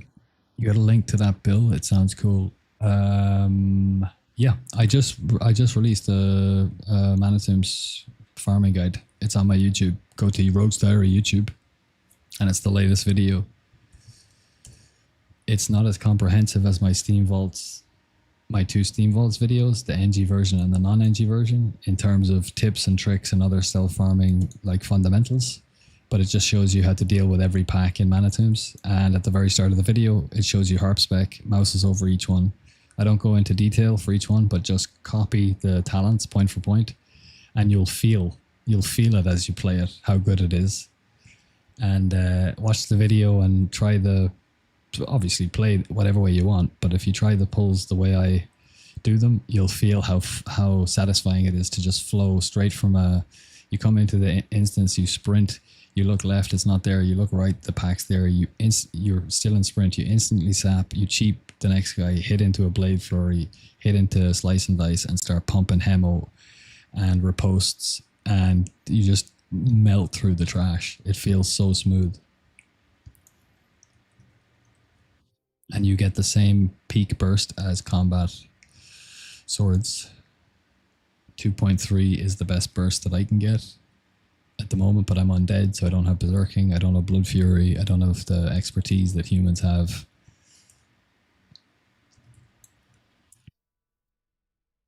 But 2.3k burst I get from combat swords when I was farming in that spec, and in this gear as well, because I was farming combat swords before the raid for a few days, from Saturday, Sunday, Monday, Tuesday, 4 days of combat swords. And then after the raid, I switched back to hemo or harp, and I've been farming harp ever since. And the highest peak I've gotten from a trash pack is 2.3. So you get the same damage out of both, but harp is just much more fluid and flexible and fun.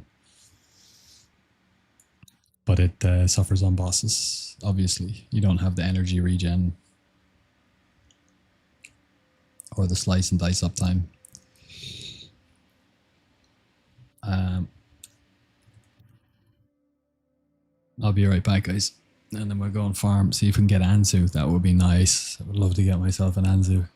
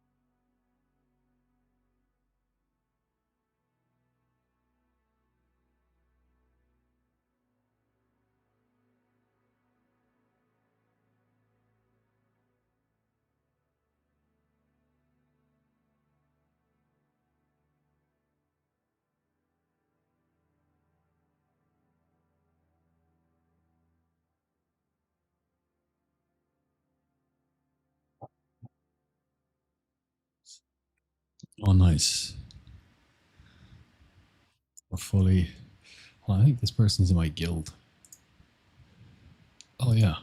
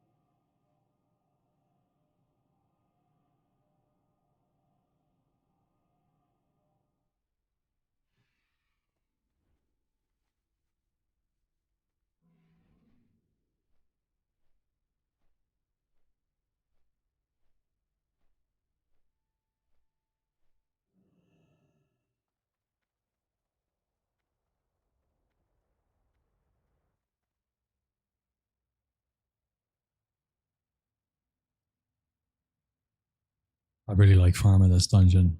Um, I enjoy heroics a lot. Actually, I just don't have a reason to farm them. Whenever I got a new piece of gear, I would go into the four heroics that can give me the unique gems. For they're about half a DPS each, 10 attack power and 4 hit, 10 attack power and 6 stamina, 5 agi instead of 4. Like very minor. Bollocks! I don't have food.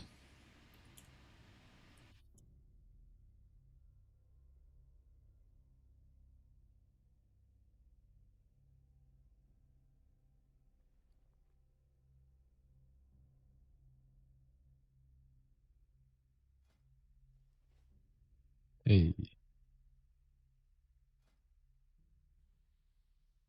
I'll take the mudfish all day.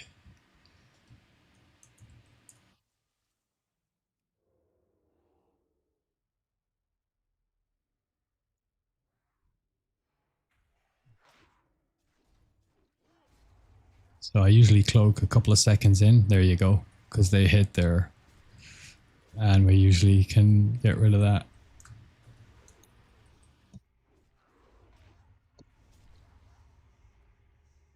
2.1 is not too bad. We can burst well, but bosses is different.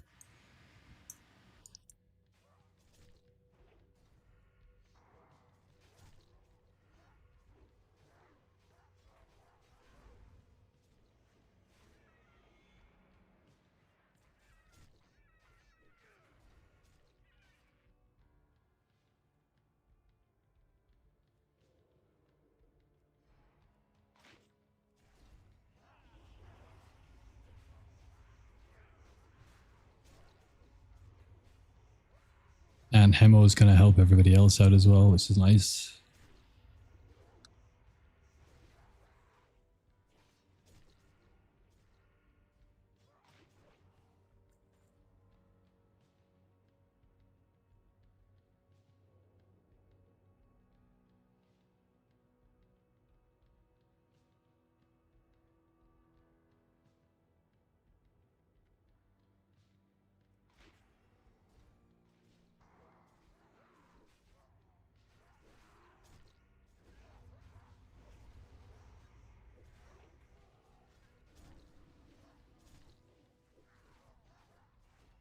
Honestly, I'm just going for slice and dice re-ups here. Because 2-point eviscerates aren't really going to be worth much.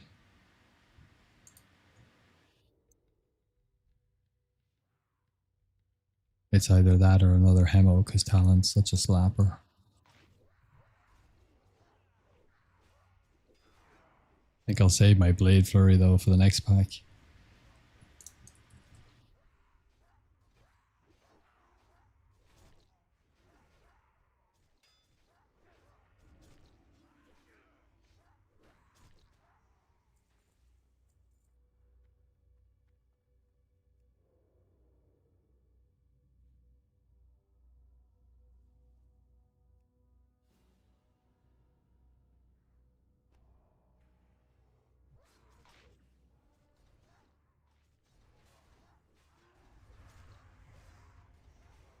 Nice, we got both of those with Cloak.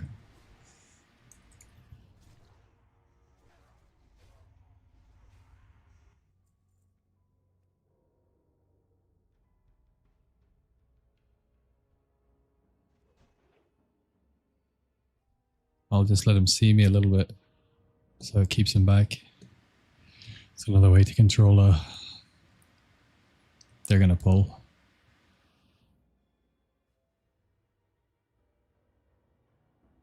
Ah, nice, nice, nice, nice. And then the bird is in a fine spot, but normally he's coming around here. We distract him and then pull him.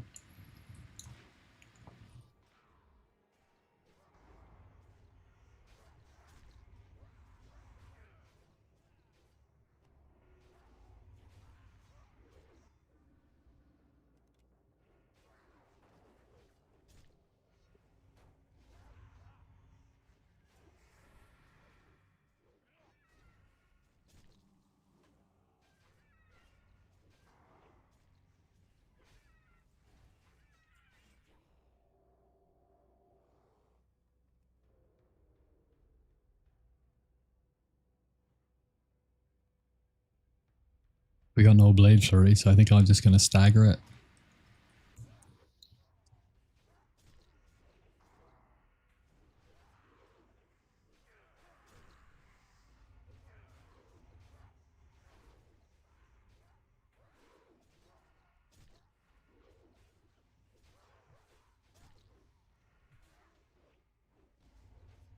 Oh, did I not eat my food? No.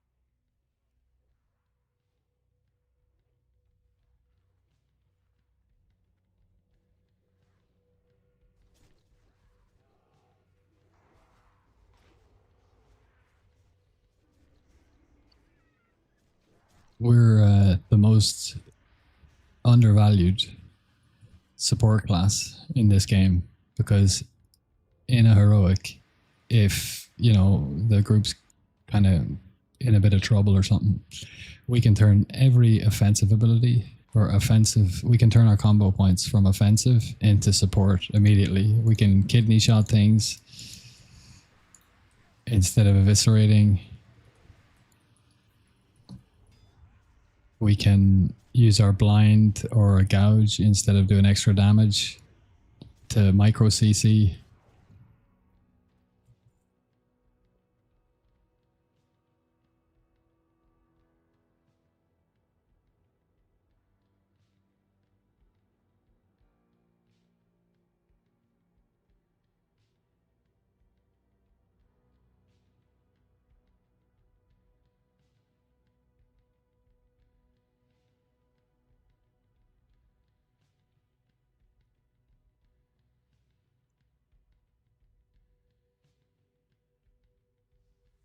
Okay, so is there anything different about this for me now because I'm in a harp? I'm still opening with blade and adrenaline rush straight away into evasion. We'll start with ghostly strike into a hemo and probably a 2-point slice and dice. 12 seconds should be enough for the fight. Then we're pumping. We'll drop a thistle tea. We don't have any bombs. And then about halfway through, we'll cloak so we can remove all those debuffs. And we should be good.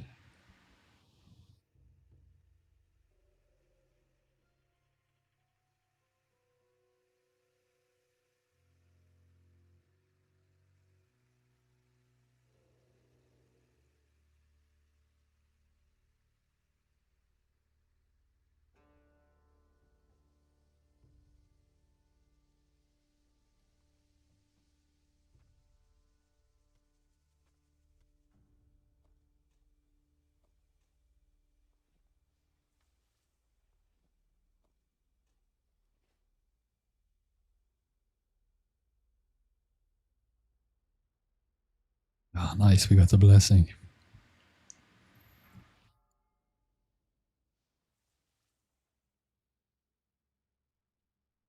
Open with garrote. 5, 4, 3, 2, 1.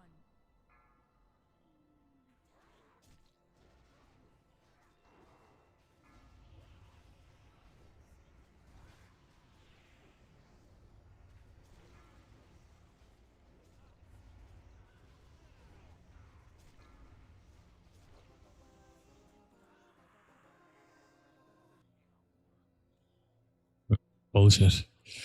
3.4 is nice though. I think that's the highest they ever got.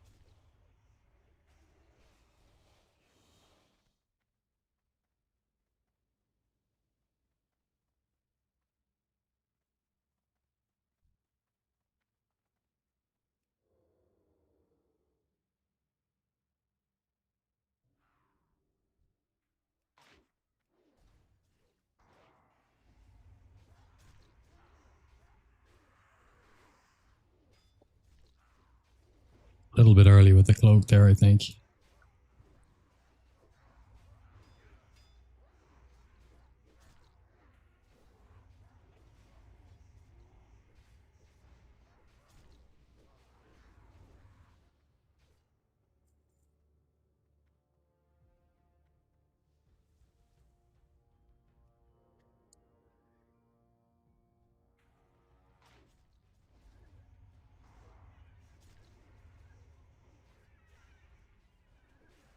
We'll probably pass on Anzo if he drops. Yeah, don't speak too soon. I don't I don't think you're that happy.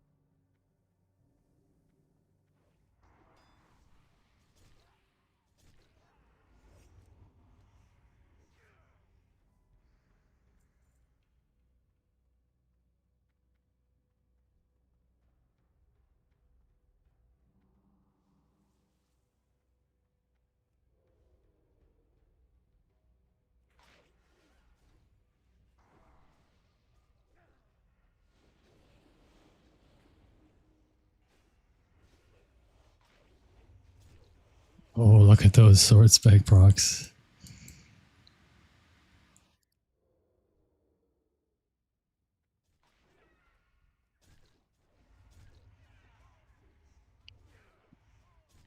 Yeah, leader of the pack, Wind Fury, Gift of the Wild, and Battle Shot. Pretty good.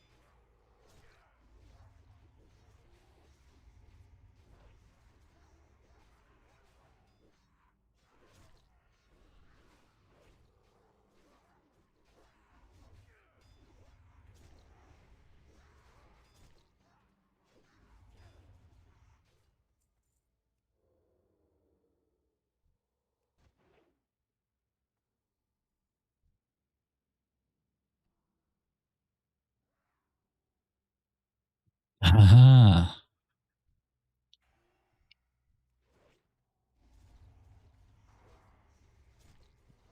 He pulled before she could sap.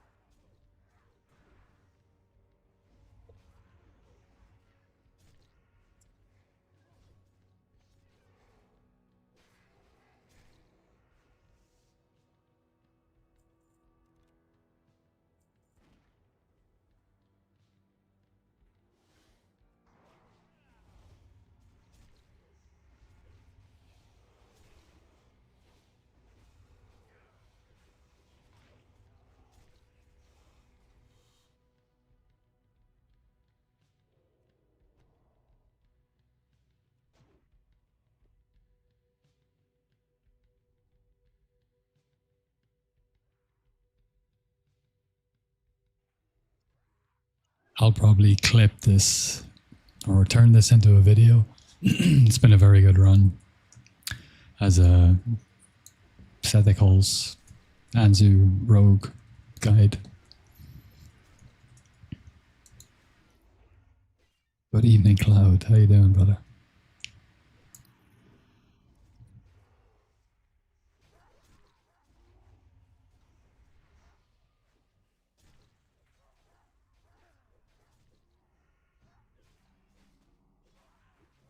We're running Sethicals Heroic here for Anzu. And it's been a very smooth run. Very good players in the group. We're absolutely pumping. And the interrupts have been on point. And everybody knows the dungeon very well. So it's just a great example of good players playing well in a heroic.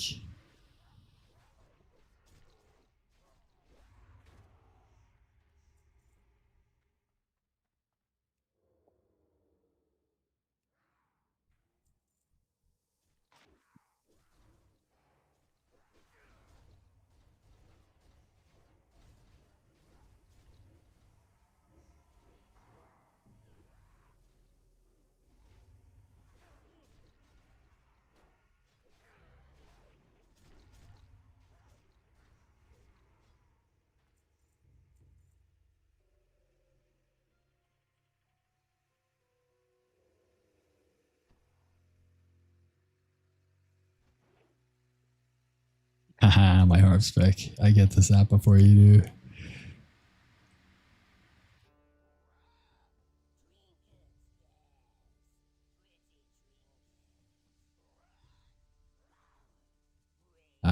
Couldn't resap. I'm not using my adrenaline rush here. I'm going to save it for the Anzu fight. You can vanish, and you can also free action potion, and you can cloak. And if you do it just right, you can actually avoid the stun. Let's pray that I get my timing.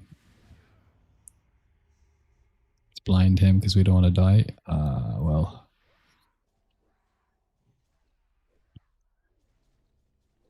I spoke too soon, but this gives me a chance to change my headphones because they died.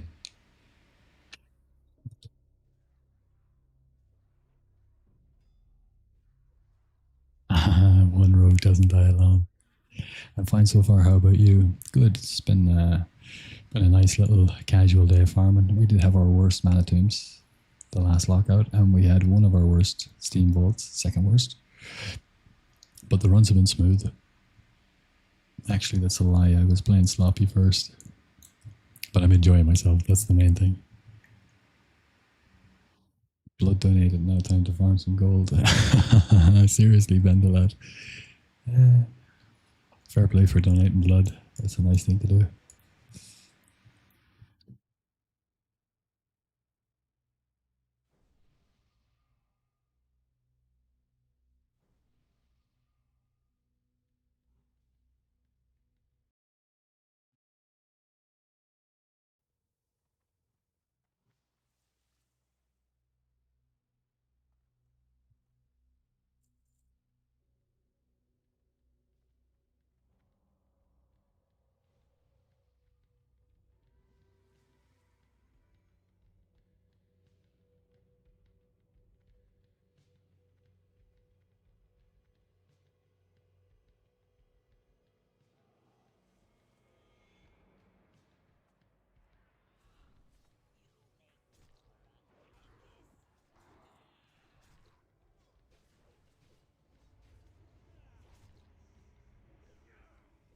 So we can actually poggers this. Now it's a risk, but you can cloak. There we go. And then you can just maintain uptime DPS.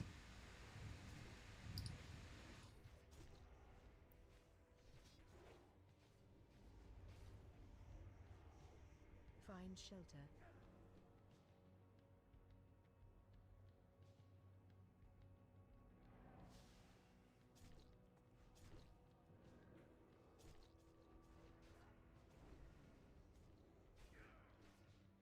Find shelter.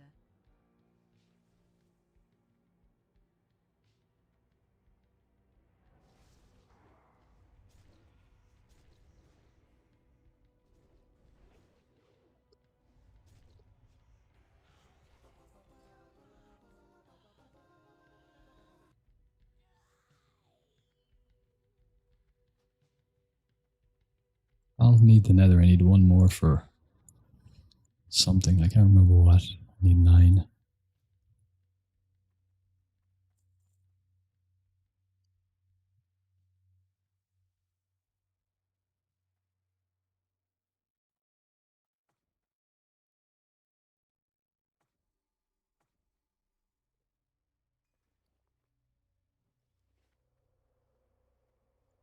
Oh, I need to eat.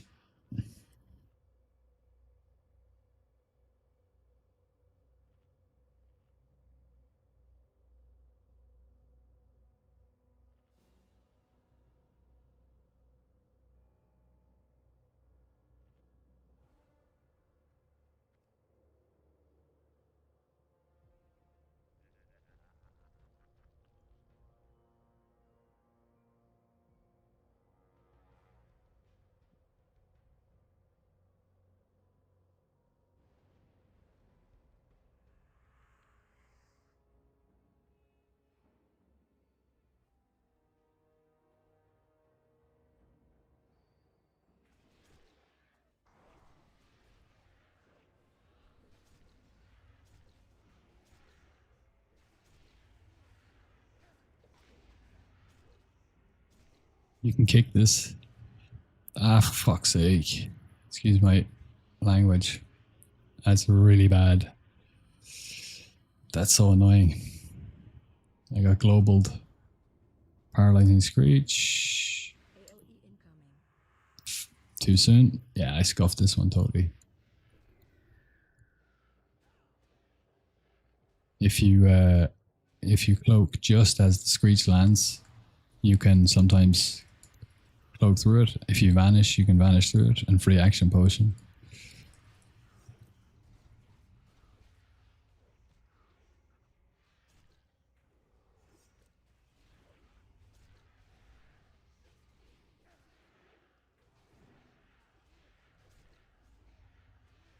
AOE incoming.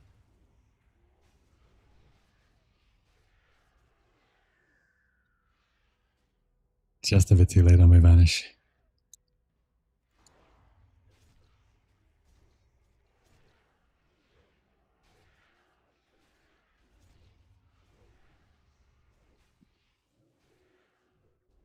Let's see if we can vanish this last one.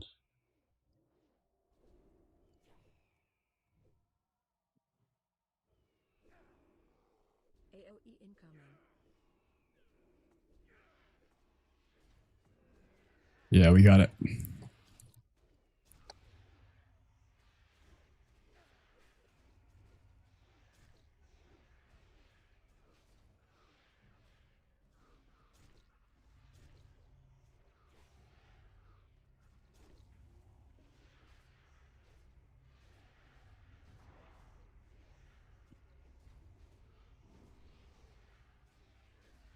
AOE incoming.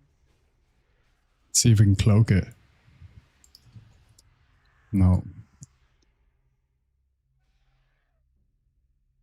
Not this time.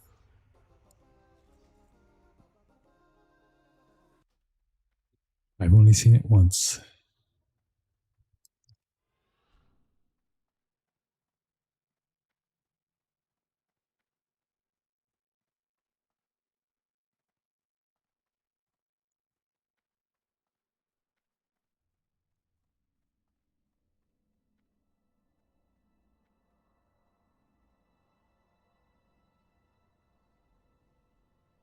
Yeah, we'll probably cut that out and make a video out of it. It was a decent run. We did die, but that's alright. We did show that you can vanish through, and the whole run up until then, all the pulls, openers, the cloaks, distracting the bird and pulling it into the pack just as it finished, all that stuff was all really good. So really fun run, great players.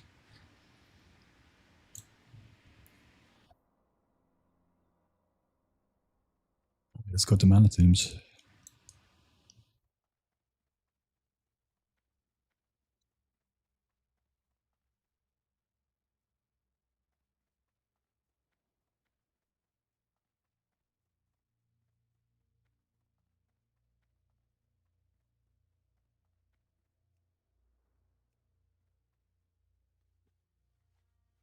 Nice, 26 minutes of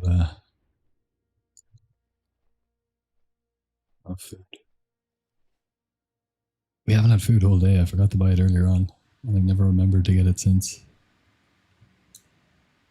We don't want deadly though.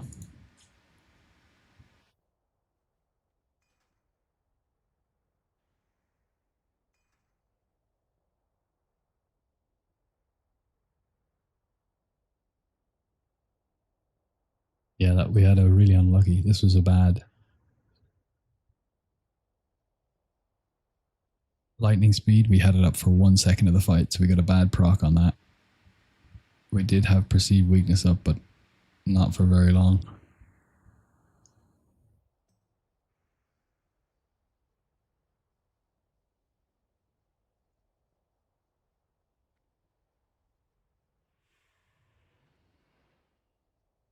I mean, we've already proven in Mana Tombs that this build, this harp spec, is capable of the same burst as combat swords. So 2.7 was pretty bad compared to the top, the peak. And if we're peaking for 2.3k in Mana Tombs packs on combat swords and peaking for 2.3k in the Mana Tombs packs on harp, there's no reason why logically we couldn't hit the same peaks on a boss like the first one. So we've hit 3.4k before in combat swords. We could have hit it in this, so that's quite a low. I mean, it's okay, but it's not great. Cheers for the boost. I'll hit you up next time. Me and Hev do it. Lovely. Take that.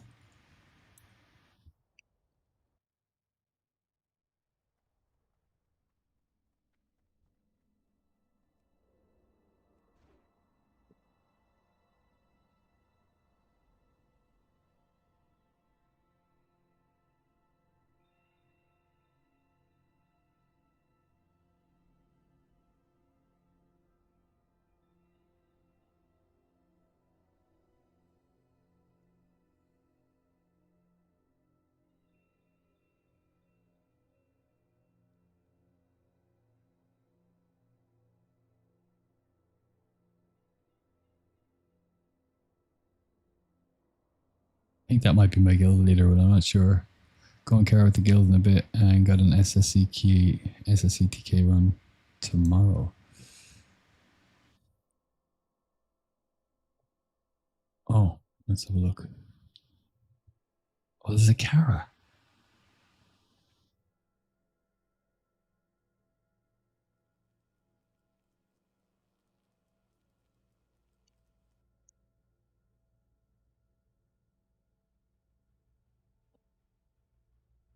Well, it's not Shraktar. It's not Senna. It's not Monroe.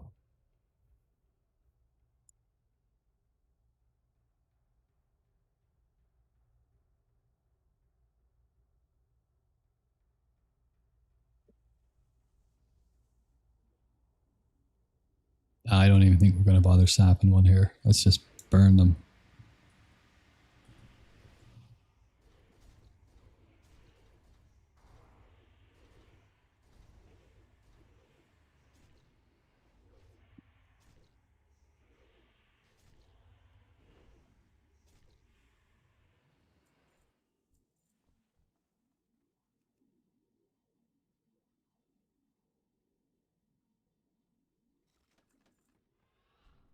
Okay, nice. But it's just a small shard.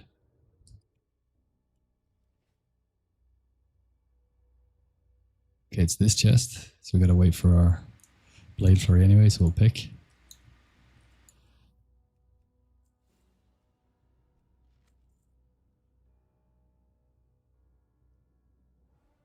I much prefer the music in Mana Tombs. And the prince at the end, his little piece of RP. I don't know, I just enjoy it. It's great voice acting.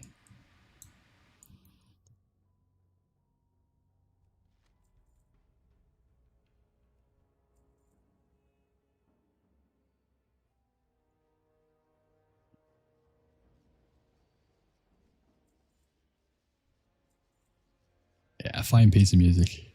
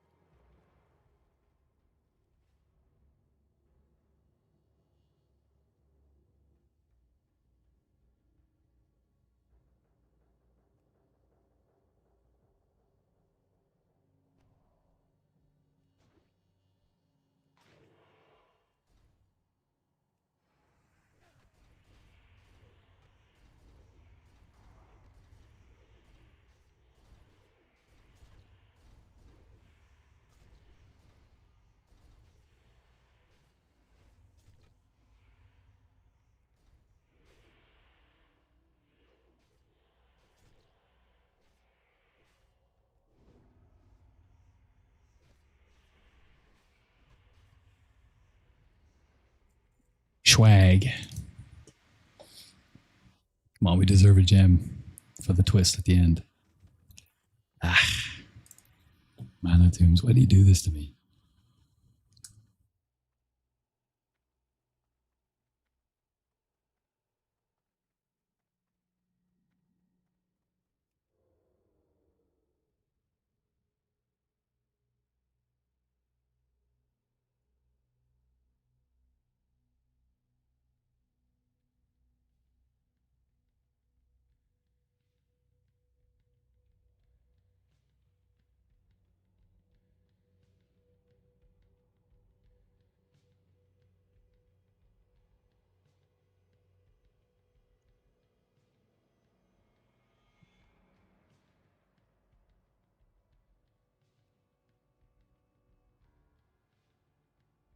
Just want to see if we get lucky and he pats in. But it doesn't look like it. What is this? Oh, you must forgive me, but I was not expecting company. As you can see, we are somewhat preoccupied right now. But no matter. As I am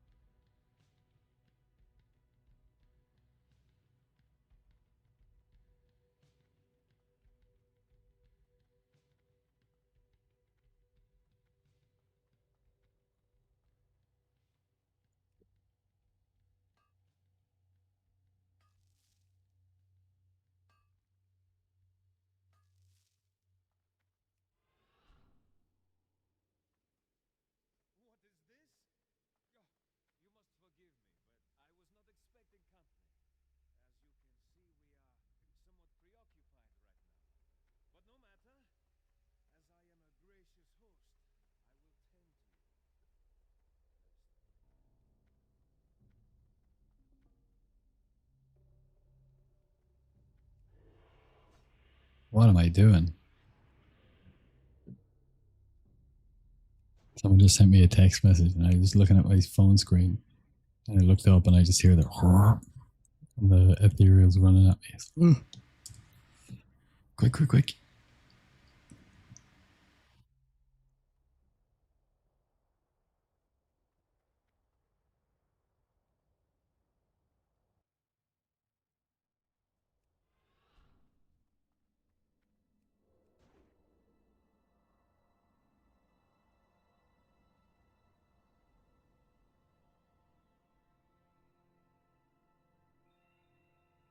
I'm going to guess worm chest. It's my prediction.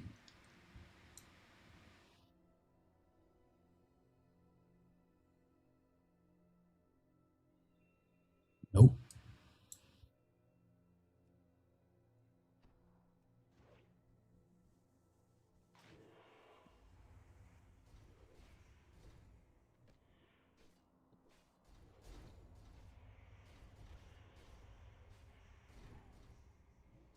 Oh, I missed the heal.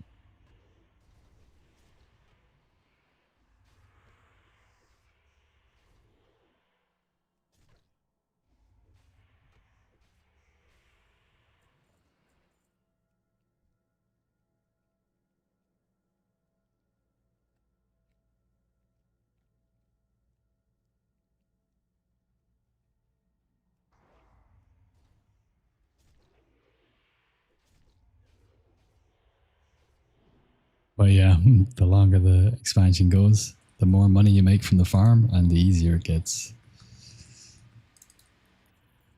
Missing a heal and pre-raid bisc gear and that's it.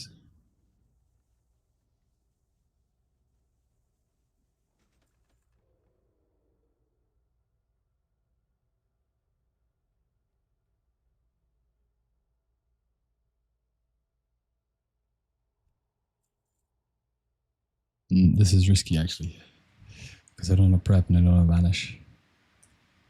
So I can't really pickpocket. We'll just wait.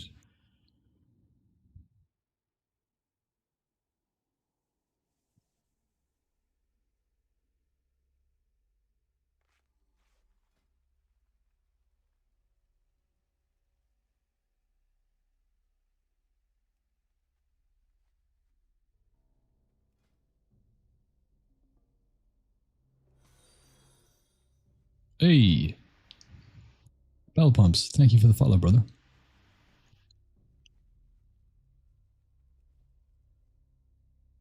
I have been thinking about the speed running and your guild in the back of my mind since you mentioned it. Gather dude, thank you for the follow, brother. Much appreciated.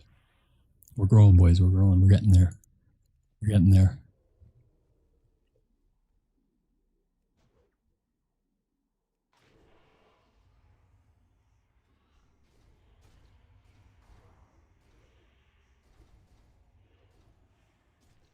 We're actually not gonna. We would normally pull him into the Darkcaster for the Blade Flurry, but those guys would have pulled.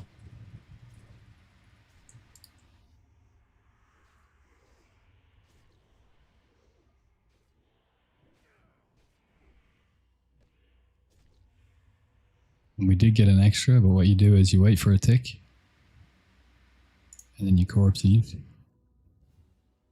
and then you bandage immediately when it ticks again, and that should keep you alive, depending on how good your gear is. You can also use a healing potion if you want to, but if you don't have one or it's on cooldown.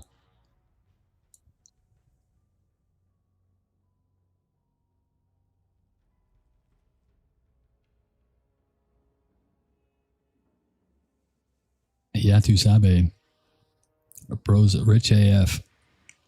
Well, the amount of actual gold I have isn't that much. But what I do have is a particular set of skills. Roll take an intro. But I have got the over 1100 haze pots. So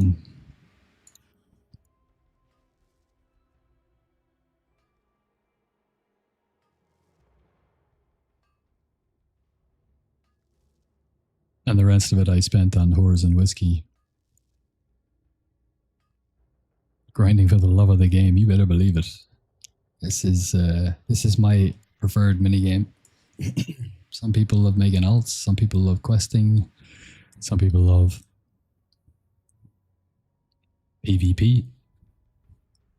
Some people love doing insane titles and exploring the world, and I love gold farming.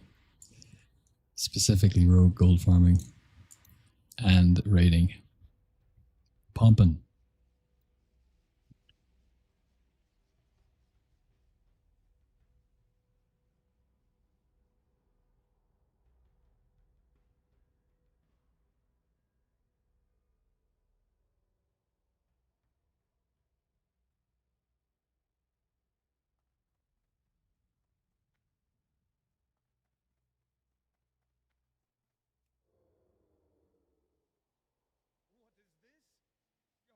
You must forgive me, but I was not expecting company. As you can see, we are somewhat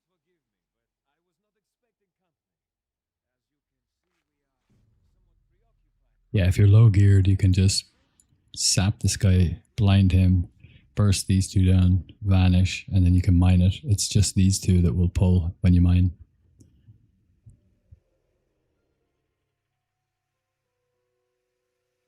You can't do this in combat. Sap, cheap, blind. You can't do it like that in combat. The blind doesn't have the range and you're out of energy anyway. Oh, he's going to pull those guys, isn't he? Yeah, he is.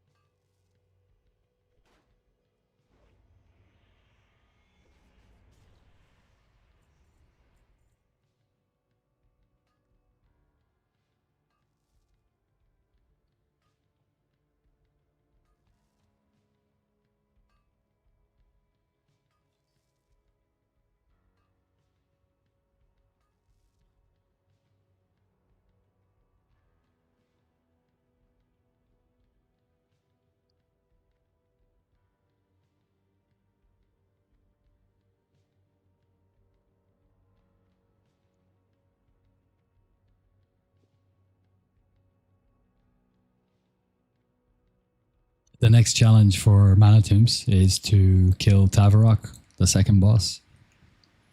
I got him down to 30% before I went traveling at the start of phase 2. But we would need a lot more gear, and it's still very RNG. Even when our gear is better and we'll be able to kill him, it's not something we'll be able to just consistently add to the farm until probably at the end of the expansion, to be honest, consistently, if at all. But there might be a cheese strat for him that I don't know about. If there is, I know we can use FAPS to avoid Crystal Prison. I don't know if Living Action Potion and Free Action Potion are on the same cooldown. We'll have to figure that out. You can use, what are they called? Did I reset? No. You can use Barrow's Peasant Caller to pull in mobs that will aggro him. Then you can vanish and then sprint away and heal up with a bandage while he's attacking the mobs. But they have 0 health and he kills them almost immediately. However, in phase 4 in Zulaman, you can get this little trinket. Where is it? It's basically the same thing. It summons in 3 guys.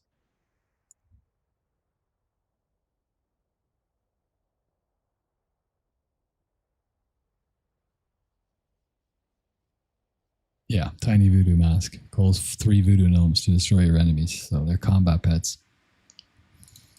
And when you have combat pets out and you vanish, something interesting happens. You're technically still in combat. So even when the combat pets get killed, whatever mob you were fighting will come after you even if you're in stealth.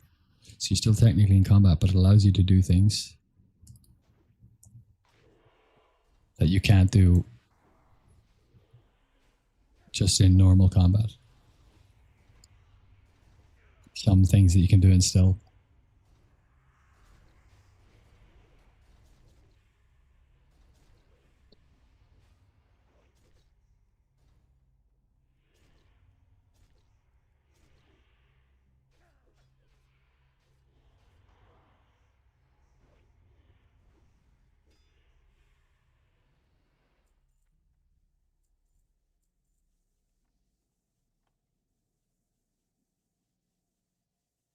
I love them both. I love them both because they're such different farms.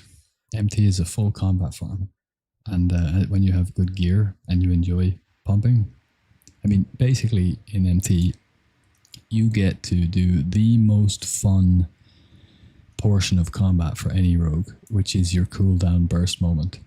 Like High King Mulgar fights, you just get to hit Blade Flurry and one of them Adrenaline Rush and the other one Blade Flurry, and you just get to absolutely pump and see how much damage you can put out, so you can track your numbers.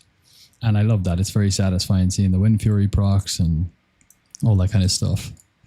When I got Warp Spring Coil and I came in here, and then I got Talon and came in here, when you get a big item, you can see the power spike and feel the power spike right away, and it feels really satisfying. So I love it for that. And it's so close to Shatra. It's basically your playground and your back garden. And you can just bang it out in 30 minutes.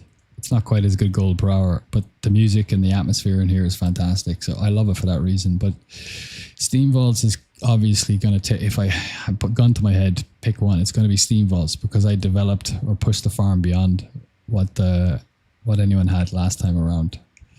And so I have a sense of, I have obviously a strong emotional connection to those pulls, and the novelty of it's kind of personalized for me, and I kind of made it my own. So I really enjoy it for that reason. And I also love shenanigans farms. I love using NG trinkets, combinations of trinkets. Oh shit. And talents to combine things together to do interesting things. That it's a way to be creative in the game. So I love the challenge of that. Yeah.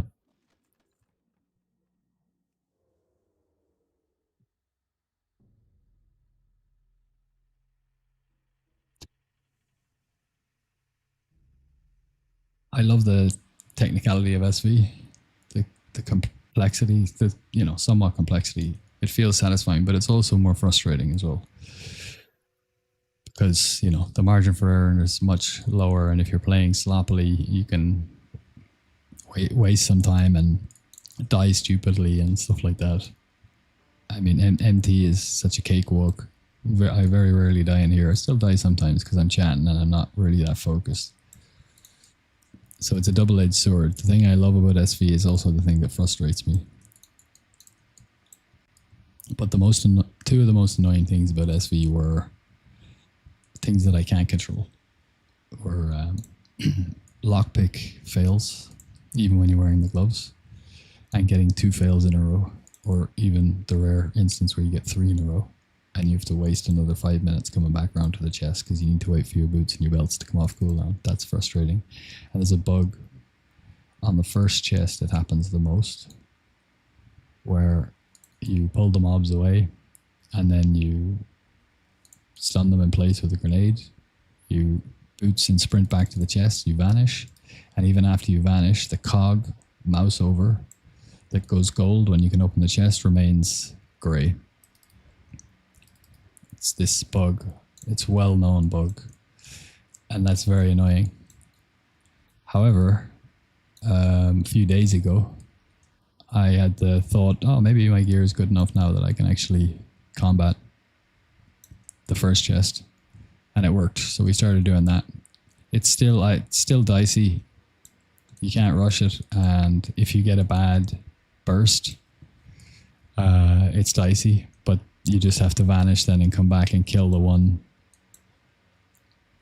But that's made it a lot easier, which is nice as well. So the Mana Tombs is done to death. There's not much else you can do. You can't really push the farm any further, apart from figuring out a way to kill Tavarok and adding him to the farm. That's the next challenge. That's the thing I'm excited about for this place, but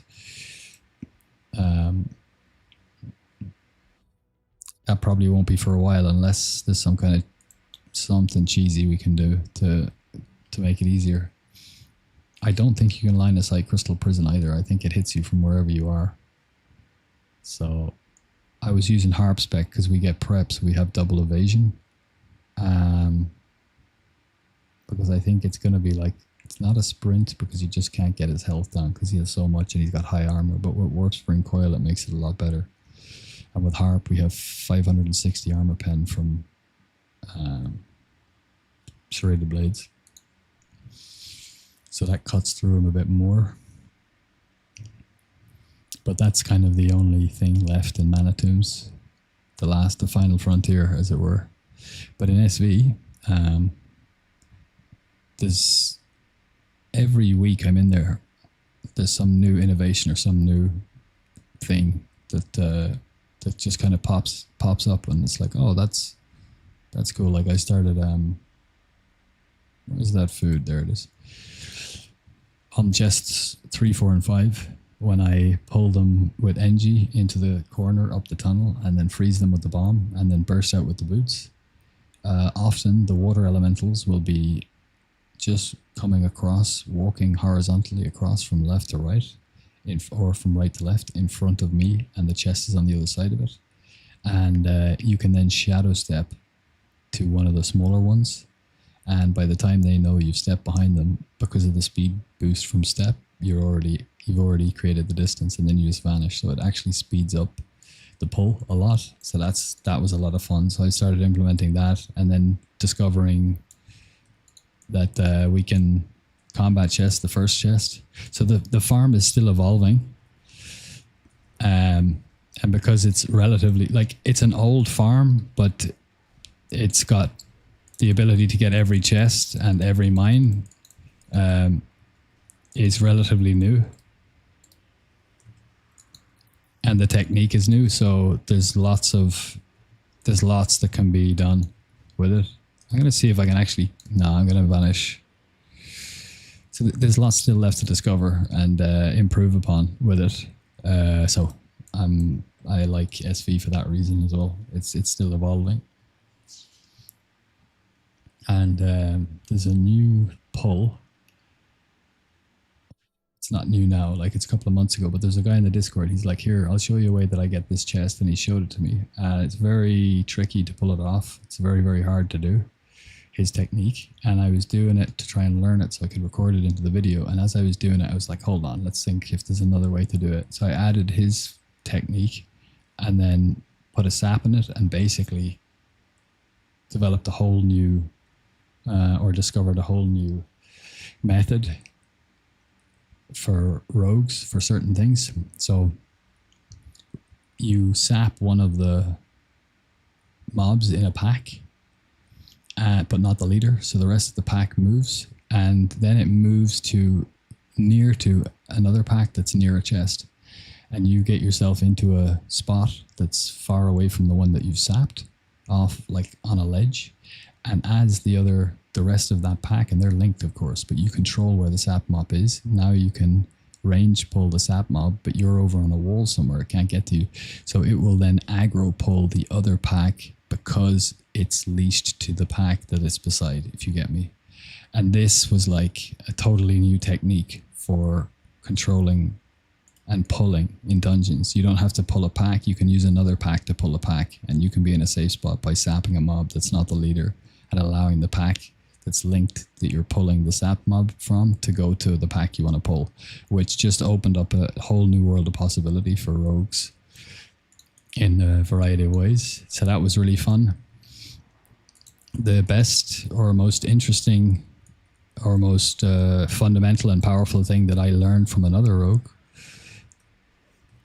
was the ability, the fact that when you click a chest and it's near a pack of mobs, it aggroes the pack. However, it's the initial click of the chest that aggroes the pack. So if you pull that pack away somewhere and then you get back to the chest and vanish, they will then be technically in evade state. And if you click on the chest, but you're out of line of sight of where the mobs will return to, by the time they get back, you will continue to open the chest and you can loot it and they won't aggro. And when we push this logic to its inevitable conclusion, that's how the click vanish technique was developed, where you just click on the chest, you're around the corner, the chest is here, for example, the mob is here, but it's out of loss of you. When you click the chest, the mob aggroes to you, you vanish, and in the instant that it's turned and it's running back, it's in evade state. So you can then click that chest again. It won't aggro because it's in evade. It gets back to the position, but the chest has already been clicked and the cast bar keeps going up and you open it. Learning that meant that every single chest and every single rogue farm in Classic and in Wrath moving forward has fundamentally changed for me, where I will now apply that technique to those. And I'm really excited to discover how to open chests that people thought you couldn't open before. So that was the most exciting thing that I learned from another rogue when I was developing the farm. So all of those things are all tied up in SV for me. So that's SV is very close to my heart for that reason.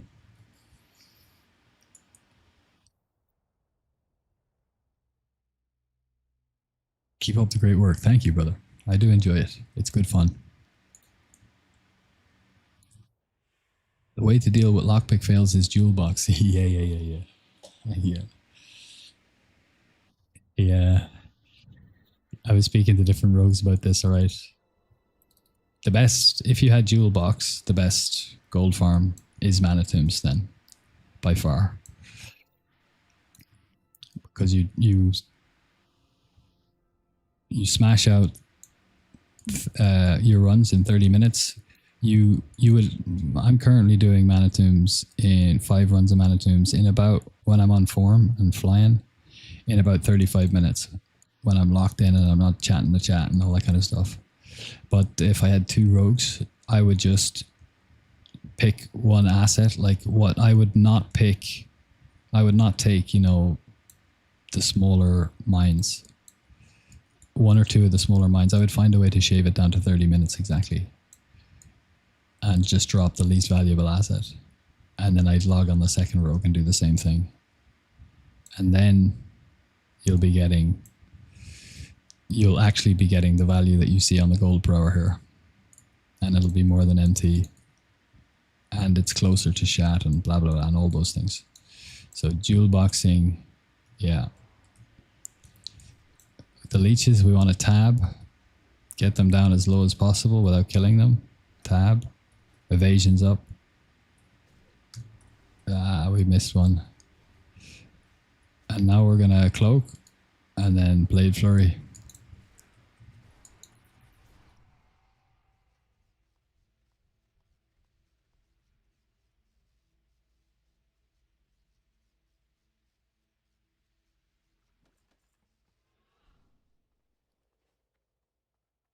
Nice. Should be able to not get into stealth. Yeah, there we go. Not get into combat, rather.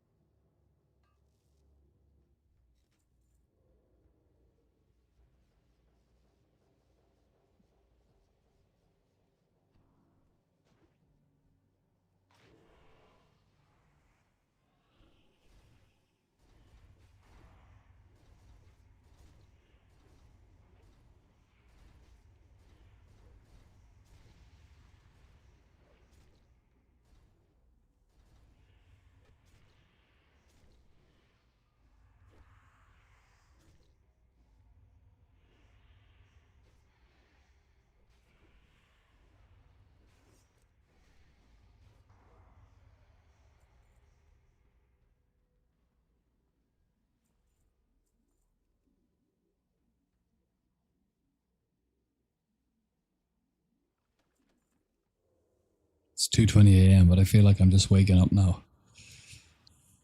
Like I'm starting to lock in. Do I go to sleep or do I stay awake?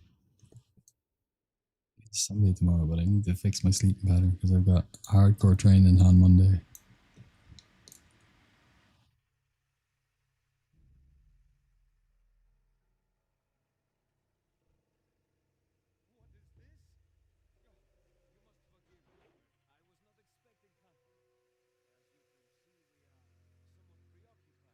We're out of flash powder, so this is one of those ironic moments. I need flash powder, and I could pick pockets in order to get it out of lock boxes, but picking the pockets is the thing that I could resist. I would need the flash powder for, but I think we'll pick these three and hopefully get a junk box.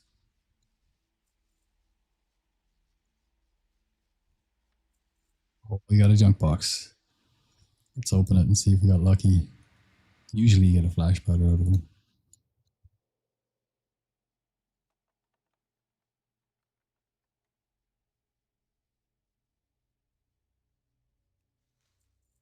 Pretty deathweed. Well, that's all right.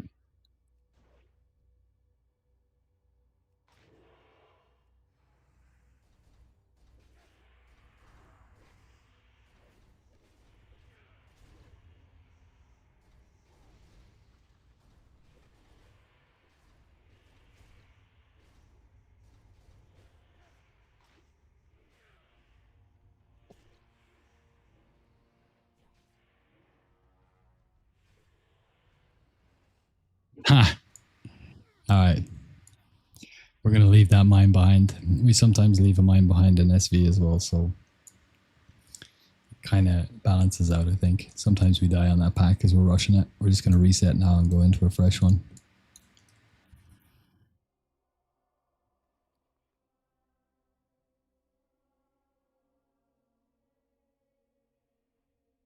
Oh, damn. Sethic. I forgot about Sethic. We only got 215 gold per hour. 215 gold so far. Divide that by 4 is like, let's say 4 into for 16 and then 50, 54 gold, 55 gold. If we got the same again, 55, we'd be at 70, 270. That would be another very poor SV. That's pretty much the bottom of SV, 270.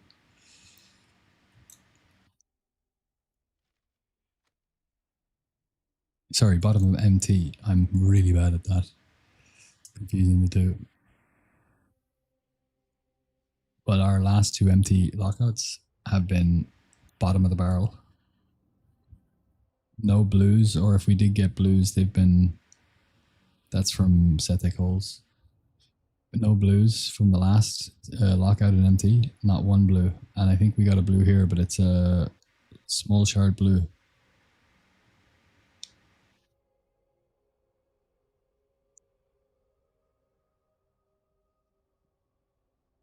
Which is worth the same as a green, really, because it's like 6 gold for a shard or whatever. And the greens are generally worth about that to disenchant. 5, 485, 480, 481, 702. There it is. 645. So it's pretty much the same as green.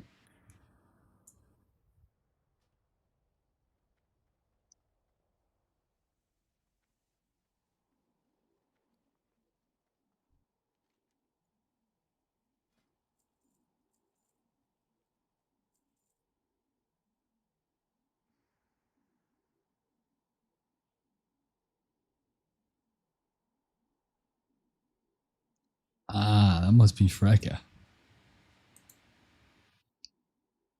That must be Frekaton. The other rogue. You know, there's more rogues than that, but Freka is really, really good rogue, and the other rogues are good as well, but Freka is like very, very good. He's got incredibly good parses, and we have a very good relationship. he asked me to expose when I just joined the guild. I joined the guild like in the pre-patch, and I was exceptionally lucky because I was in a guild last in classic, and I had this rogue in there and a mage, and there was guild drama when AQ40 came out, not connected to AQ40, just as a lot of guilds have drama. There was tension. There was a lot of malcontent for various reasons in the guild between various different people, and there were cliques, and it all came to a head, and loads of people, loads of good, the best players left the guild. So the guild fell apart, and I started. I was still in the guild, but we weren't raiding, so I started pugging with this guild fellowship, and did a few AQ40s with them, and then I took a break from WoW for a few months when I moved to Bangkok, and I was focused on other things. And then as pre-patch for TBC got nearer, I got back into the game, and I knew my position. The idea was, and I'd been told by the leader of the last guild, a really cool guy. Well, he was co-lead Lep, and I went to he invited me to his home. He lives in Norway, and I'd met him just early last year when I was walking the Camino. And we'd be on voice chatting with people in the guild every night when I finished walking. And then he invited me up to his house. So I went to stay with him for a week in Norway, met his wife and kids, and went out for some beers, and it was nice and everything. So he was like, look, I'm coming back. I'm going to fully guild lead. His mate Lekka was leading because he wanted to, he had other responsibilities in his life and so on. So anyway, long story short, he said, I'm going to come back. I'm going to lead. It's going to be more serious. It's going to be more locked in. It's going to be more min-maxi and Parsi. This is exactly what I wanted. I said, okay, great.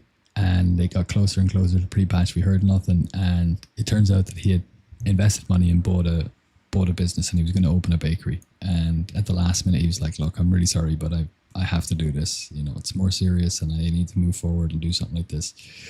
So I can't." And he was like, "But you could lead." And I was like, "I'm not. No. I want to stream and I want to create content. I don't have time to lead, and I want to go and do other things as well. So I don't have time to do that." So I made the decision to very quickly that I would find another guild that I could just join and who would organize the raids. And because I'd raided with Fellowship and they were very well organized and had really good players, I was like, okay. So I contacted Nara and I said, hey, I raided with you guys in AQ40 and you were a really good guild. And if you're looking for other players for TBC, I'm going to be playing consistently and putting out decent damage. Although the only thing is I want to play Rogue, and Rogue is like obviously probably the least wanted character. So I was really lucky when she was like, oh, hey, yeah. We're actually looking for a Rogue. So I got super, super lucky. So I joined with them then. So we're raiding away in the first few weeks after the raids came, and I didn't play Rogue last TBC round. I played Rogue in original TBC, but I didn't raid, like back in 2007. And I played... so basically, I didn't know how to expose armor. Like, I obviously understood, like, the concept of it, but I didn't understand the rotation. I didn't know how long you have left on exposed armor before you need to start building combo points and all those different things, which you just learn through experience. So after a couple of raids, Frekaton, the rogue from my guild, reached out and sent me a message. She was like, hey, would you mind exposing for the next raid? And I was like, sure. I've never done it before, though. So he gave me some pointers and this, that, and the other. But he always offered to expose, even when after that he offered to expose. But every rogue wants to pump. So I thought it was very nice of him and very generous of him to offer to expose, even though I know he wants to pump, like I want to pump. And I sent him a message back saying, no, I want to learn how to expose really well because you can already do that. And I want to be able to trust you to do it for me. And I want you to be able to trust me to do it for you. So we can have this back and forth reciprocity as we move through the expansion. And he was super happy to hear that, as I was super happy for him to be offering and be so generous with me with exposes. And that was the start of our relationship. And it's just been really, really good since then. So I feel super privileged to be playing with somebody like that who's also my class, where we can swap back and forth, and they're super cool about it. And the last time we raided together, he was supposed to expose for me, but he had Talon of Ashara, and his gear was better than mine. and he was in the BISComp party. Now we could have asked for the guild leads to just swap us around, but he was like, no, Alex, suppose it's my turn. I said, no, definitely not. You have the BIS gear, and you're in the BIS party. Let's not ask the leadership to swap us around because we've never done that yet. And they put a lot of work in. They run 3 raids, so anything we can do to take any complications away from them is a plus for them. So I said, no, I'm definitely exposing for you, and I did, so that he could pump. And I know that he'd do that for me in the future. That if I was even if it was my turn, if I was in the BIS comp, he'd go, no, I've got you. That is such a nice thing to have. It's such a nice friendship to have within a guild, where you have that kind of relationship back and forth. And it's what makes playing this class, which is already amazingly fun to play and pump on, even better. So I think that's Damish the Shaman there that I was in ascetic holes with.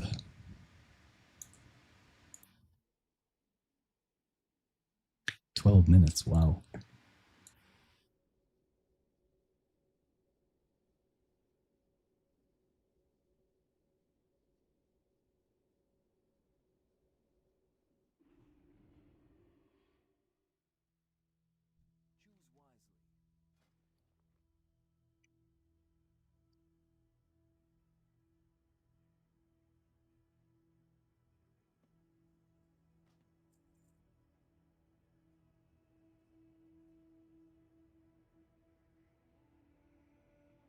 wisely.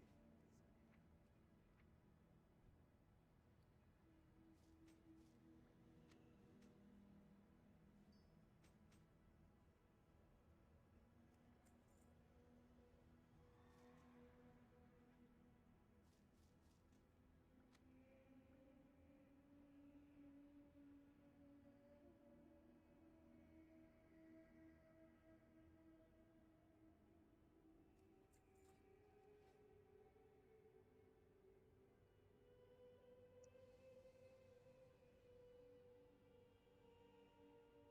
How may I aid you?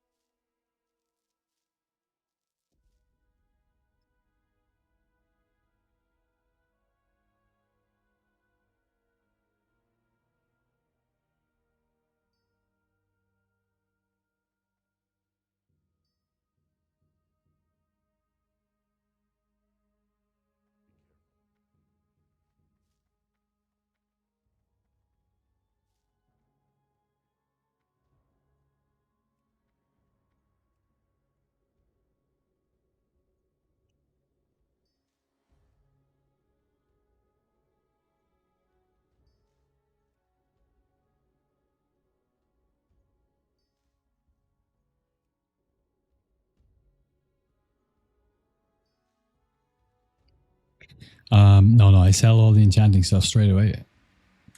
And the enchanting stuff and the ores were my bread and butter. But I'm saving the ores for now because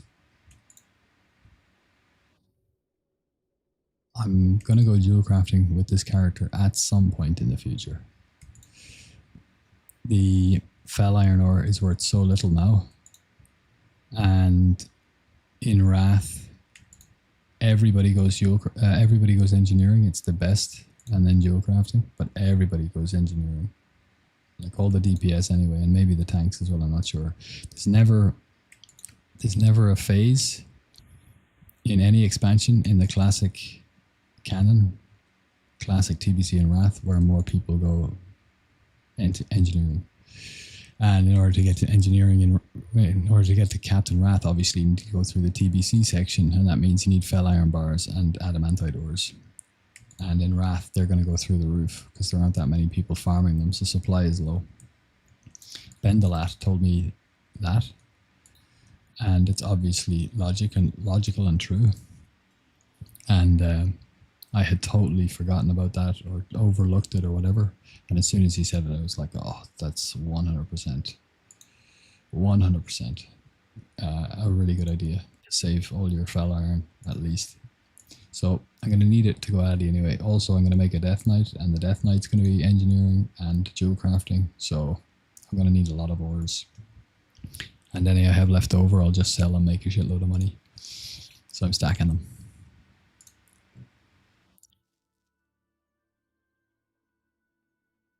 You don't think enchanting mats will follow the same price trend? Was thinking on banking a lot like, or yeah, they'll keep going up, but I've got to make money on something. Like, you got to sell something, and enchanting mats just always creep up steadily. You're never losing money on them, so they're my bread and butter.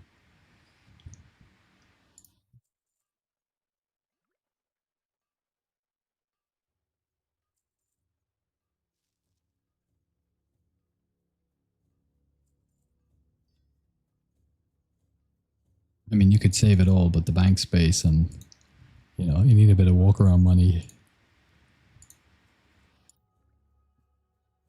If I followed that logic to its conclusion, I'd have maxed out characters, and I'd have one for all the enchanting mats and one for all the, and I'd be walking around with like 2 gold, just buying my raid cons for the week and nothing else. Now I'm putting it all into haste potions. Did I just put my... No, good.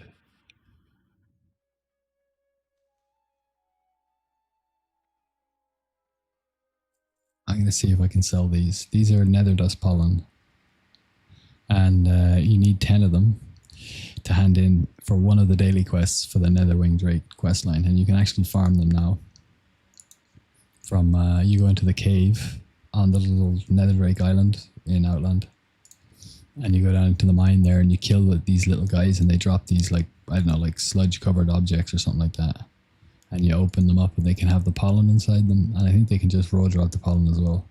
It's not a good gold farm. I wouldn't recommend it. But it's just interesting that there is something in the game that you can actually get now that works toward your Nether Drake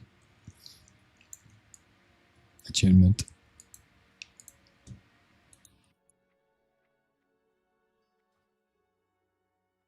But it's not like you can repeat the quest and just hand in 100. You can hand in 10 per day, I think. I think that's how it works.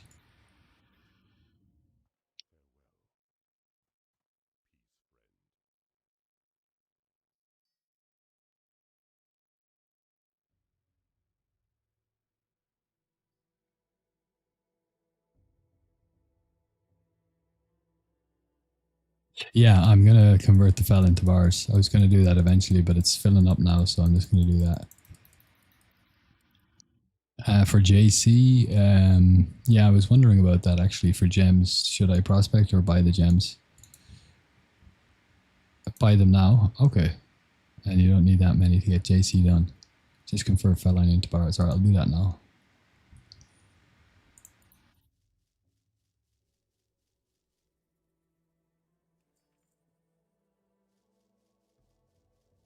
Oh my god, look at that. Perfect. 2 full mails. Oh, whoa, whoa, whoa, whoa. Who did I send the last one to?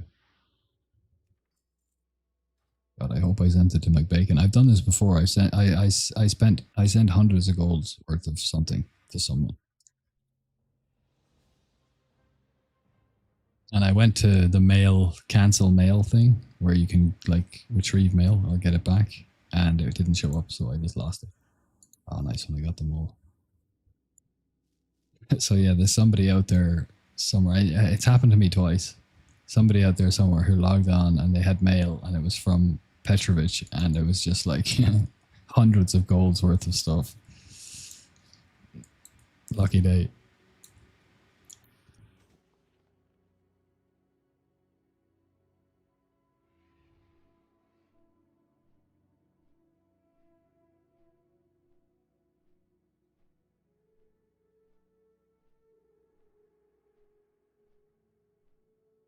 Yeah, the Mantide I'll keep anyway because that'll probably sell pretty well in phase. When is it? Phase 4 or phase 5? Whenever I might sell it then, or I might just keep it for myself to level.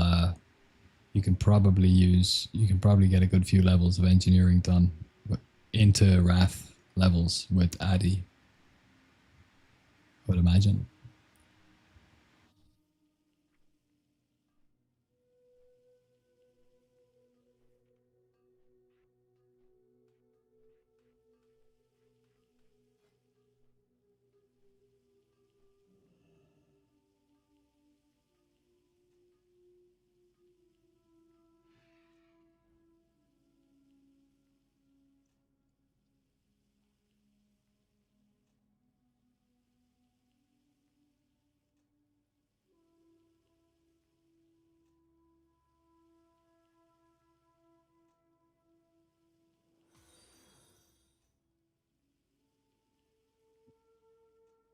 Zindig, thank you for the follow. Appreciate you.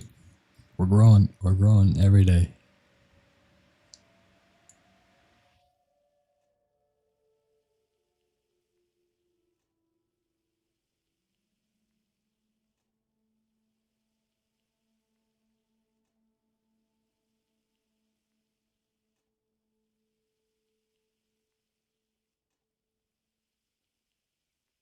We do have almost, 437 badge of justice. If, it's a big if, but if Blizzard decided to make DST a vendor item that you could buy with badges, I reckon it would either be 250 badges or 500 badges. And if they don't, we can turn these into epic gems anyway in phase 5, I think.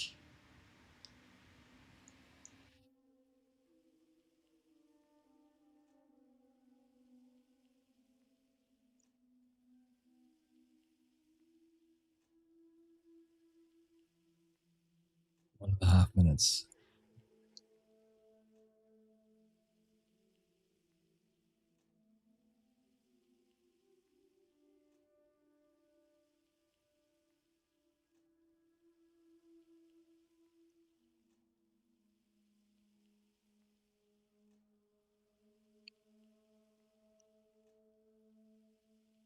It's a solid trinket from Zulaman. If you don't have DST.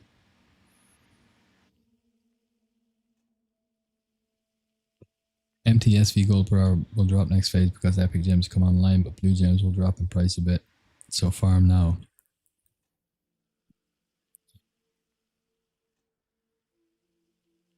Yeah, the rubies will drop a bit.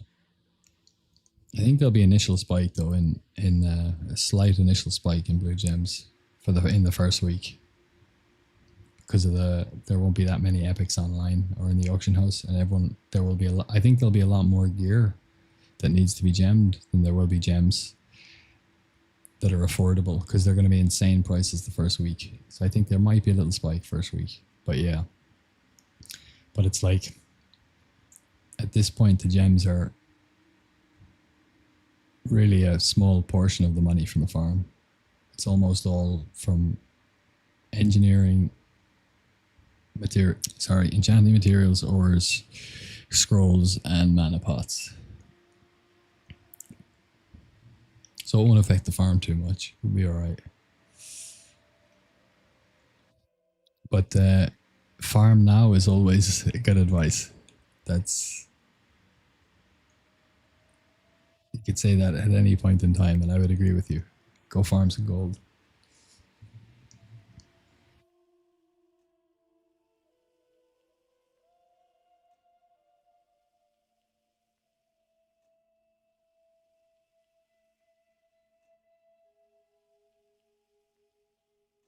I was theory crafting a parry maxing build to get more riposts, because but it's a 6 second cooldown.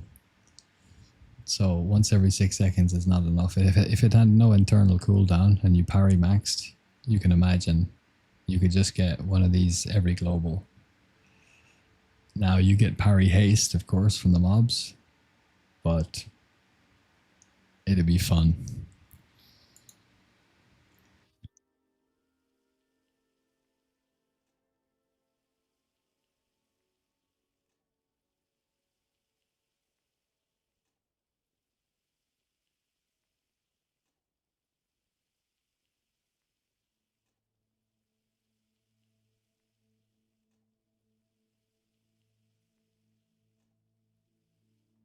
Let's go. I'm gonna go and get that last MT done.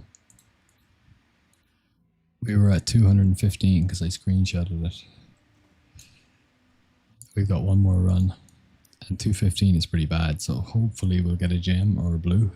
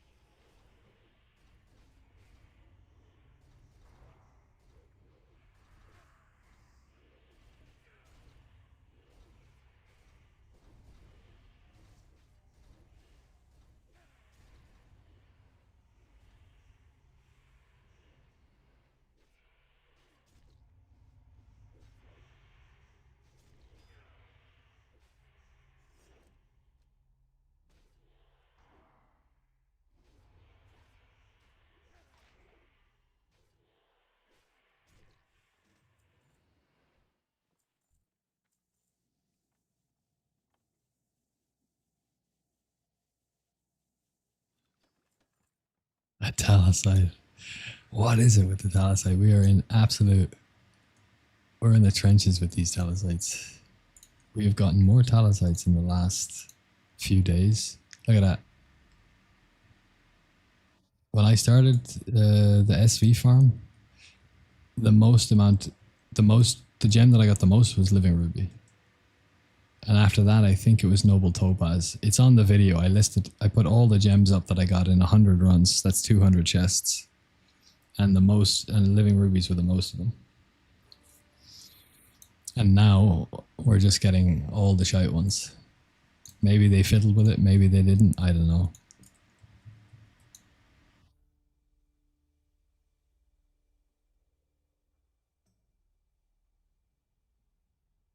And we forgot to get flash powder.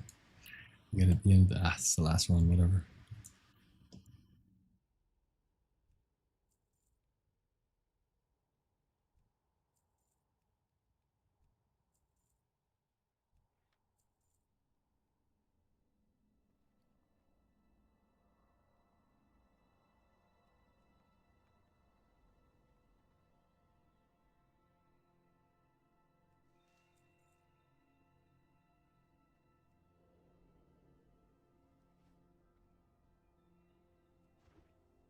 Oh, we got the Warp Spring Coil proc straight away. Lovely. We're going to melt through this pack.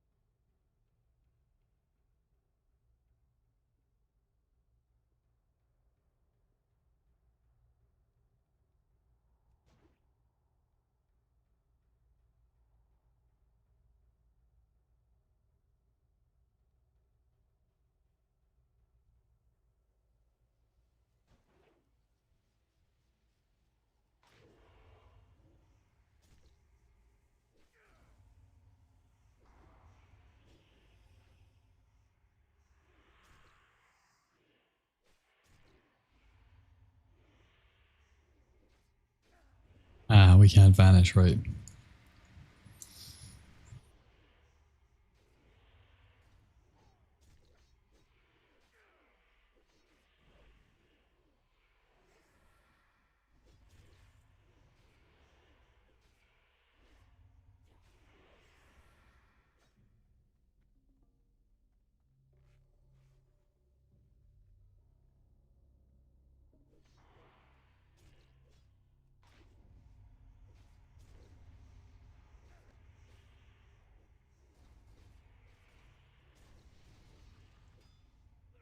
Oh, I was spamming super healing potion. It just came off cooldown.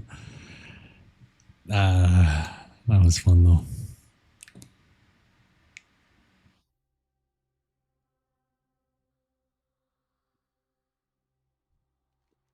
All right, whatever. I'm leaving the last two mines. We left like 3 mines in SV earlier.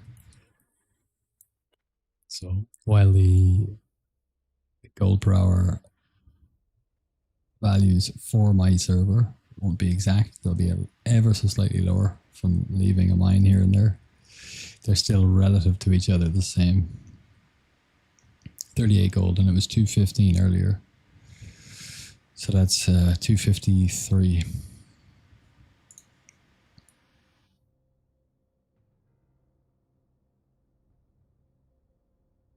253. Let's get the calculator up. 299 multiplied by 15 plus 253 divided by 16. 296.1.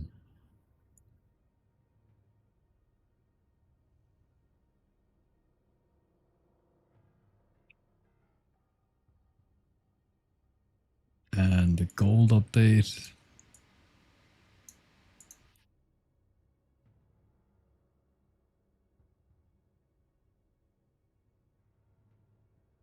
$253.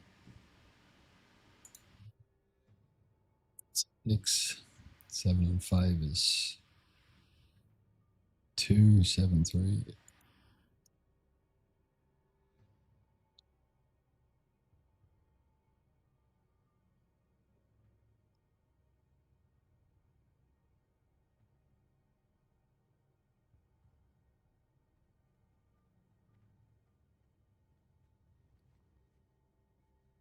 Ah, we got a scroll of strength. That's nice.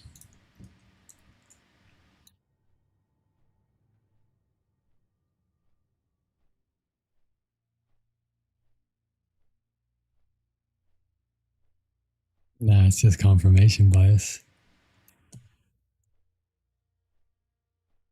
Yeah. Nah, you're right, of course. I went through enough tinfoil hat moments in the first month or two. Because when I recorded the footage for the first video, and I did 100 runs, and I recorded every single chest, so that was 200 chests, and that's what I made the video out of. And as I said, I got the most I got was living rubies. And then I released the video, and in the next, that was like a month in, I think. And then in the next few weeks or a month, the loot that I was getting was really bad. Like relative to gem drops were really bad. And I was like, did they nerf it because they saw the video? Did I just get good RNG? Was it that they put more of the good gems into the, like, boost them early on to stimulate the economy? And I was going through all these different reasons. And then other people would be like jumping on the chat going, oh, did they nerf it? I'm not getting any gems. And then other people would be like, I just got 2 rubies in an hour and then I got a noble topaz. So I just realized then it's just RNG because it swings so wildly because they're already so rare. It's you have like whole stretches where you don't get something or you get a lot of something else. You're right, of course. It is confirmation bias. And it always bounces back and you get, 2 rubies in an hour from SV a couple of days ago, and then I got the 2 noble topaz out of one chest yesterday. So yeah.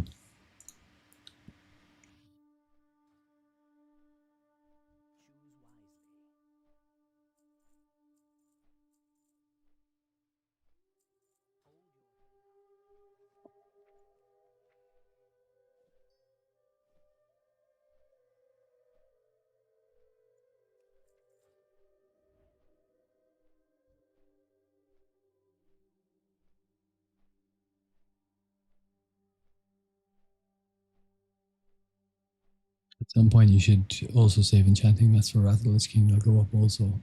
Yeah, that's a good idea. I'll probably do that once I offload all my haze pots, which will be most likely at the start of phase 6. That's when they'll peak the most, I think.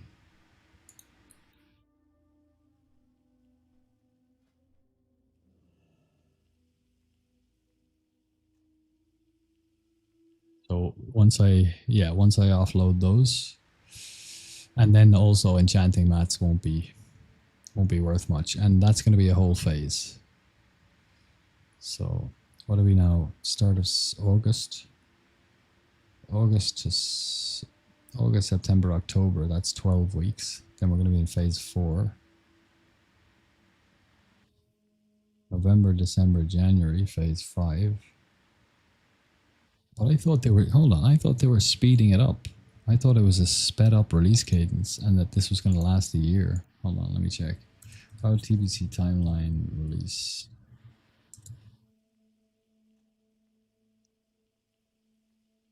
Wowhead, here we go. Phase release roadmap.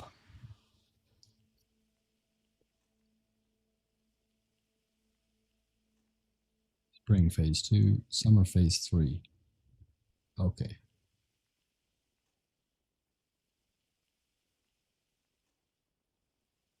Sorry, phase 3. Phase 6. Phase 5. It's phase, they call phase 3.5 here. Zulaman, and then phase 4. It says Summer Black Temple. Okay. So what did we released in February? February, March, April, May. When did phase 2 drop?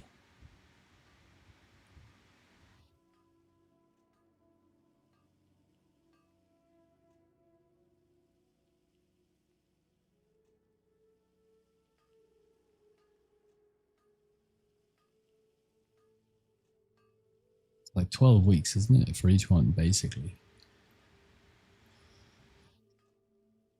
So we get Black Temple on the 27th, end of August, right?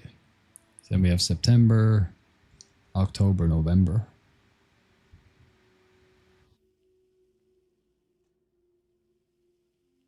And then December, January, February for Sunwell.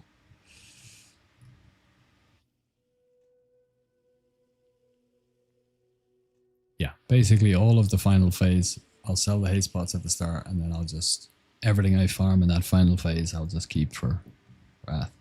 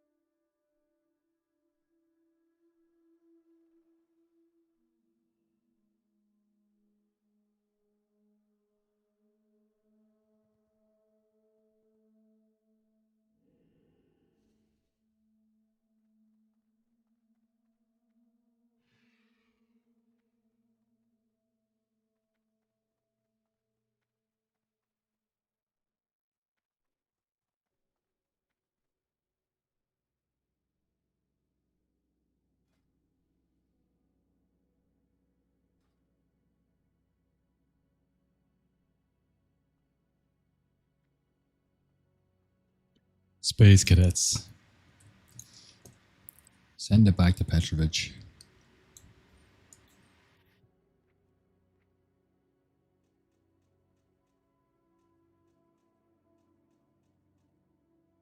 Perfect.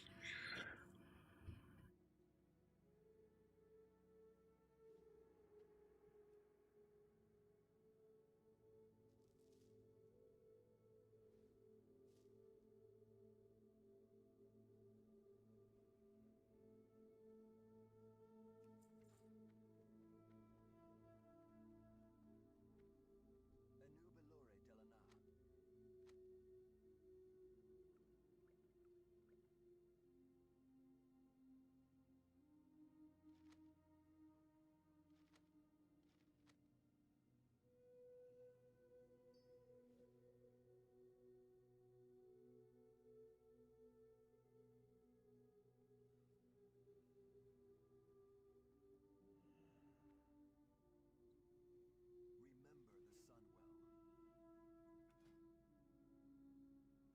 32 durability. Okay.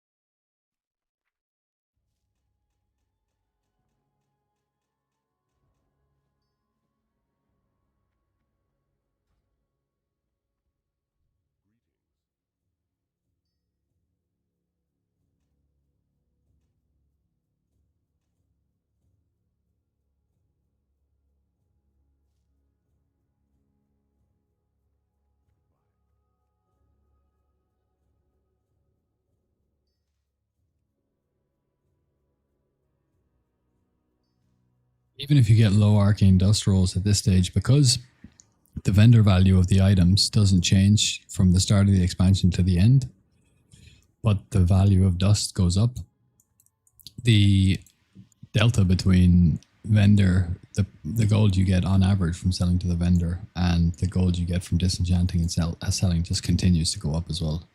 So, there's certain items that are worth like bracers, for example, from Mana Tombs are usually worth, I think it's like 2 gold 20 or something like that to sell to the vendor.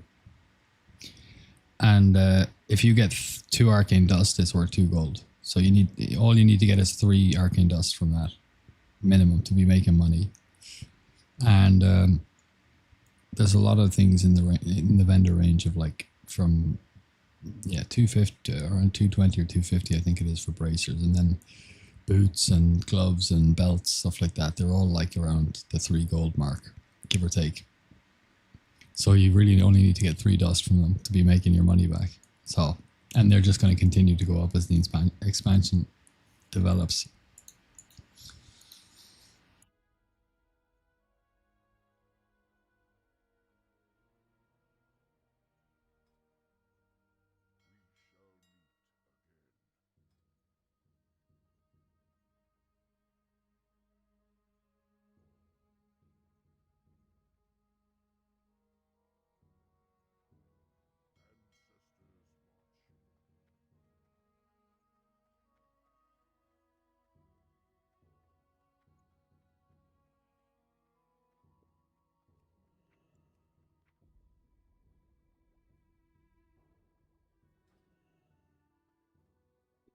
I don't want to buy a Blink Strike though. I know I can just farm honor and get season 1 weapons in 9, 18, 27 in literally like 18 days. But that's 2.5 weeks.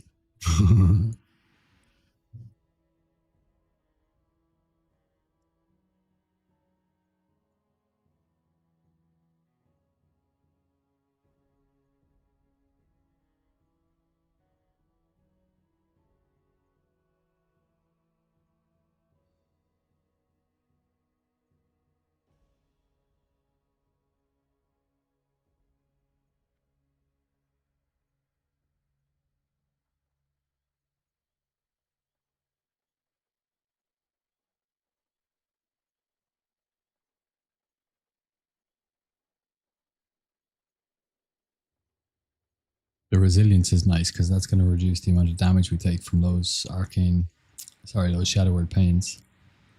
And when you have that as well as the gear,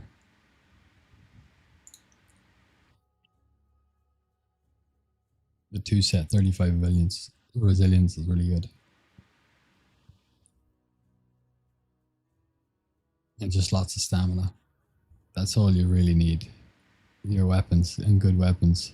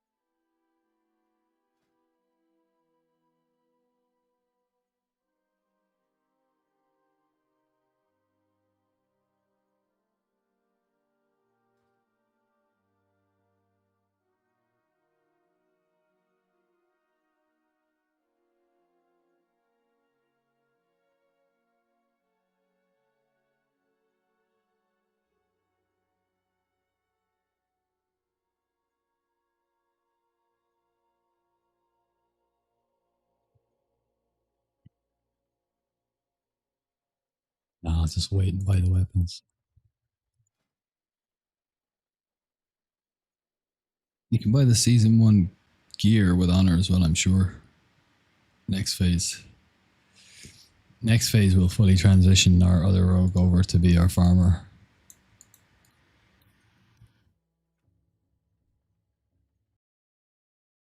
Oh, I exited the game. Well, I think that's one way of of calling it a night. Guys, thank you so much. Always a pleasure to chat and learn from you guys and have the crack with you guys.